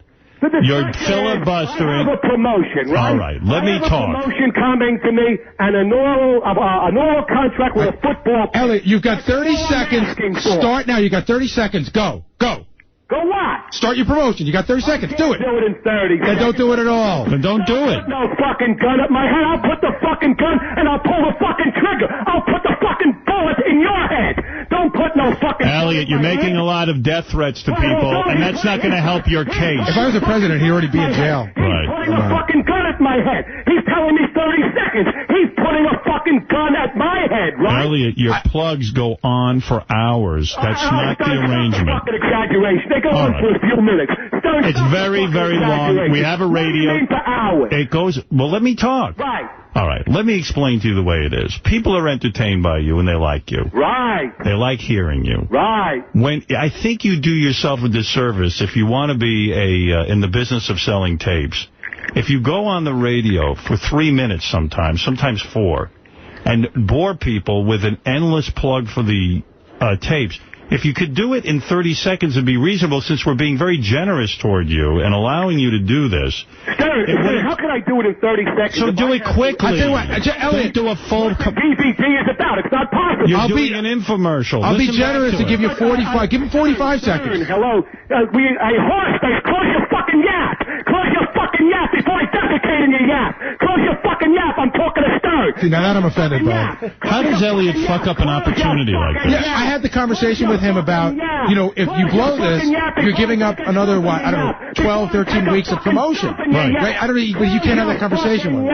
Before I take a fucking dump in your yap. Before I take a dump inside your Oh, yap. my God. How do I get out of this nightmare with him? See, I've already done. You know what I mean? Right. Like, there's a point where I said, Elliot, I gotta hang up. When you calm down, I'll call you back. Listen, why don't you go and fucking lay down and die and never wake up again? That's usually what happens when you die. Great opportunity. You have a great... Oh. You have a great opportunity. You have a great...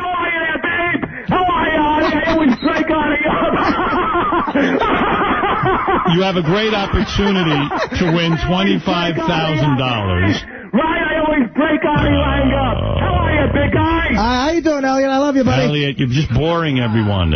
You've got a great opportunity to win $25,000. I've certainly...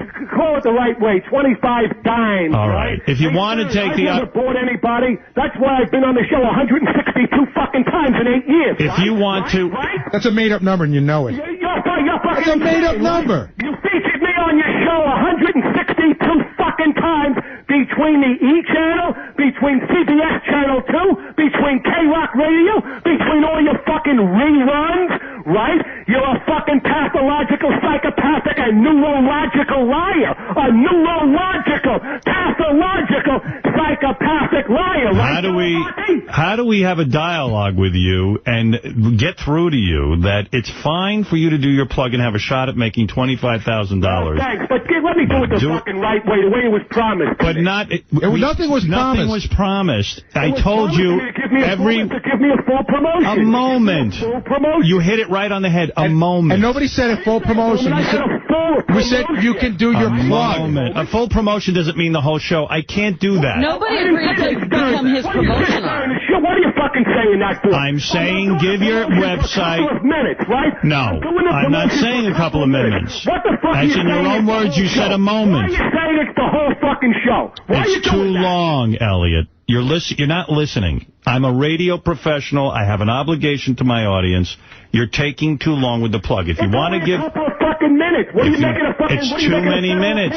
People can't sit through it. If you can... I was driving in my car the other day listening to the replay. I had to turn it off, and I can't put something on that I have to turn off.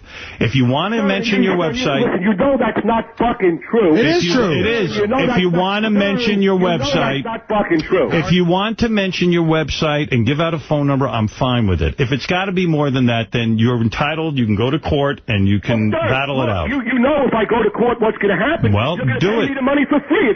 Right. That's right. You might win. You might absolutely win. There's no contract. There was an oral agreement that if you came on and played... hire your lawyers for $50,000. We'll do it. Present you in a $25,000 case. That's fine. Right? That's fine. You know all about extortion. I don't. That's not extortion. I'm an honest guy. I have coming to me. I'm going to get what I have coming to me. Well, then go for it. Fucking way or the other. Hey, Stern. Elliot, do whatever you have to do.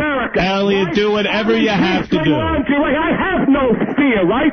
Stern. Don't try to extort me with a frivolous lawsuit. And white leghorn. Whatever. I have no fear. Well, neither do I. Fear of nothing, right? Me neither, pal. I have no fear of nothing and nobody. What is right? it, Fred? I have no fear of nothing. You guys are the fucking yellow dogs and white leghorns. I just want to say one thing.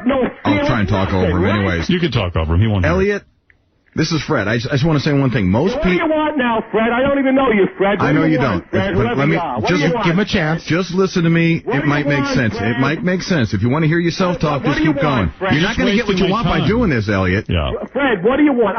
Here's the deal. Get is the promotion that's coming to me. That's not to get that kind of promotion, you need to buy a commercial, Elliot. You never fucking talk when I'm talking. No, I was talking, Elliot. I'm talking when I'm talking. Not outrageous and that's... Elliot, put your dress on and shut the fuck up. That's not outrageous. Elliot, is this fag logic or is this common sense? Stern, it's trying to heist me. Why don't you take that brush? Heist me for my 25. Elliot, why don't you take the brush that was in your ass and put it in your mouth and let me say something? I would suggest to you that I've been nicer to you than anyone in your life. I had the winner last week, and they see I'm making a comeback. Oh, be quiet. You're killing yourself, Elliot. You're killing yourself. You kill everything that's good. You are killing your moment on this show. Fucking judge what you did. Tell the judge what you did. Good, we'll tell the judge. Get yourself a judge and we'll tell him. I'll tell you something right now, you fucking asshole. The second I see a lawsuit up here, I'm giving this tape to the fucking DA and you can go to jail for threatening to kill me, you prick. Tell the judge what you did. Tell the judge what you did. Tell the judge what you did. There's a picture of you in every courtroom in the city. Tell the FCC what you did. Tell the court what you did. We will.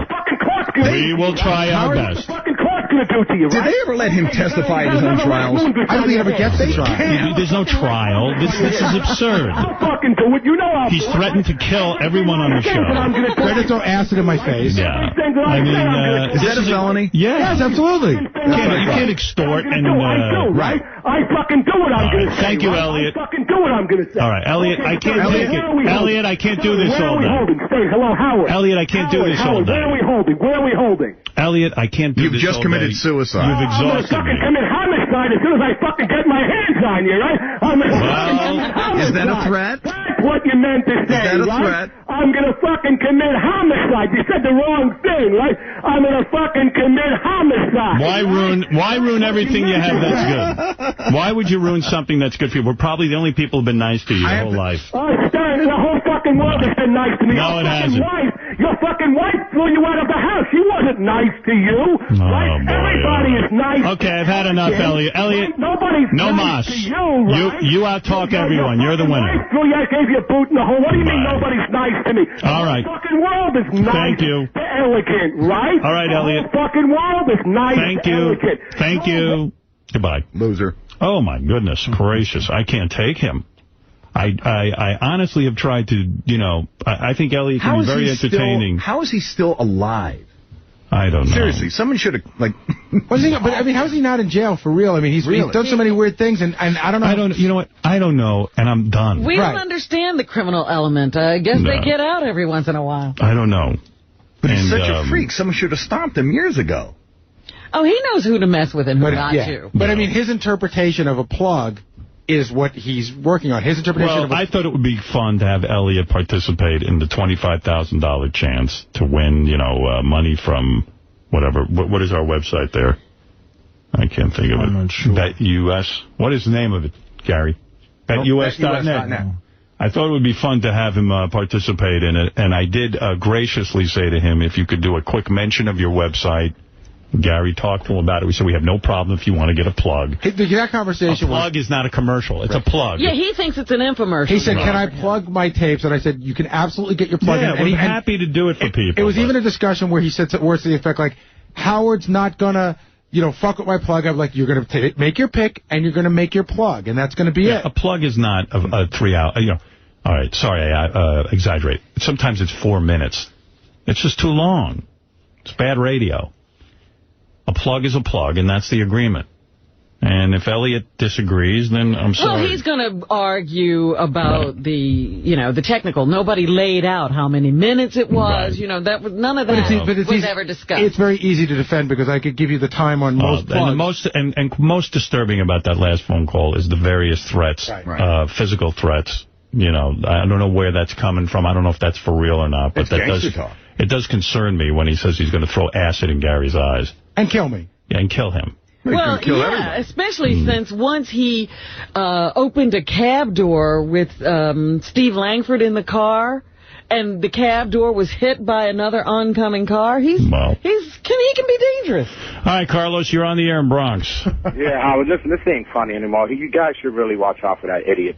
Well, maybe it's time. Maybe it's time we're done, and then Elliot can go to court and straighten it out there. I knew this would be the nail. When you guys leave there, you should get, what's his face should just get, Gary should get protection. That guy really now, he's like a psycho.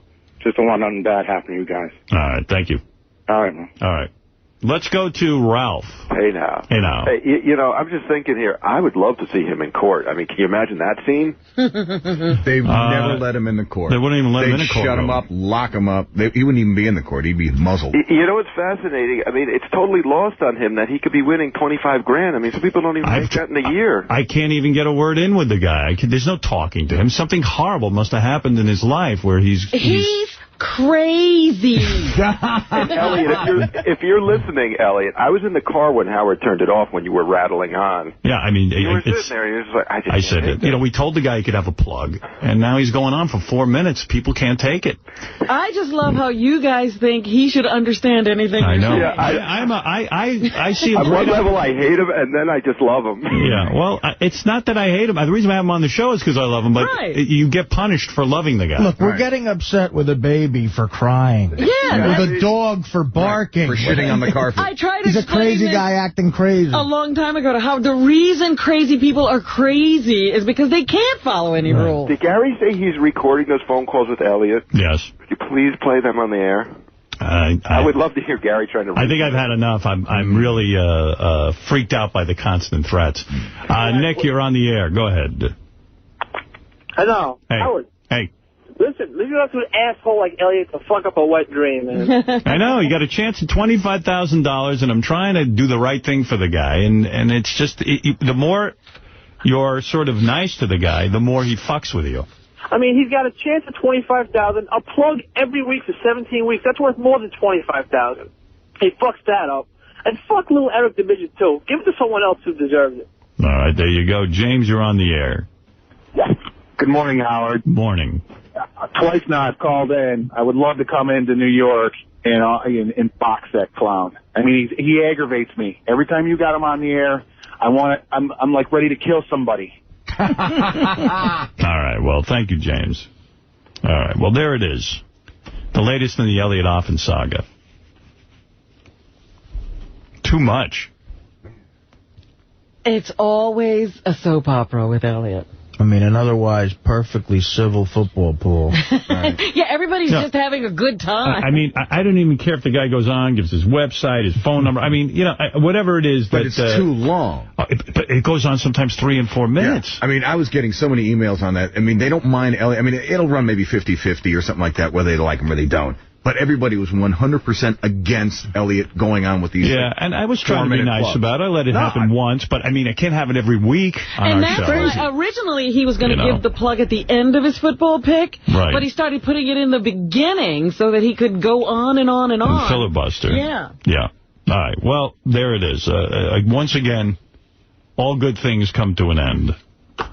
Now, here's something even crazier. Back on the phone.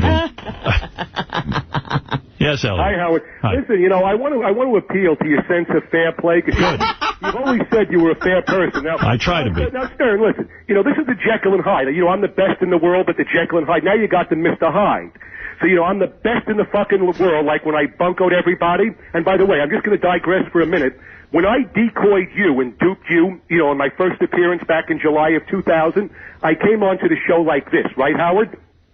And yes, Howard, you're such a very nice person, and I hope the sovereignty and the solemnity of dear God will always bless you. You're a very fine person, and Robert, you know, you're very pretty, too. And I came on with a wonderful, I duped you as a girl, and here's the real fucking gangster, right? Here's the real fucking gangster, right? Here's the real fucking gangster, right? I'm the best in the world, right? Okay.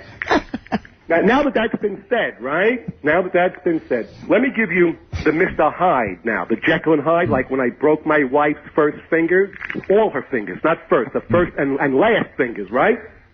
Stern, are you there? I'm listening, but I'm getting bored. You know, you came to me at 7:30. Delabate came to me, like the last minute, right? The 13th hour. Right. And you said, listen, let's shorten your promotion. Now, that's not fucking right, right? What's wrong with it? Why? Let me. Why is that not right? Hey, stupid, let me finish it. Oh, I'm stupid now. Okay. I'm calling Delabate stupid. All right. I'm calling Delabate stupid. I thought he was interjecting. Okay.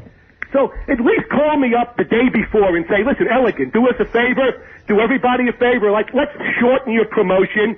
a bit, right? Let's work it out. Let's compromise. Let's reach, a happy resolution and satisfactorial conclusion, right? That would be... Did you try to do that, Gary? No, we tried to call him this morning, but he doesn't pick up his phone until 7:30 on the dot. All right, that's fair enough. Like, we tried to call him early, he won't pick up. All right, so 7:29 this morning. Okay, so what's so hard about tightening up your plug? Howard, I have everything. Howard, you're asking me. Let me answer the question. So I had everything laid out already, right? Because they didn't call me until 7:29 this morning. Okay. If you would have called me at 7 a.m. or 6:30, right, or yesterday, I would have tried to work it out with you guys. What's to work out? Just what is so hard? You're a performer, Elliot. Hello. You're a performer. Hello. So for today, why don't we do this, right? No. Listen, hello. No. Howard, are you there? Yeah. Look, you don't need the trouble. I don't need the trouble. We don't need to... I don't consider it any trouble. Hello, we don't need to be enemies with each other. We love each other, right? We love each other. Howard, so why don't we do this here? Let me go through for this week, right? Let me go through with what I had, the promotion. How long is it? And then, wait a minute, Stern. How long is it? Next week, it better be 30 seconds. We'll have a curtailed version for next week. Define curtailed. What is that? Define curtailed. Define curtailed for next week will be an expedited, right? An expedited version of the promotion. Give me a time.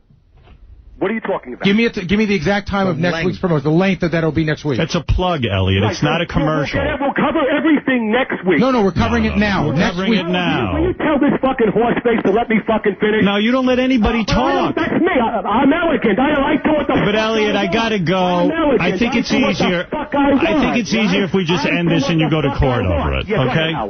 Elliot, honestly, I think it'd be easier if you just went to court over it. I've been trying to get you to be reasonable. I told you it's a plug. You were not reasonable. You called me at 7:30. What would I tell you what I'll do, Elliot. What would the judge say to that? The judge can say whatever he wants. Hold on. One thing, Elliot. One thing. Go get a judge, and we'll see in court. Elliot, one question. Did Will call you yesterday? Did Will call you yesterday and say, get me the plug? And he didn't call us back till this morning. You didn't call me yesterday. Yeah, we did call you yesterday. You called me at the 13th hour. No, we called. Did Will call? That's unreasonable. Did Will call you yesterday in any way, shape, or form? Did Will call you yesterday? That's out. Well, you should have told me yesterday. Did he ask you for your plug? Yesterday. Did he ask you for your plug? Did he ask you for your plug? Did he ask you for your plug? Did he ask you for your plug? Did he ask you for your plug? Did he ask you for your plug? Has Elliot ever won a court case? No. Of course not. I bet you Elliot's track record in court is 0. Screaming off his rocker, right? Yeah. All right, Elliot. All right, we'll see you another time. You're not listening to what I'm saying. The guy tried to call you last night. Go through with it today, and next week I'll the shortened version. Elliot, I'll put you next week. Elliot, I'll make you one. The abbreviated version next week. Elliot, I'll make you one. I'll give you the abridged version next week. No. I'll make you an offer, and if you want to take it, you can take it. And if not, you can go to Howard. Usually I make the offers that can't be refused. Well, let me make the offer, and if you want to take it, you can take it. Well, Howard, what's the offer? Here's the It's offer. not going to be unreasonable and outrageous and outlandish. No, we were. You know what, Elliot? Really, Elliot, it's okay if you don't take it either. It's fine. But I hope it's not going to be one of your ungodly offers. Why don't you listen to it? Delabate, why don't you close your fucking hole, lay down and die, and never wake up again? Elliot, because Who's going to be delivering this offer? I have to move on, so I'll make it real quick. What is it? I said if you can slow down and listen. Next week, right? No, here's what you're going to get. And if you want it, you can take it, and if not, you can go. You're making your track record in court must be awesome. So, Howard, good luck. When you act in bad faith, right? Right, we're real bad faith, Elliot. Fucking book at you. We don't think we'll get the. We think we'll do okay. You said you don't care, because that goes to show about your depraved and cavalier. Elliot, here's the offer. Here's the offer. You don't care. Here's the offer. I gotta go. I'm gonna give up. I would. Elliot, I'm going to give up. Goodbye, Elliot. I give up. Goodbye, I give up. I give up. You're done. Elliot, I give up. No mas. You know better than that. All right, bye-bye. Bye-bye. It's over. Goodbye, it's over. That's really fucking It's over, freak. Bye-bye. I'm surprised at you. Goodbye. About the court system, about the judge and court system, that you don't care. I guess this is the threats he makes to people who are afraid of him. Yeah, this must have happened to his poor landlord. Well, this must have been when he sold the guy the light bulbs and took his money. This must have been around. You know, he learned all of his law in jail. Right. The jailhouse lawyer. That's where all the good lawyers were. Howard, what's the dealio, like we say in gangster talk? What's the dealio? All right, here's your last deal. What's the dealio? The dealio's your fuck. Take it or leave it. What's the dealio? Okay. I'm going to take a commercial break now. All right, Howard. I've got Bob. Tell Delabate to wipe his brown good while you're taking a break. And I've got Bob Schimmel waiting to come on, so I don't really have any time for this. And I'm exhausted now. Now I have to... Yeah, you drain me like you drain everyone. I don't know why he's laughing. So here's your offer. If you want to partake... If you want to take a part... Underworld talk. What's the dealio? Underworld talk. If you want to partake in a $25,000 pool, which you have a pretty good shot of winning, as good as anyone else. I had the winner last week, right? That's right. I got the fucking winner this week lined up good. What a fucking pick I got this week. And if you want to participate in the future, what you're going to need to do is limit your plug... I said I would do that. What are you repeating that? You're saying what I already said. Limit your plug to 30 seconds. And today I will take a break. And after the break, during the break, you can sit and abbreviate your plug. You can go over your copy and cross out what it is you have to take out of it and get to the essentials. And then you can participate. But Howard, for today, everything is the essential. No. I'm running a once-in-a-lifetime special. Can you do it? Can you do it in 45 seconds? What is that? Can you do it in 45 seconds? Howard, listen. You know... Yes or no? Yes or no? Simple. I'm not timing this fucking thing out. Give it a shot. I'm not in the business of doing infomercials. Not in any business. Then I got to go, Elliot. I thought he was intelligent. All right. No, I thought that you fucking died yesterday. I told you not to wake up anymore, right? All right. Thanks anyway. I tried. Well, listen, Howard. Goodbye. You want to give it a try? If I don't get what I want... He ain't going to do it. I know you're going to sue. You're going to sue. It's okay. You do what you have to do and end your association. You got out of a court mess with Moonvis, right? You just got out of a right. That's okay. I'll go to court with you. It's all right. Howard, but you don't want to fucking do that because that just goes to show that you're disreputable, right? Right. Whenever you go to fucking court when people sue you... That's okay. How do you explain you? You're in court every week. How many fucking people have sued you in your life? How many people have sued you? Look good for you. This doesn't look good for you. I know. I mean, we should try and That's work okay. this fucking thing I told you the deal. You want it?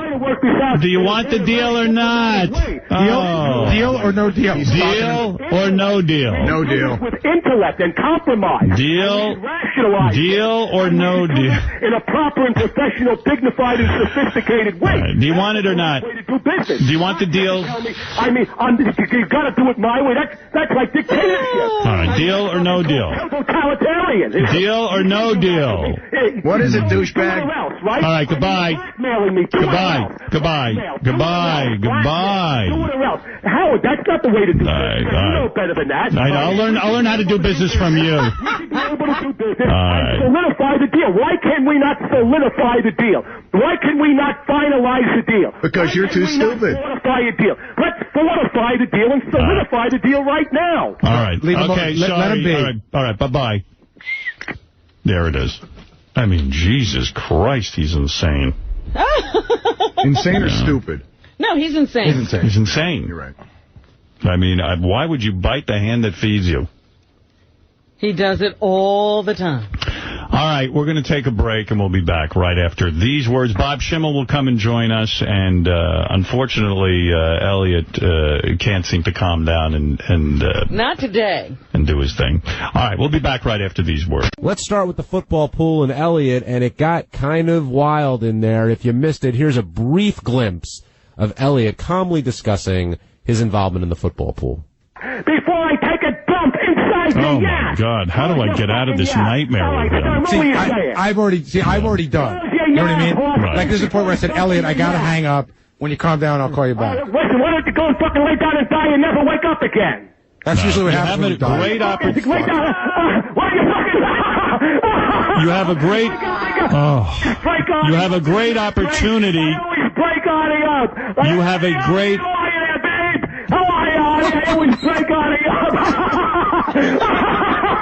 You have a great opportunity to win $25,000. Right, I always break Artie Lang up. How are you, there, big guy? How you doing, Elliot? I love you, buddy. Elliot, you're just boring everyone.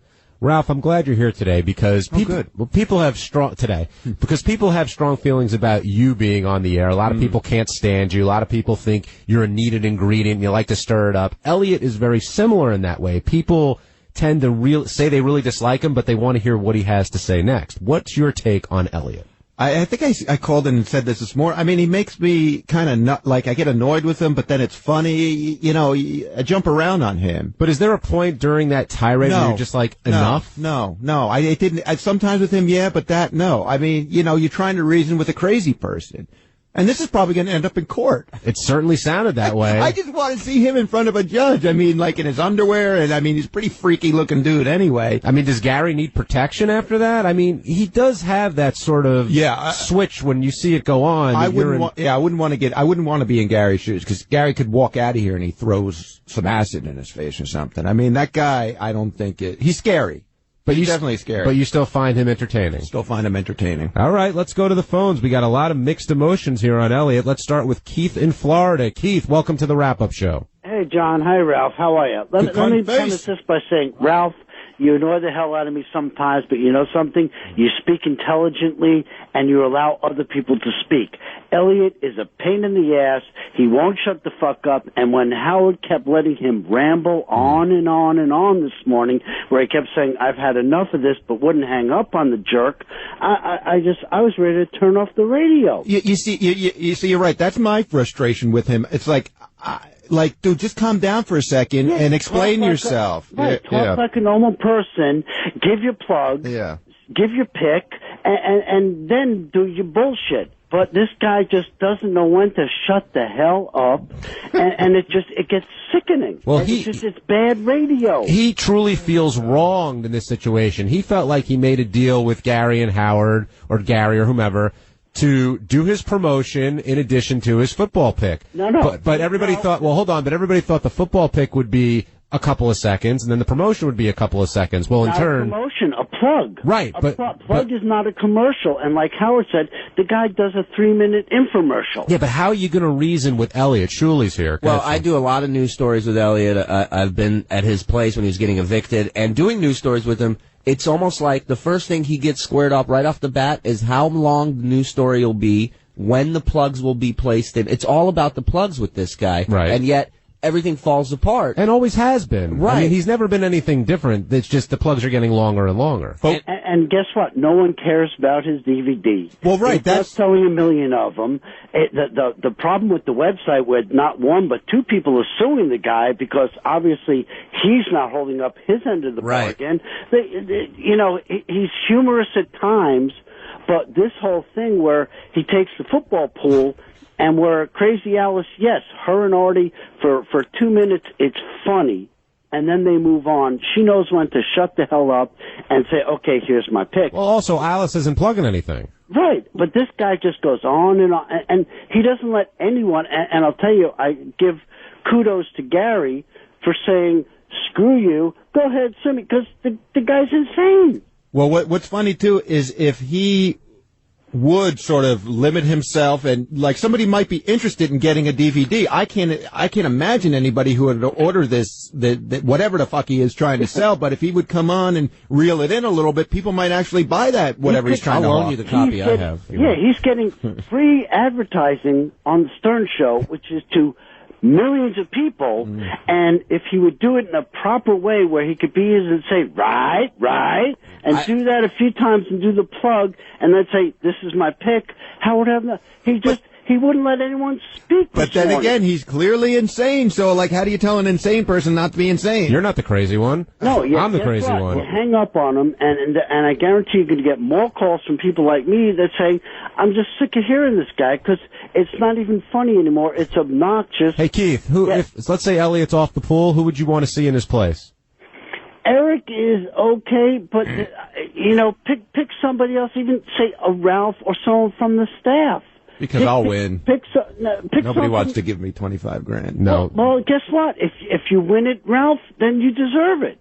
I don't need an insane retard spending 10 minutes screaming to where I want to say, I'm turning off the show. I don't even want to listen. Because he just you guys actually have to talk over his and Artie this morning was hysterical when he imitated him saying this because he repeats himself saying, I know, I'm right. This sounds like a mellow version of Elliot. He's like talking. Yeah, Keith's like Elliot Light. I just want to say that when he calls in for the betting thing, I love the transition when he's freaking out and screaming, and then he goes to his pick. Like he'll stand and he'll go, Gary, I'll fuck you where you stand breathing. Where you stand breathing. I'll take the Chargers -7. Like the transition is the funniest thing. Well, even more revealing was when he called back. I'm sorry to talk over you, Ralph, but when he called back and he said, I'm Mr. Hyde, and he was the calm Elliot, and then he turned it on and turned it off in about 3 seconds. And I thought that was the most revealing part of the entire thing. Yeah, because he can control it to a certain point, that's I the guess. thing, yeah. But I got a call from him late at night one time on my cell phone, and it was the same crazy Elliot, but the volume level was turned way down.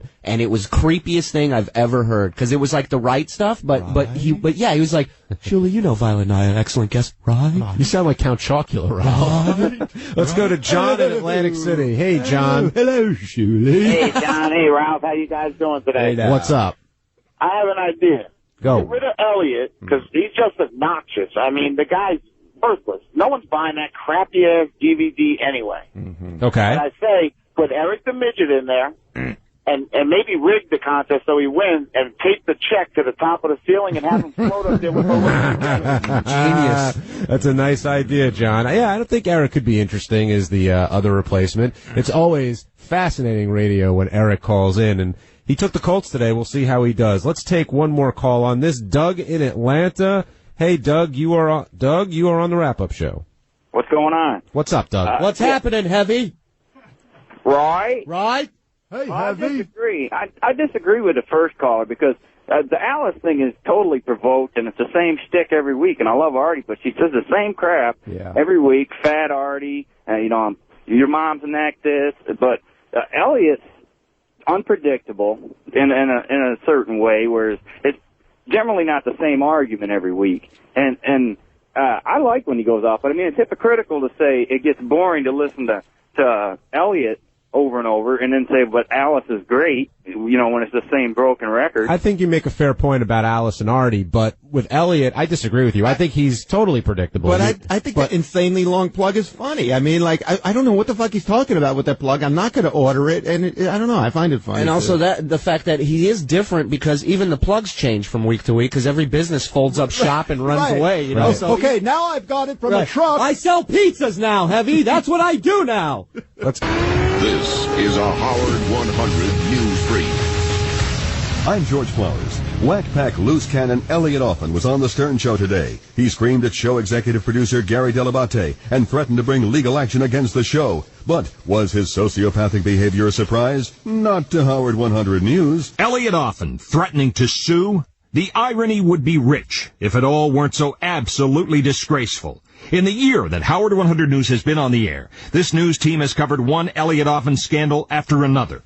From Eliot's out-and-out lies to judges in bankruptcy court and housing court in Manhattan over his refusal to pay rent and face eviction from an apartment he trashed, to his traffic run-ins, literally on the streets and highways of the New York area, crashing a rental truck into a parking garage in New York, a reckless driving charge in New Jersey, and the sickening tragedy of a woman waiting to cross the street in Manhattan, hit and killed by a truck driven by Eliot Offen. Then in recent weeks, 2 Eliot Offen websites, 2 shut down under mysterious circumstances amid claims Offen was trying to take the money and run without making sure all paying customers got what they ordered. Eliot Offen, Mr. Tough Guy, except when it comes to answering any questions about the threats, the apparent scams, the abuse inflicted by Eliot Offen, a one-man crime wave.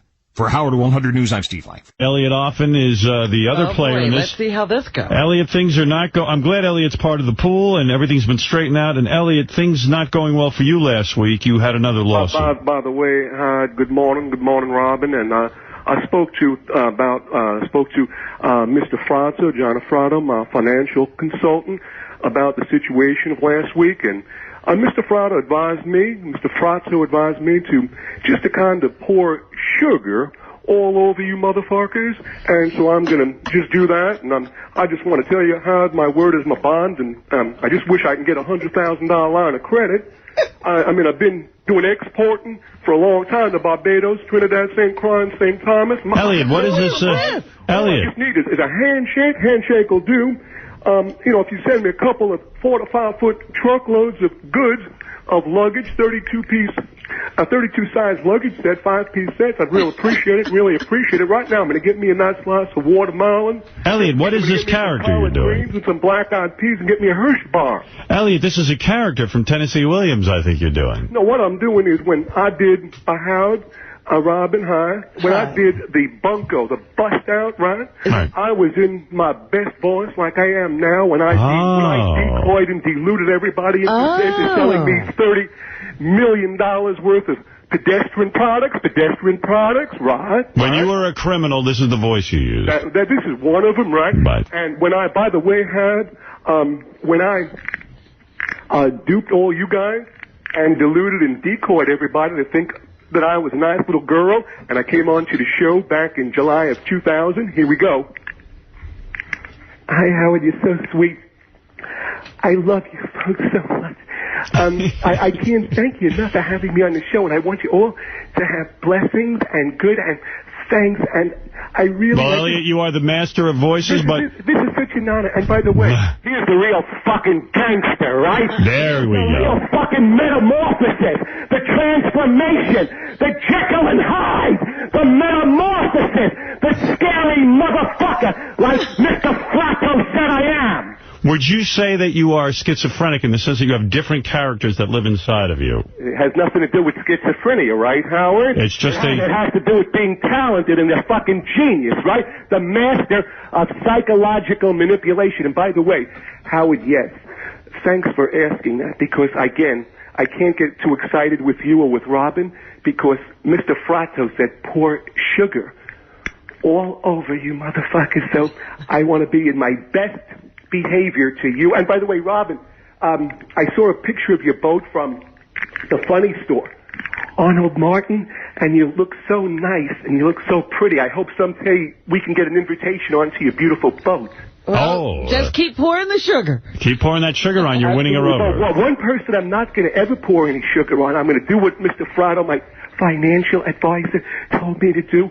But one person I'm never going to do that with is that fucking diabetic Delabate. I want him to bring his diabetic hepatitis and meningitis ass down to me so I can put him in a fucking mortuary, right? Well, Elliot... put him in a fucking coffin. Elliot, you'll like today's show. You'll like today's... Then I'm going to put Delabate in a fucking casket, and I'm going to piss on his fucking grave. Right? I'm going to piss on his fucking grave. Well, you're going to like today's show. There's a roast of Gary. Yeah, well, you see, you're doing a roast, like a verbal roast, but I'll fucking amputate his fucking feet and leave him to die on 8th Avenue in the toughest block in the country where I grew up on.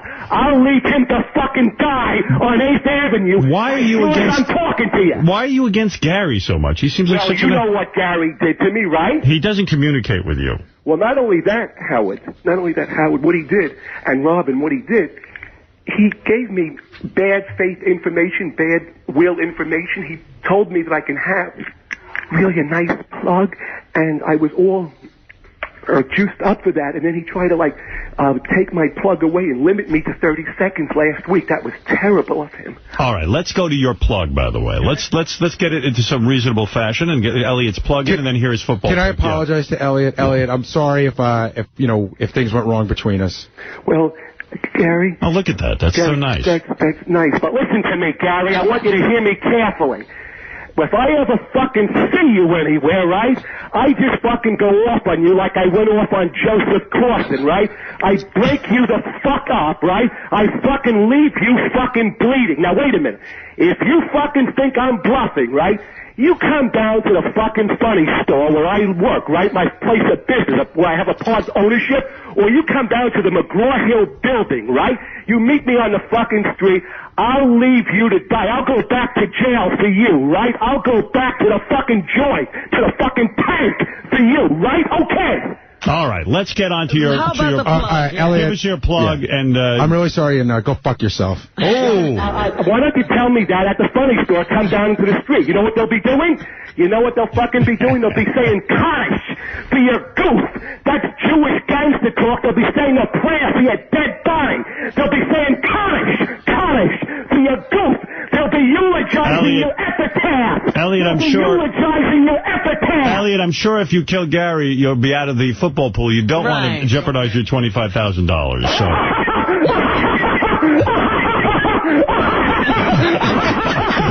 All right, let's get to your plug. Howard, that's great. Let's go to your plug, Elliot. What do you have? That's great, Howard. All right, let's go to your plug. That's great. Let's go to your plug. Okay, let me get my plug. Come on, little girl. Let me get my plug. A sweet little girl. Sweet, what a sweet little girl. Howard, you're extreme. You keep me in stitches all the time. Be a good girl and do your plug. Okay, I'm getting him. Do I have to find my plug? And you gave me 45 seconds, right? Go ahead. I'm going to do it in 40 seconds. Thank you. Okay. You're a gentleman. And a gentle girl, too. Okay, the plug is go to gangstertalk.biz, B-I-Z. Gangstertalk.biz, B-I-Z. Or you can call the funny store, 212-957-1688.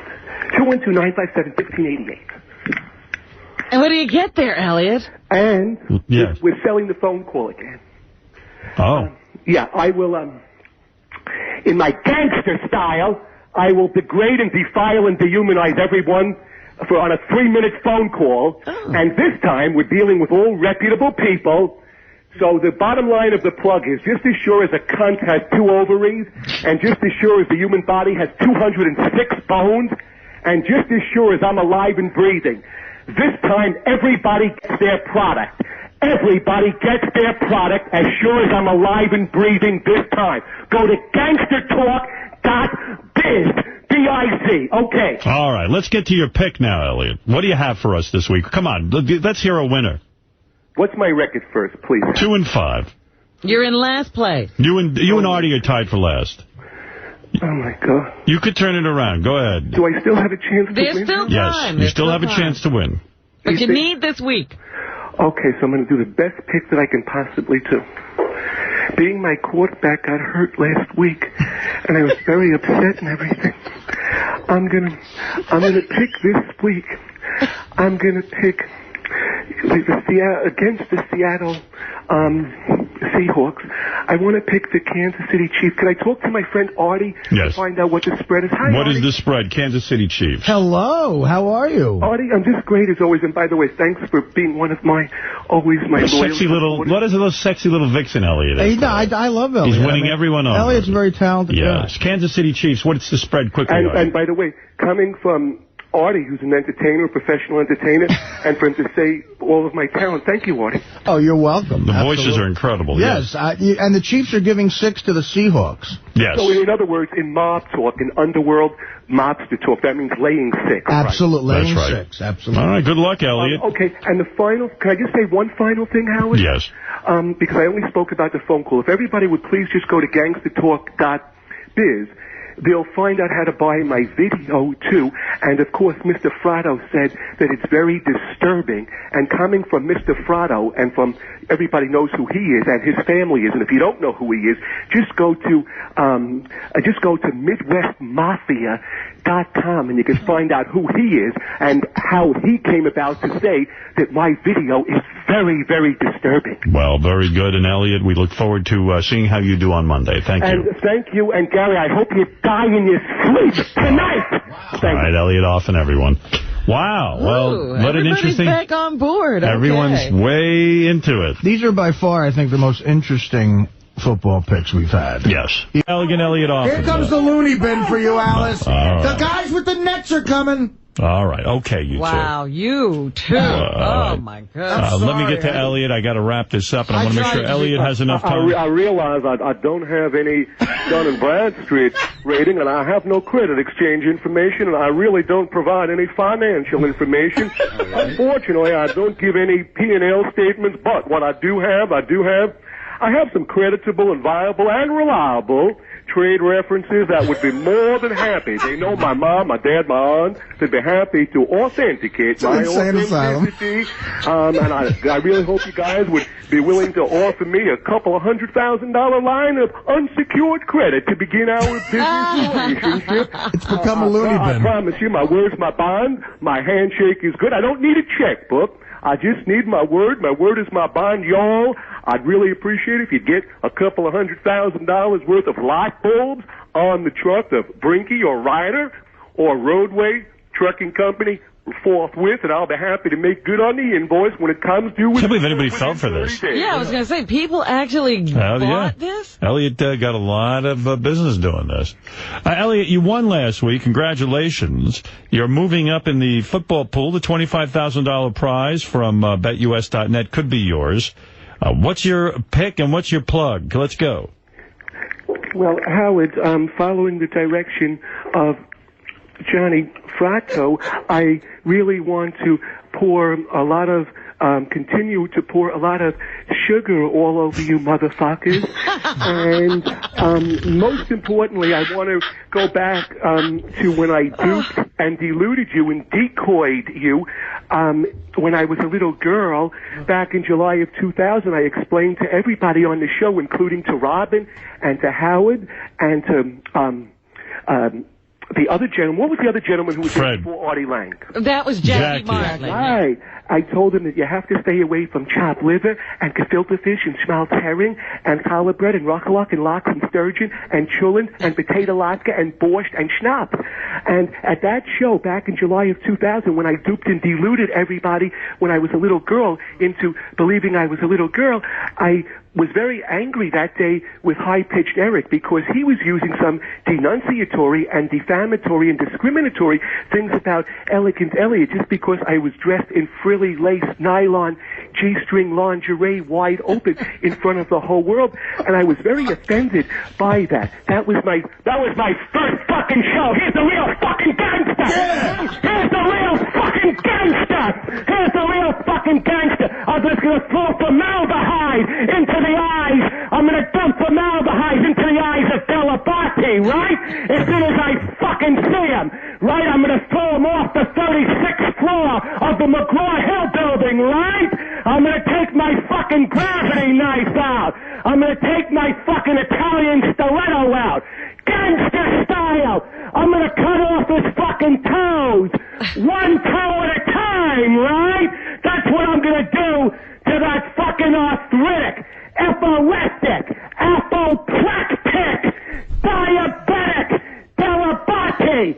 That's what Elegant is really gonna do. What I'm really all about. As soon as I take a look at that fucking rancid kisser of that epididymitis, balanoposteitis, plantar fasciitis, Delabate, right? Elliot, what's your pick? What is your pick? Thanks, Howard, very much for being so kind to me. What is your pick? First, I have to give my plug. Yes, do your plug and then do your pick. I have to do my plug first, right? Right. Thank you so much, sir.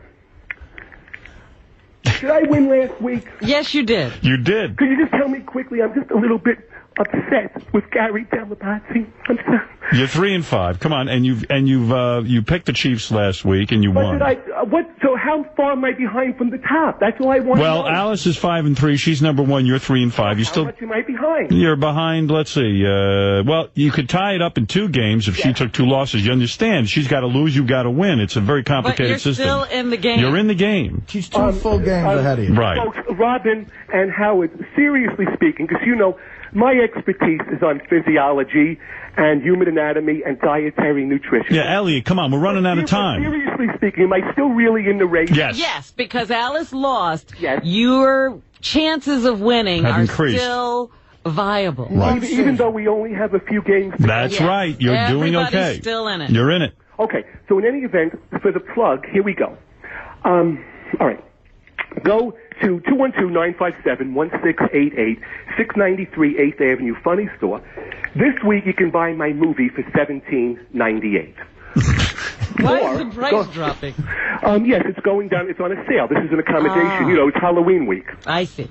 Next, You can go to gangstertalk.biz, gangstertalk.biz. That means spell it out B-I-Z, gangstertalk.biz. And I have an inventory liquidation clearance on my same movie that's $17.98, but it's on VHS format because I bought thousands before the format changed.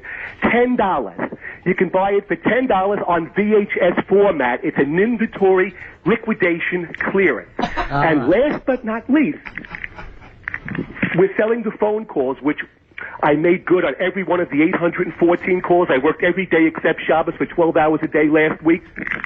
We dropped the price now, $14.95. I will degrade, defame, and dehumanize you, or we're putting something else in it. The people that want to berate Elegant, check the commentary box on gangstertalk.biz, and I'll be the little girl, and you can berate me. So either you can berate me, or I'll degrade and defame and defile and dehumanize you. Go to gangstertalk.biz. Okay, here's my pick.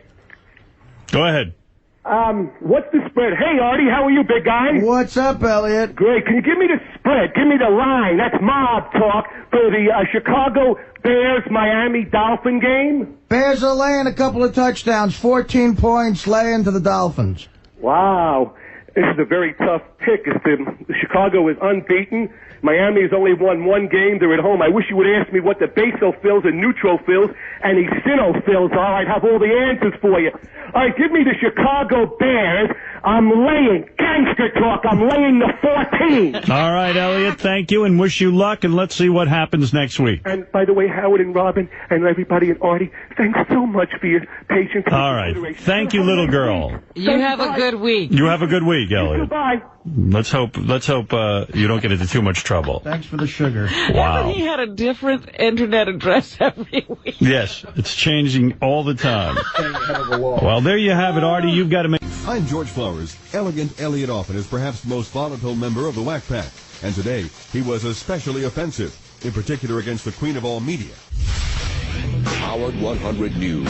Behind the scenes. Did Eliot Offen cross the line by tossing out the N-word over and over again to Stern Show co-host Robin Quivers? What did Robin think? Elliot is he lives over the edge. There's no going over the edge. He's always there. He'll have a trigger person. Sometimes it's Gary, sometimes it's me, sometimes it's Howard. So today I was the trigger person. Leave it to Stern Show producer Sal, the stockbroker, to get excited about the whole thing. Me and Rich were just saying how Elliot's stuff was getting a little tired, and then all of a sudden he dropped the N-bomb over and over and over again. And it was fantastic, because we're going to cut it up and we're going to make some funny phone calls. Thank you, Elliot. And his targets? Barber shops, liquor stores, check cashing places, fried chicken restaurants, all the white establishments. For Howard 100 News, I'm Lisa G. We'll come back to him.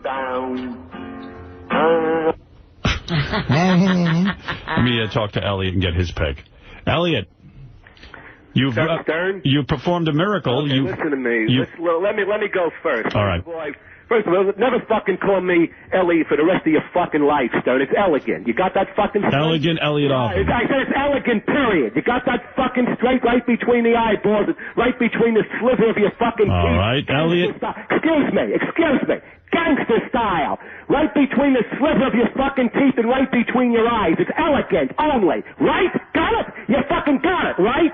Okay. Next thing is, I didn't get my promotion last week, so get me a fucking double promotion this week. Hold on, Elliot. Double promotion. Hold on, Elliot. You got your promotion. I just want to tell you, we were off last week. Yeah, I know you were off.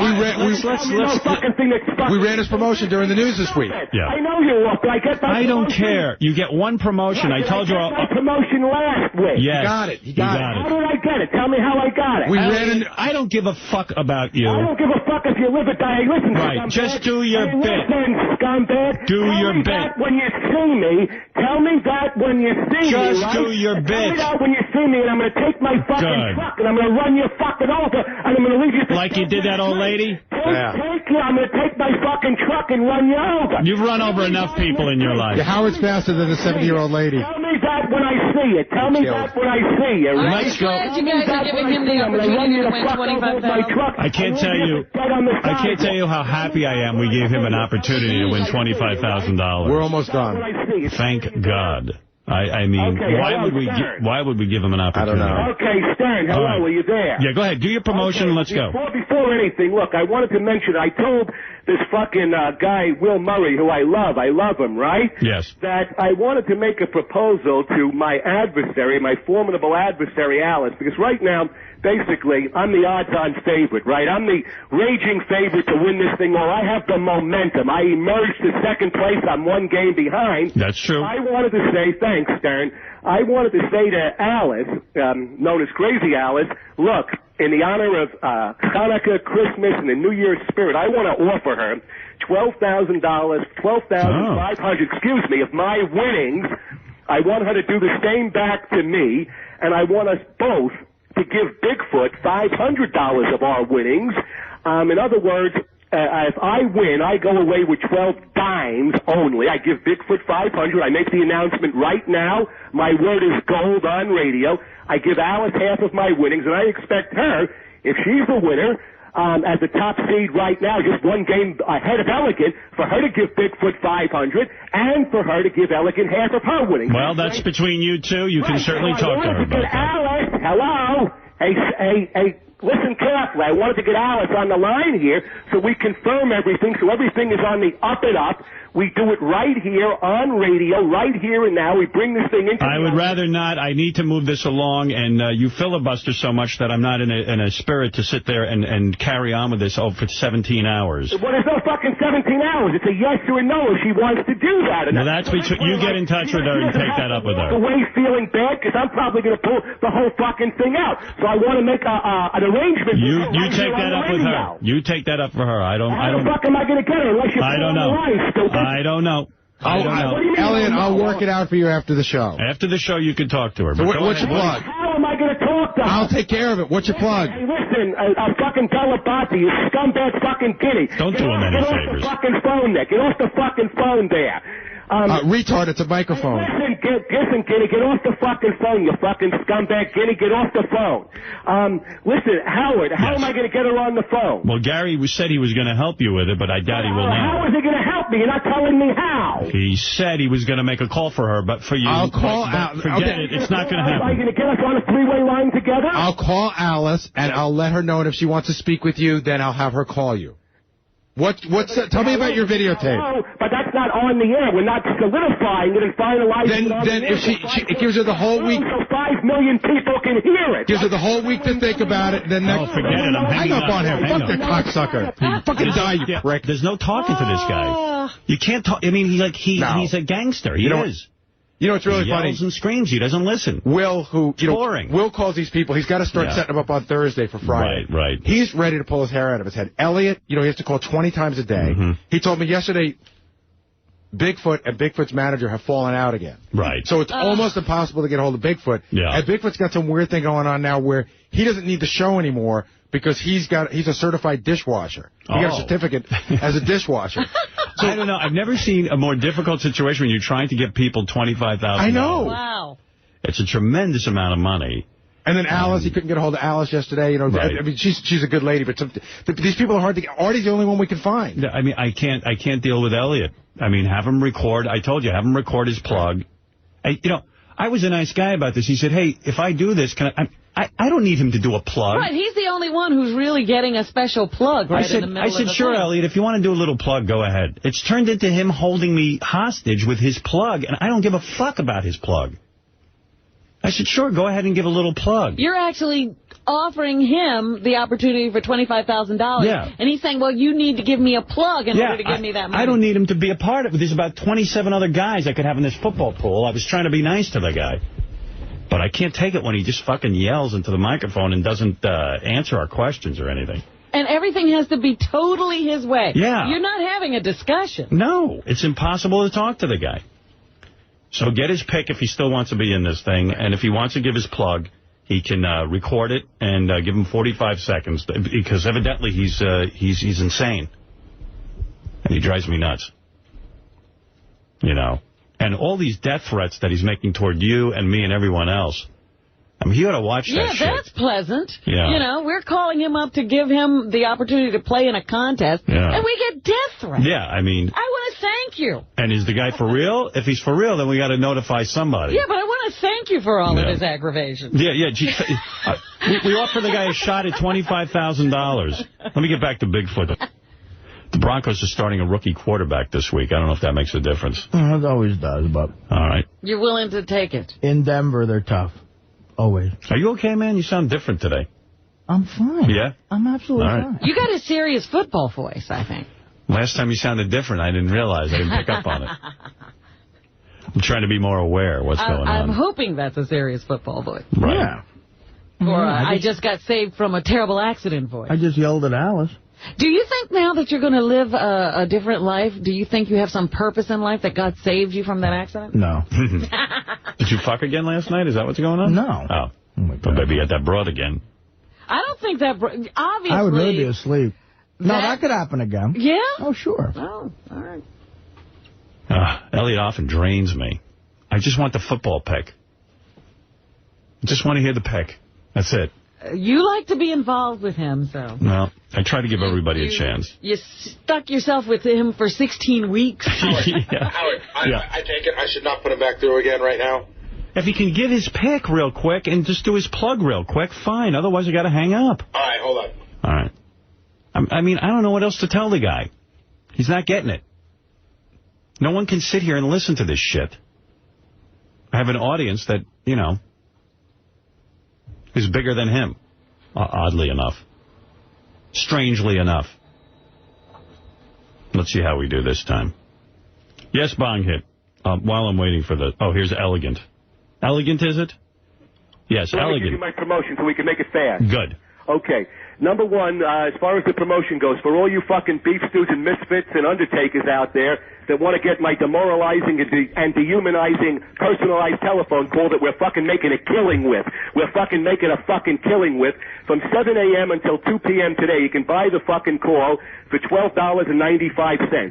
For all you fucking deadbeats and has-beens out there that missed the 2 o'clock up until 2 o'clock special, the price goes back to the new price, $24.95 for 2 minutes. $24.95 if you miss the special. Also, regarding my DVD, make sure you go to gangstertalk.biz for both of those. Gangstertalk.biz for Elegant's 59-minute DVD, 1995, shocking entertainment featuring the blonde bombshell Violet tying up, hot tying and roping up my oversized cannolis. That's gangster talk for my oversized balls, my oversized nuts. Okay, for my football pick, that's gangstertalk.biz, gangstertalk.biz. Howard, are you there? Yes, I am. Okay, for my football pick for the killing, to draw me dead even this week with Alice, to draw me dead even. Artie, how are you? Let's hear it. All of a sudden, you're on a roll. Let's hear it. That's right. I'm on the roll. You got it straight on that. I'm on a roll. I'm on the move. I'm on the ride right now. I'm ready to overtake the whole fucking 25 dimes. That's why I want to make a deal with Alice so she doesn't walk away feeling bad and not having any money. And I know Bigfoot likes to buy hookers. I want to give him about $500 of my money. So I want to make this deal, and I want to solidify it and finalize it. I'm really in good faith to do this deal. Okay, in any event, Artie, can you give me the spread, gangster talk, for the Miami Dolphin game? The Dolphins are even money. Wow. Okay. What about my other team, the Colts? What are they looking like with the spread? Colts are laying 8.5 at Memphis. Against the Titans. They just came back with a miracle against the Giants last week, right? You seem to be learning a lot about the game. You know, I don't know too much about this racket, but I'm trying to do the best I can. I want to capture that 25 dimes. I can use it to pay some back taxes. The government's after me, right? I understand. Titans got Vince Young. That's not a bad... he was interesting last week. Yeah, I know. I saw what happened there. And the Dolphins are at home, right? They're on a roll, too. They just crushed the Bears. They were like 1-3 in a row, right? That's Dolphins are in Miami in the Florida Bowl against the Jags even. Yeah, that fucking Jaguars were the fucking team that got me rolling bad originally against the Cowboys in the fucking opening game. I took the Cowboys against the Jacksonville Jaguars, if you remember.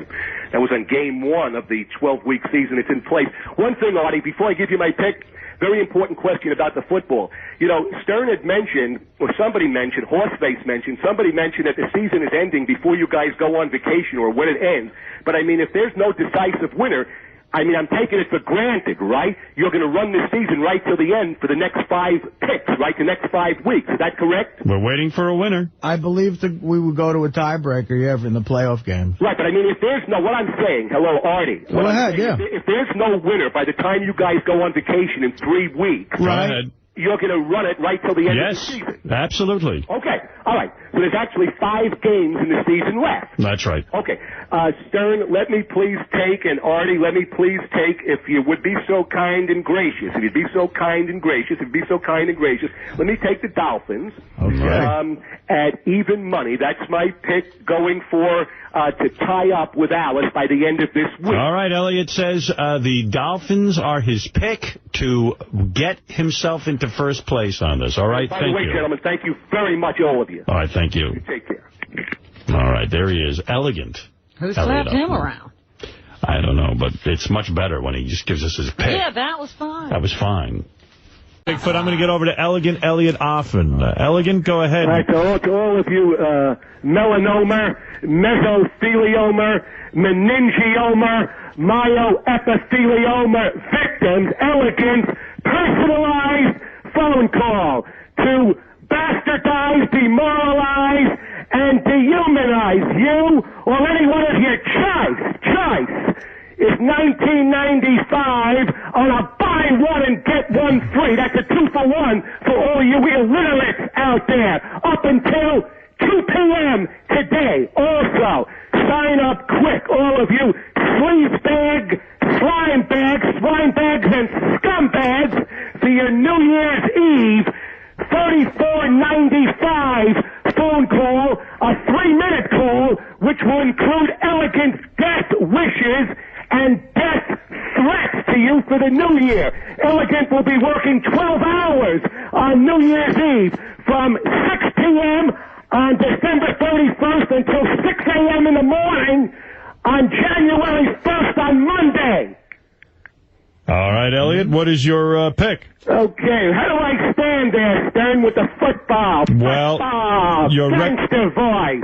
Your record is 5-9. You dropped to 3rd place because of your loss last week. You really need a win to get back in this thing. Right. Well, you know, me and sweet girl Alice, we've cut a deal, right? Yeah, that's what I heard. I heard she's trying to get out of the deal, too. She should. Yeah. What do you mean she should? Who's fucking talking there? Fred says. Fred, listen.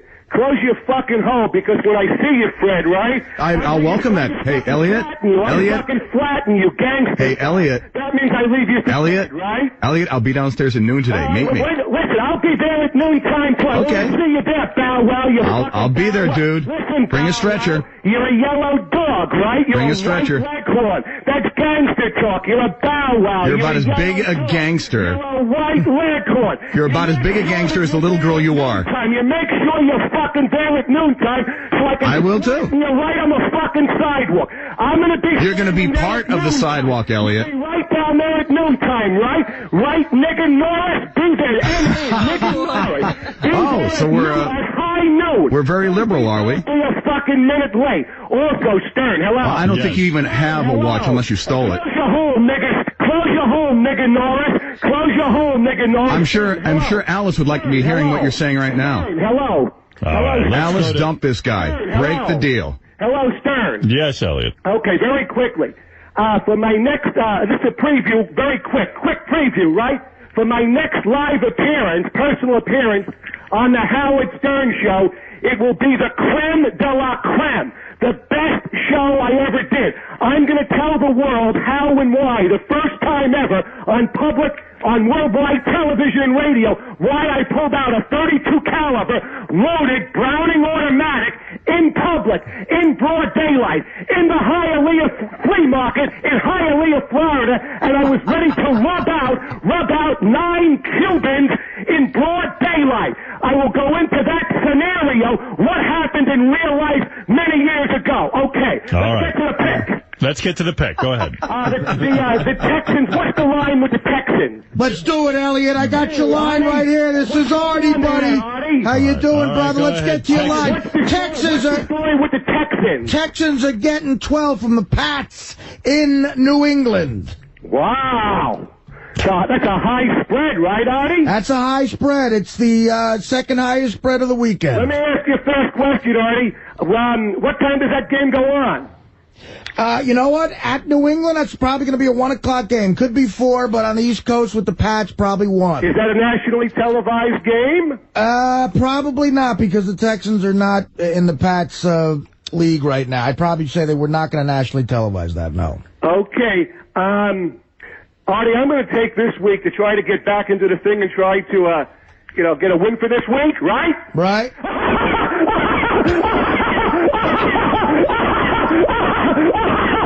That's my maniacal laugh. Nice. All right, give me the Texans. Plus 12. I got the short, and Fred Norris, you be there at 12 o'clock so I can fucking flatten you and leave you to die. Goodbye. You better bring an army. Bye, Stern. I love you. All right, bye-bye, Elliot.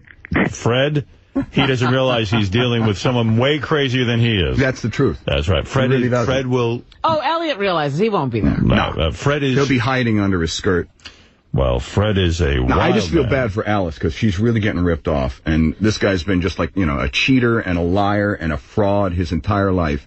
And Alice is just other than the jokes that Artie makes about her, she's a nice, innocent person. She doesn't deserve this shit. Well, whatever deal they strike up, I have nothing to do with it. Yeah, unfortunately, Elliot's still out there praying. Unfortunately, she didn't consult us. What? There's nothing in writing? Okay. Oh, good. But Alice is a woman of her word. I don't know that Elliot would be. He's totally not. Well, whatever it is, that's between the two of them. I know there is a $25,000 prize that will be awarded by us to the winner of this pool, provided by BetUS.net. Call 1-800-79-BET-US or go online to BetUS.net. If anybody makes side bets, including you, Artie, that's your business, but I've got nothing to do with it. Artie...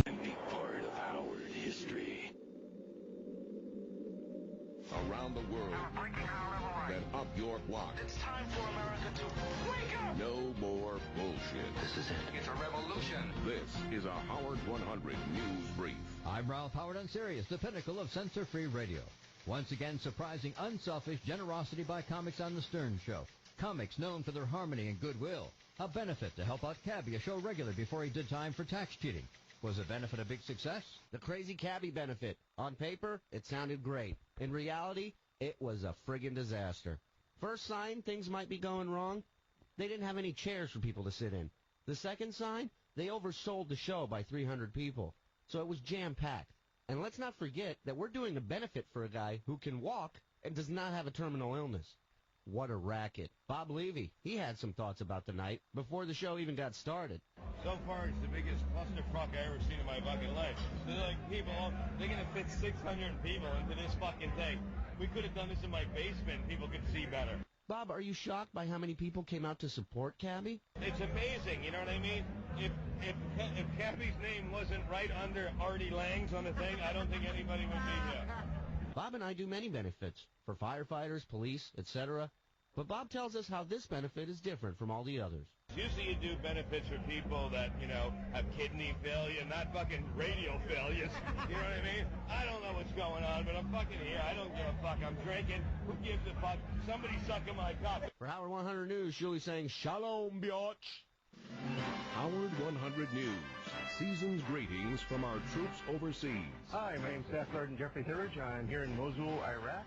I'd like to say Merry Christmas, Happy Hanukkah, and a Happy Festivus for the rest of us to my darling wife, Beth, and my beautiful little girl, Michaela, back in Saco and Sanford, Maine. I love you both.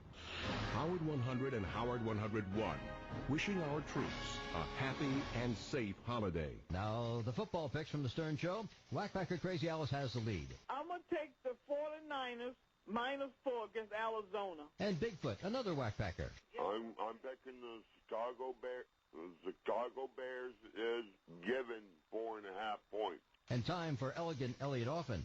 All right, it's elegant again, and I'm giving you my football pick, right? Gangsta fucking intonation for this week. All right, my pick is I'm taking the fucking hapless, right? The fucking hapless, hopeless, and helpless Arizona Cardinals, right? I'm taking the fucking short. That's gangster talk. I'm taking the fucking underdog. I'm taking the dog. The underdog. I'm taking 4 points with the Arizona Cardinals. All right, to all of you scumbags out there, that means all you ejaculationless, semenless, spermless, and spermatozoaless scumbags. Go to gangstertalk.biz, gangstertalk.biz, gangstertalk.biz as in B-I-Z. Get my defaming and denouncing phone call. 1995. The same for all you douchebags out there with trichomonal vaginitis. That means you have maggots in your cunt. And for all of you douchebags with cervical dysplasia, that means you have cancer of the cunt. Okay, go to the same site, gangstertalk.biz, and you'll be defamed and demoralized and dehumanized by Elegant. Also, for New Year's Eve, starting at 6 p.m. on 12/31 on Sunday, 12 hours straight, marathon phone calls from Elegant until 6 a.m. on Monday morning, January 1st. Again, go to gangstertalk.biz. The call for New Year's Eve is $34.95, and you will get my death wishes and death threats with that fucking phone call also. Sign up fast. Sign up in a hurry. And Artie from The Stern Show. Hey, this is Artie Lang, and here's the pick you've been waiting for. I'm going to give 9 points to the Texans and take the Indianapolis Colts. So I'm taking the Colts, giving 9 to the Texans. Colts -9. Artie needs a win. This is George Takei, and you're listening to Howard 100 News. This year, Sirius satellite radios are a big holiday favorite. The top 5 sellers are Sportster 4, StarMate 4, Stiletto 100, Stratus, and Sportster Replay. Details at Sirius.com. Celebrate the freedom of speech by voting on the top 10 Howard Stern moments of 2006. Vote at Sirius.com. Results on January 9th. Tonight at 7 p.m., the Superfan Roundtable on Howard 101. Now back to the best of 2006 from The Stern Show from May 24th.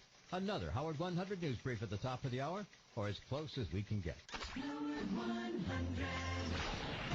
Hey now, this is Evil Dave Letterman. Now's your chance to vote on the top 10 moments from Howard Stern's Best of 2006 at Sirius.com. Then, tune in Tuesday, January 9th on Howard 100 and Sirius Internet Radio as I present Howard Stern's Best of 2006 Top 10 Countdown Special. This deserves another pencil toss, you know what I'm saying? Hey! What would you say if I told you there was actually a pill that could increase that special area of the male body? Yes, you heard right. A pill that can make a man bigger, and now virtually any man, regardless of age, can make that certain part of the male body larger, and it's as easy as taking a simple capsule. Just take 2 capsules of Extend. Rant without provocation or cause. Some might think he's a man untamable. But Howard 100 News reporter Michelle Gerson was able to restrain the profane pontificator just long enough for this profile. Howard 100 News. Whack Packer Profile. That unmistakable, maniacal laugh belongs to whack-packer elegant Eliot Offen. Eliot is best known for his abrasive language, running in Manhattan in women's clothing, crime sprees, and lewd sex acts. Sounds interesting, right? Eliot and his girlfriend Violet gave this Howard 100 News reporter an exclusive interview, but not before a lot of coddling and reassurance. Now, I have to get this thing straight, hon. Before I do this, 4 minutes of my time at this point of my life is like priceless, precious, and invaluable. Priceless, precious, and invaluable. Like the radio that I give is better radio than 99% of America could give, right? So, all I, need you is to authenticate truth. You know how great I am on radio, right? So when I say right to you, you're going to come back and say right, right? Right. So, how did Howard find this colorful character? Stern asked me to come up after his camera crew had been an eyewitness to elegant Eliot Offen's long-distance, high-magnitude, high-caliber, long-distance running dressed, right? While bedecked in frilly, leg-scanty, G-string lingerie in broad daylight in front of the eyes of the world and ready to punch anybody's eyes out of their head who came up with a beef with gangster talk for a complaint, right? Eliot is a serious runner, clocking several miles. 13 to 16 miles a day, right? Some may think that's a bit over the top, but Eliot begs to differ. I don't think it's a crazy workout. Let me tell you what the crazy people do, right? The crazy people have diabetes, cancer, heart disease, asthma, emphysema, anemia, lupus erythematosus, arthritis, bronchitis, hepatitis, meningitis, and diverticulitis. Those are your crazy people, right? That makes up practically all of the world, right? A man of many words is hard to find in today's world. Could that be what attracted Violet to Eliot? I was working on 47th Street in Manhattan in diamond industry. So Eliot came with his fiancée April to buy a diamond ring, engagement ring. While she was picking out the rings, she was looking at me like she forgot why he came. Like, he's looking at me, she's picking out the ring, and I felt so uncomfortable because she was like, Ellie, do you like this one? Do you like that one? He's still staring, and I thought she was going to, like, seriously come on his pants. Like, I really thought it's going to happen right now. And from that point on, we just continued contact with each other. When I finally broke my relationship up with April, right, then Violet became my, like, number one girl for now and for all eternity, right? Right. So what exactly does Violet see in Eliot? After all, they say there is someone for everyone. I like women.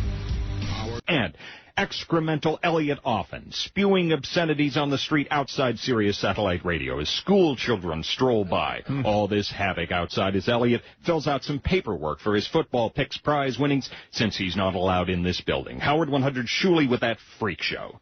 Wow.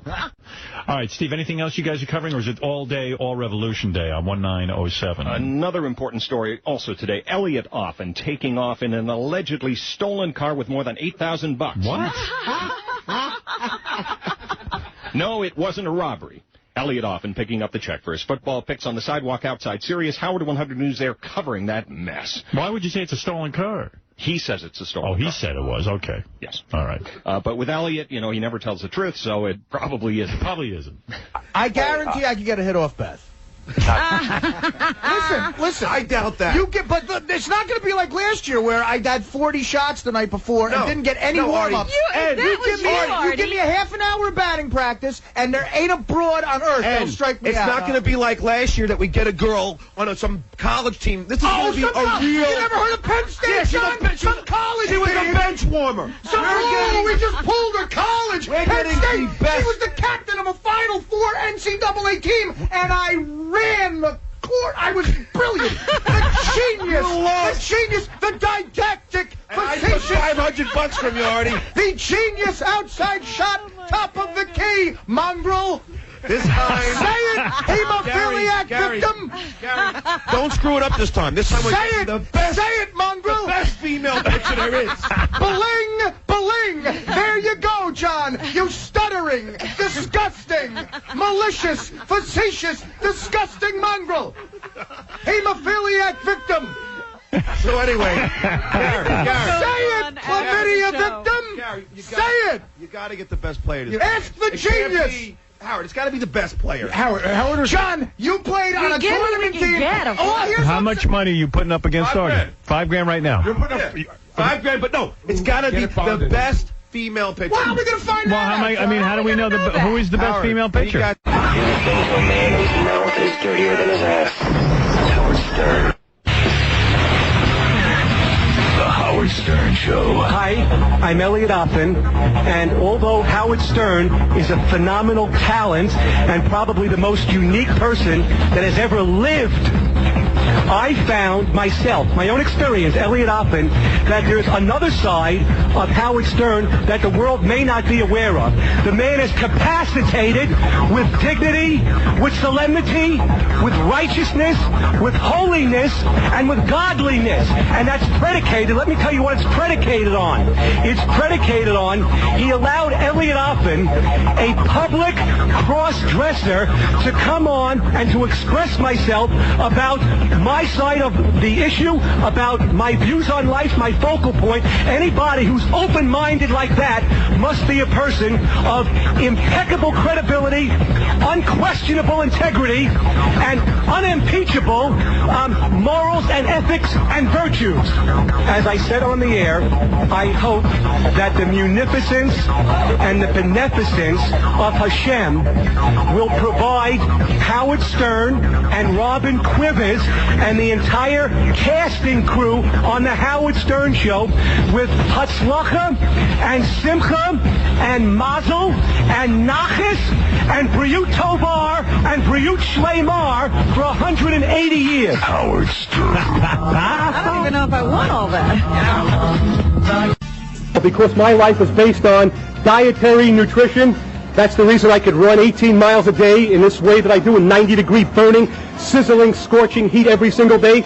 Anybody who will tell you that maturity onset diabetes is genetic or hereditary is giving you out fallacious, erroneous, and mendacious information. And if the medical profession tries to suggest that, they're guilty of malpractice and guilty of malfeasance. The only reason or the only way that people ever contract diabetes mellitus is by virtue that they have saturated their body with copious amounts of sucrose products, white rice, white sugar, white flour products over a period of time that has destroyed and suffocated the islets of Langerhans, which is the beta cells which comprise the endocrine pancreas. That if people want to follow it, if they have the unswerving dedication, uncompromising discipline with a profound evocation of inner strength, if they can stick to this kind of program, they will positively, Im Yirtzeh Hashem, that means in Jewish with God's will, they will never be sick a day in their life. They'll be disease-free with optimum health, endless energy, and extended longevity.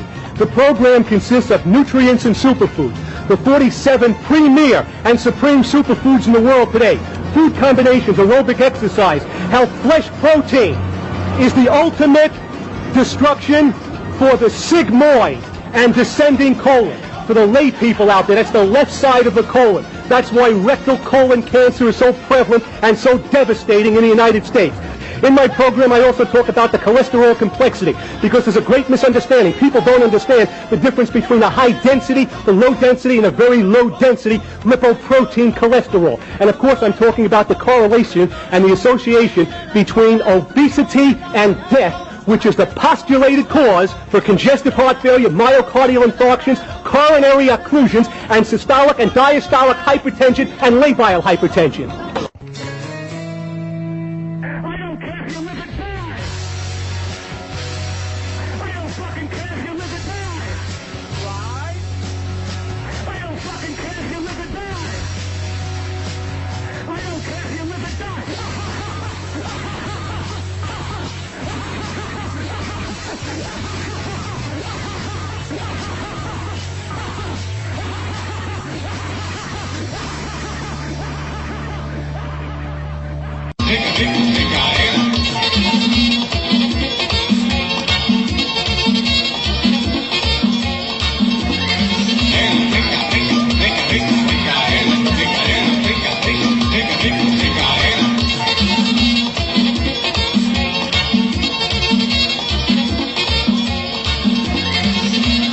You're listening to the voiceover of erotic, exotic, elegant Eliot Offen, and my crystallized message is for all of you condylomata, acuminata, granuloma inguinale, ismica nodosa, salpingitis patients, and of course to all of you Kaposi sarcoma, myoepithelioma, and parasagittal astrocytoma victims. In other words, to all of you beer guzzling, cigarette smoking, tobacco chewing, carnivorous, spaghetti bending, hash slinging, ham and eggers. To all of you who are still indulging in sturgeon, spare ribs, scungili, calamari, cream cheese, pizza, knockwurst, bacon, pastrami, eggs, lox, white rice, cow's milk, pancakes, jello, and chocolate pudding. All of you out there, brain defective, brain damaged, and brain dead people who have not yet come to realize that the key, the indispensable prerequisite to profound physical fitness and pristine physical condition is to have lutein, lycopene, beta-carotene, cellular selenium, manganese, exogenous enzymes, retinol, ascorbic acid, tocopherol, and pectin in your daily, everyday consumption. Look at the supreme and superior vigor and vitality and vibrancy of elegant Eliot Offen, running 16 miles a day. Check out the antelope, the Giselle, the greyhound strides, and look at elegant Eliot Offen, whose lifestyle, who is involved with brown rice, whole spelt, Cranshaw melon, cantaloupe, sweet potatoes, red bell peppers, broccoli, and asparagus. As I look at all of you woeful, frightful, dreadful, barrel-chested, ready to die invalids. Howard Stern told Elegant Eliot Offen of his confirmation from law enforcement agencies nationwide that Elegant Eliot Offen is the only person of the male gender in the last 100 years to be dressed in lace nylon G-string lingerie in broad daylight, wide open in front of the American public. And while I am doing my long-distance, high-caliber, high-magnitude running, Stern asked Elegant Eliot Offen, what is the true meaning of me being bedecked in frilly lace, scanty lingerie in front of the world? My concise reply was that my being dressed as a chick in front of the nation is my statement of defiance, arrogance, and intransigence, with the true underlying message that I, Elegant Eliot Offen, will go through the world to get what I want. And what I want is worldwide fame and a reservoir of money! Those girl-like legs of Elegant Eliot Offen really look sexier, more sultry, and more seductive than the legs of any real girl who has ever lived. For all of you foul-breathed sweat hogs out there, check out Elegant Eliot Offen, and then you will understand what top-notch, top-flight, tip-top, pristine physical condition is all about. When I, Elegant Eliot Offen, was in the joint, the slammer, gangster talk for prison, I had the best conditioned black athletes trying to compete with my running, and they were left gasping for air. Considering that 90% of the American population have either one of the following ailments: diabetes, cancer, heart disease, asthma, anemia, emphysema, osteoporosis, arthritis, bronchitis, diverticulitis, then think of Elegant Eliot Offen and my profound physical condition. You will all then realize that you in your life have missed your plane, your train, you have all missed your boat. The high majority of the adult American population can barely walk at high speed for long distance, and the 15% of the American population that can run with any authority really look kind of ugly. Then get a gander of just how sizzling and smoldering yours truly, Elegant Eliot Offen, looks. You are witnessing the true exemplification and personification of what high amperage, high wattage, and high voltage running is all about. My fan club has stated that my preeminent physical condition is mind-boggling, mind-bending, mind-blowing, and mind-staggering. My fan club has also stated that Elegant Eliot Offen's high-powered running is spellbinding, spine-tingling, breathtaking, and death-defying. Check out Elegant Eliot Offen with my I don't give a fuck look as I am coming down the chute of 2nd Avenue with high speed. In case you're accosted by some riffraff, troglodyte, bedlamite, lugaroo. 3 perpetrators, Latino, a Russian, a black fella, were attempting to rob and mug Elegant Eliot Offen. Let's get down to brass taxes. They didn't get my money. They didn't get Elegant Eliot Offen. They didn't get me off my feet. That's 3 of them. 3 angles, left, right, center. I had the guy who was 6'6" around his trachea. I was cutting off his air supply. It was pertaining to a maitre d', some 2-bit, 4-bit punk, chump, sucker, maitre d', by the name of Joseph Corson. That's his real-to-life name. Corsin. Maitre d', stage delicatessen, 54th, 7th Avenue. Harassing my dad. I just told him, back off.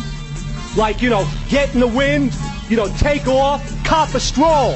The next thing I did, without a word of warning, bang! Bang! Bang! By the way, excuse me, why you got the cameras out? How are the guns looking, right? What are how the guns are looking? I got all my fish. How are the guns looking, right? Let's go look at the guns over here that run 15 miles a day. High caliber, right? High caliber and G-string lingerie. frilly lace nylon G-string lingerie, right? Elegant Elliot from Howard Stern, right? Promoting the video, Violent Dehumanizes Elegant Elliot with torrent, brutal sexual violence, right? And most of all, my criminal past, 13 felony convictions, right? What are the felony convictions? Arnold, we need you to ask, what are the convictions? The convictions are, right? The felony convictions are gun charges, Browning automatic, loaded Fernandelli, right? Kidnapping charges, state and federal racketeering charges. My case, I don't give a fuck. My case, right? Give a fuck about you. Who the fuck are you? My case.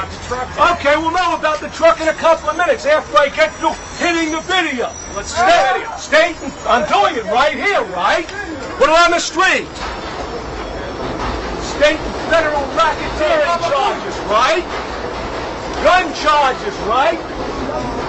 118 counts of grand larceny, right? Bail jumping, interstate flight to avoid criminal prosecution. I have fans all over the country because of Stern, right? All over the country. You do the talking to them. I'm not talking to the fans. Fans talk to me, right? I'm talking to you. This is going on nationwide radio, right? Nationwide radio, right? Yo, Gary, you see those fucking smiles? As a matter of fact, I don't know if I'm allowed to use this picture or not with me and Stern, but I told Stern, I don't give a fuck what Howard wants. I'm doing it anyway, right? I'm going through the whole fucking world to get what I want. The business, right? The business with Arnold and the funny store. What a fucking magnificent joint. Prime time location. Big time. Front and center, right? Front and center location. I don't care if you got 2,200 people or 2,000 people, right? My pace, right? My speed. I'm calling you, right? I tell you, bark, you say how loud. I say jump, you say how high. I say dance, you say how now, right? Yeah. Because you're nobody, right? Riff-raff, garbage, debris, scum of the earth, right? Riff-raff, debris, right? How about your video? You see I'm not in handcuffs, right? You see the cops did nothing, right? You see I'm right here, you free. You didn't get a ticket. I got zero, right? But you don't have a driver's license. I had a driver's license. I didn't have it with me, right? You're a little slow on the uptake. You're a little slow, right? So are you You're a little slow. That's why I call you. I say to you, you're a half-wit, a nitwit, and a dimwit, right? You're going to have to pay damages. Am I going to, well, listen, I've never paid before when I busted out everybody for $30 million in the cross sections of the garment center, right? I took everybody's merchandise, right? I fleeced them, bamboozled them, heisted them, defrauded them. I never paid no restitution. Did I? So Did I? When the FD, excuse me, I'm talking halfwit. I'm talking, excuse me. When the FDLE and the FBI, Federal Bureau of Investigation, Florida Department of Law Enforcement were tracking me down. I never paid no restitution, did I? Where's the truck? 13 felony, that's my mugshot, NYPD. 13 felony convictions, right? Right? You got it now. But Elliot, where's your truck? The truck we put in safekeeping, right? Safekeeping we put the truck. With the truck loaded with videos to be distributed across the country, right? Trying to sell some videos? This is like one at a time. The truck is loaded with 13,000, right? 13,000, right? Of VHS and 35,000 of the DVD, right? A loaded truck, a sealed truck, right? But Elliot, don't you want to sell something? Do I want to sell piece by piece? Or do I want to sell to nationwide distributor? Hey, stupid! Hey, stupid, right? Hey, stupid, right? How about the eviction? You mean in the mine tree you're talking about? There ain't no eviction. I'm sniffing the guy if I want. For 23 times. You know what I said to him? I said to the doctor, the guy, Ed Tan, owns the joint. I said, I'm going to stiff you for 23 times, and what the fuck are you going to do about it, right? What the fuck are you going to do about it? I haven't decided what I'm going to do. We'll decide that in federal court later, on a federal appeal. We haven't... By 5 p.m. when court's closed, moron. When the court's closed, right? Which court? The Federal District Court, Southern District. Okay. Southern District Federal Court. Which judge? Listen, I gave you enough. You'll go down to the court and you'll seek out the judge. I have all the paperwork. That's not for you. I have all the paperwork of the federal appeal. Nothing to show you. So you can't prove it. Prove what? I'm not proving anything to you. You've actually taken it to There's a federal appeal, and we're going to determine in the Southern District. I'm not going to repeat it, right? I'm not going to. You got to show. Southern District of Manhattan, right? I'm going to show you why. Well, you always take my word, and you're going to have to take my word again. You know why? Because I'm Elegant Eliot Offen, and I'm on worldwide television with Howard Stern, and you're right, you're an emissary, a flunky, a beef stew, a wannabe, a nobody, a never will be, right? A nobody, a want-to-be, a never will be. Are you going to be right? evicted tomorrow? If I want to leave the joint, you mean, I'm going to stiff the guy, I'm going to swing him. Gangster talk, I'm going to swing the guy, I'm going to hit him, right? I'm going to give him a hit for 23 dimes. Again, bookmaker talk, Shylock talk. I'm going to give him a hit for 23 dimes. I don't care if the fucking president of the United States is here, right? I don't give a fuck who's here or who's not. I'm going to stiff the marshals, right? I'm going to burn them, right? I'm going to burn. I don't give a fuck who's there, right? I'm still going to burn them for the 23 dimes, right? I'm going to do it my way, if that's the way I choose to do it. I'm not saying I'm going to do it that way. If I choose to do it, he's getting stiffed. He's getting burned. I'm going to swing him for the money, right? I didn't say one way or the other on that. You said that. It may work, it may not. And if it works, you want the coup de grace? You want the knockout? If it works, I might stiff him anyway. I may not even take it. That was another one of my decoys to deceive, another ruse, another forestall of time, right? Eliot. Right, just to build it up, right? To build it up. The damage is immeasurable, right? The damage is immense. Immeasurable. And then, in addition, right? Of course I'm not going to pay for it, right? Of course I'm not going to pay for no damage. Did the cops issue a ticket? Did you ask me that already? The answer, let me give you the answer. Violet on DVD and VHS dehumanizes Elegant Eliot. 59 minutes, Screw Magazine said that the sexual violence in the film will send shivers into your rectum. Steve, into your rectum. So, Eliot, what about the damage? Steve, I didn't finish it. Don't interrupt me, never. Punk, chump, sucker. Don't ever interrupt me when I'm speaking. Chump, punk, sucker. I interrupt you all the time. Yeah, but every time you do, I give you some more abuse, right? And I take it so serious. And you take it so serious. But if you come a little closer, you know, if you bodied me up and I punch you the fuck out right here, right in front of all the people, right? I punch you right the fuck out. If you just come into me, right? All I need you to do. I know you're not going to do that because you don't want to be left for dead, right? I know you're not going to do that. You're too fucking yellow to do that, right? Right? Yelling scream. Answer this. This is my crescendo. This is my crescendo. No. This is my crescendo. This is my crescendo. You got it? My crescendo. By the way, excuse me. I'm talking. Excuse me, punk. How are the guns looking, right? How are the guns looking, right? Wait. Get the guns on the bottom, right? Get in close to the guns. They run 15 miles a day. Indefatigably, right? Painlessly, effortlessly, and indefatigably, right? So, Eliot, why is it you yell and scream here? You're more rude than talk like a little boy. I'm not talking like a little boy to the judge. And I tell the judge right in front of your eyes that you're a scum. You're scum of the earth. Forget about it. I told him you were a scum. The judge said you couldn't talk. I told him you were harassing me and you were haranguing me. Because I'm a Jekyll and Hyde, right? Like it says on the tape. In other words, I have the business veneer and then a very dangerous, violent criminal on the other side, right?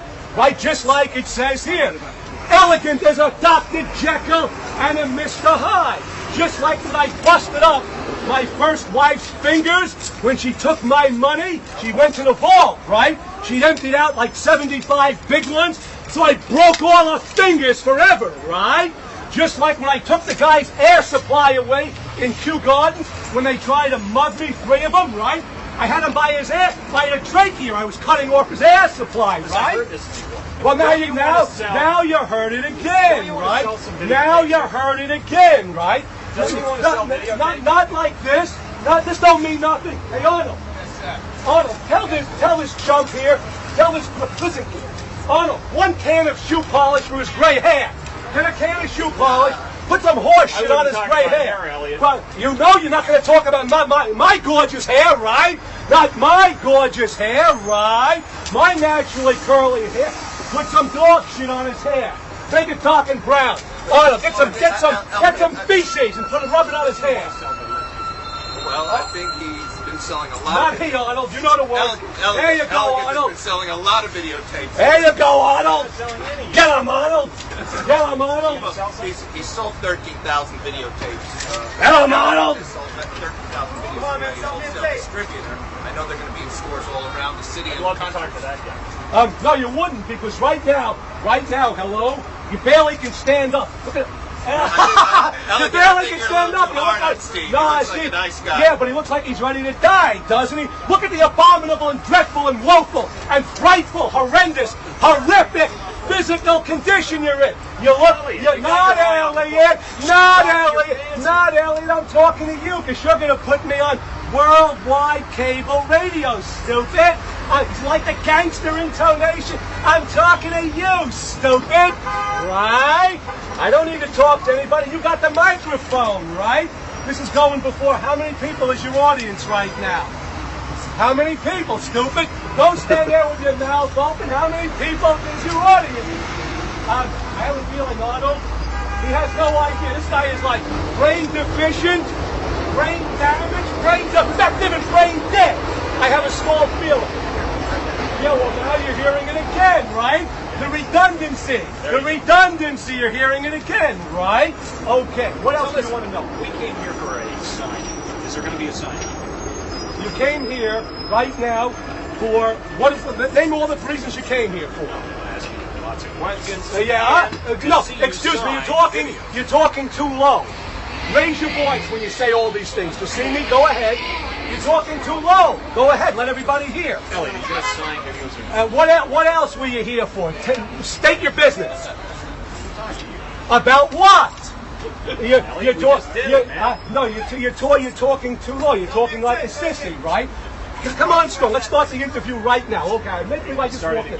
Make believe I just walked in. What are you here for? State your business. Elliot, I want to see. What are you? Excuse me.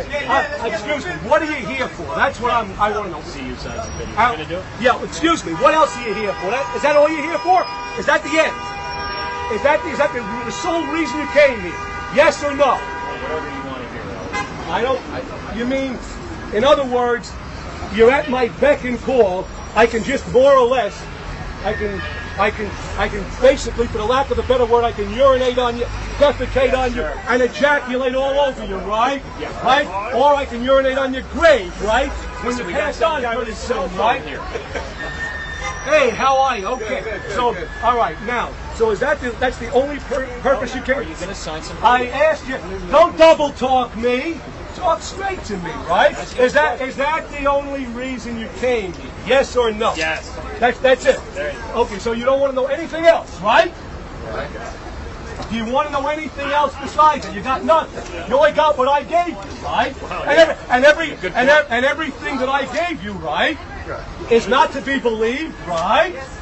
Because as they said, as John Coffey from the FDLE said, and John Kelly said, I'm an inveterate, right, unstoppable liar, right?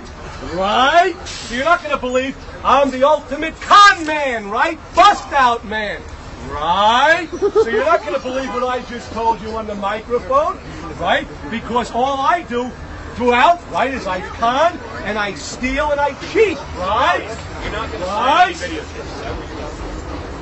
All I'm telling you is that if you're done with the interview, then you got to announce yourself, and then I'll tell you what I'm going to do. Right? Are you done with the interview? Then I'm going to tell you what I'm going to do. Is the interview over? Is everything done? Then I'm going to tell you what I'm going to do. Sure. Is it? Hello?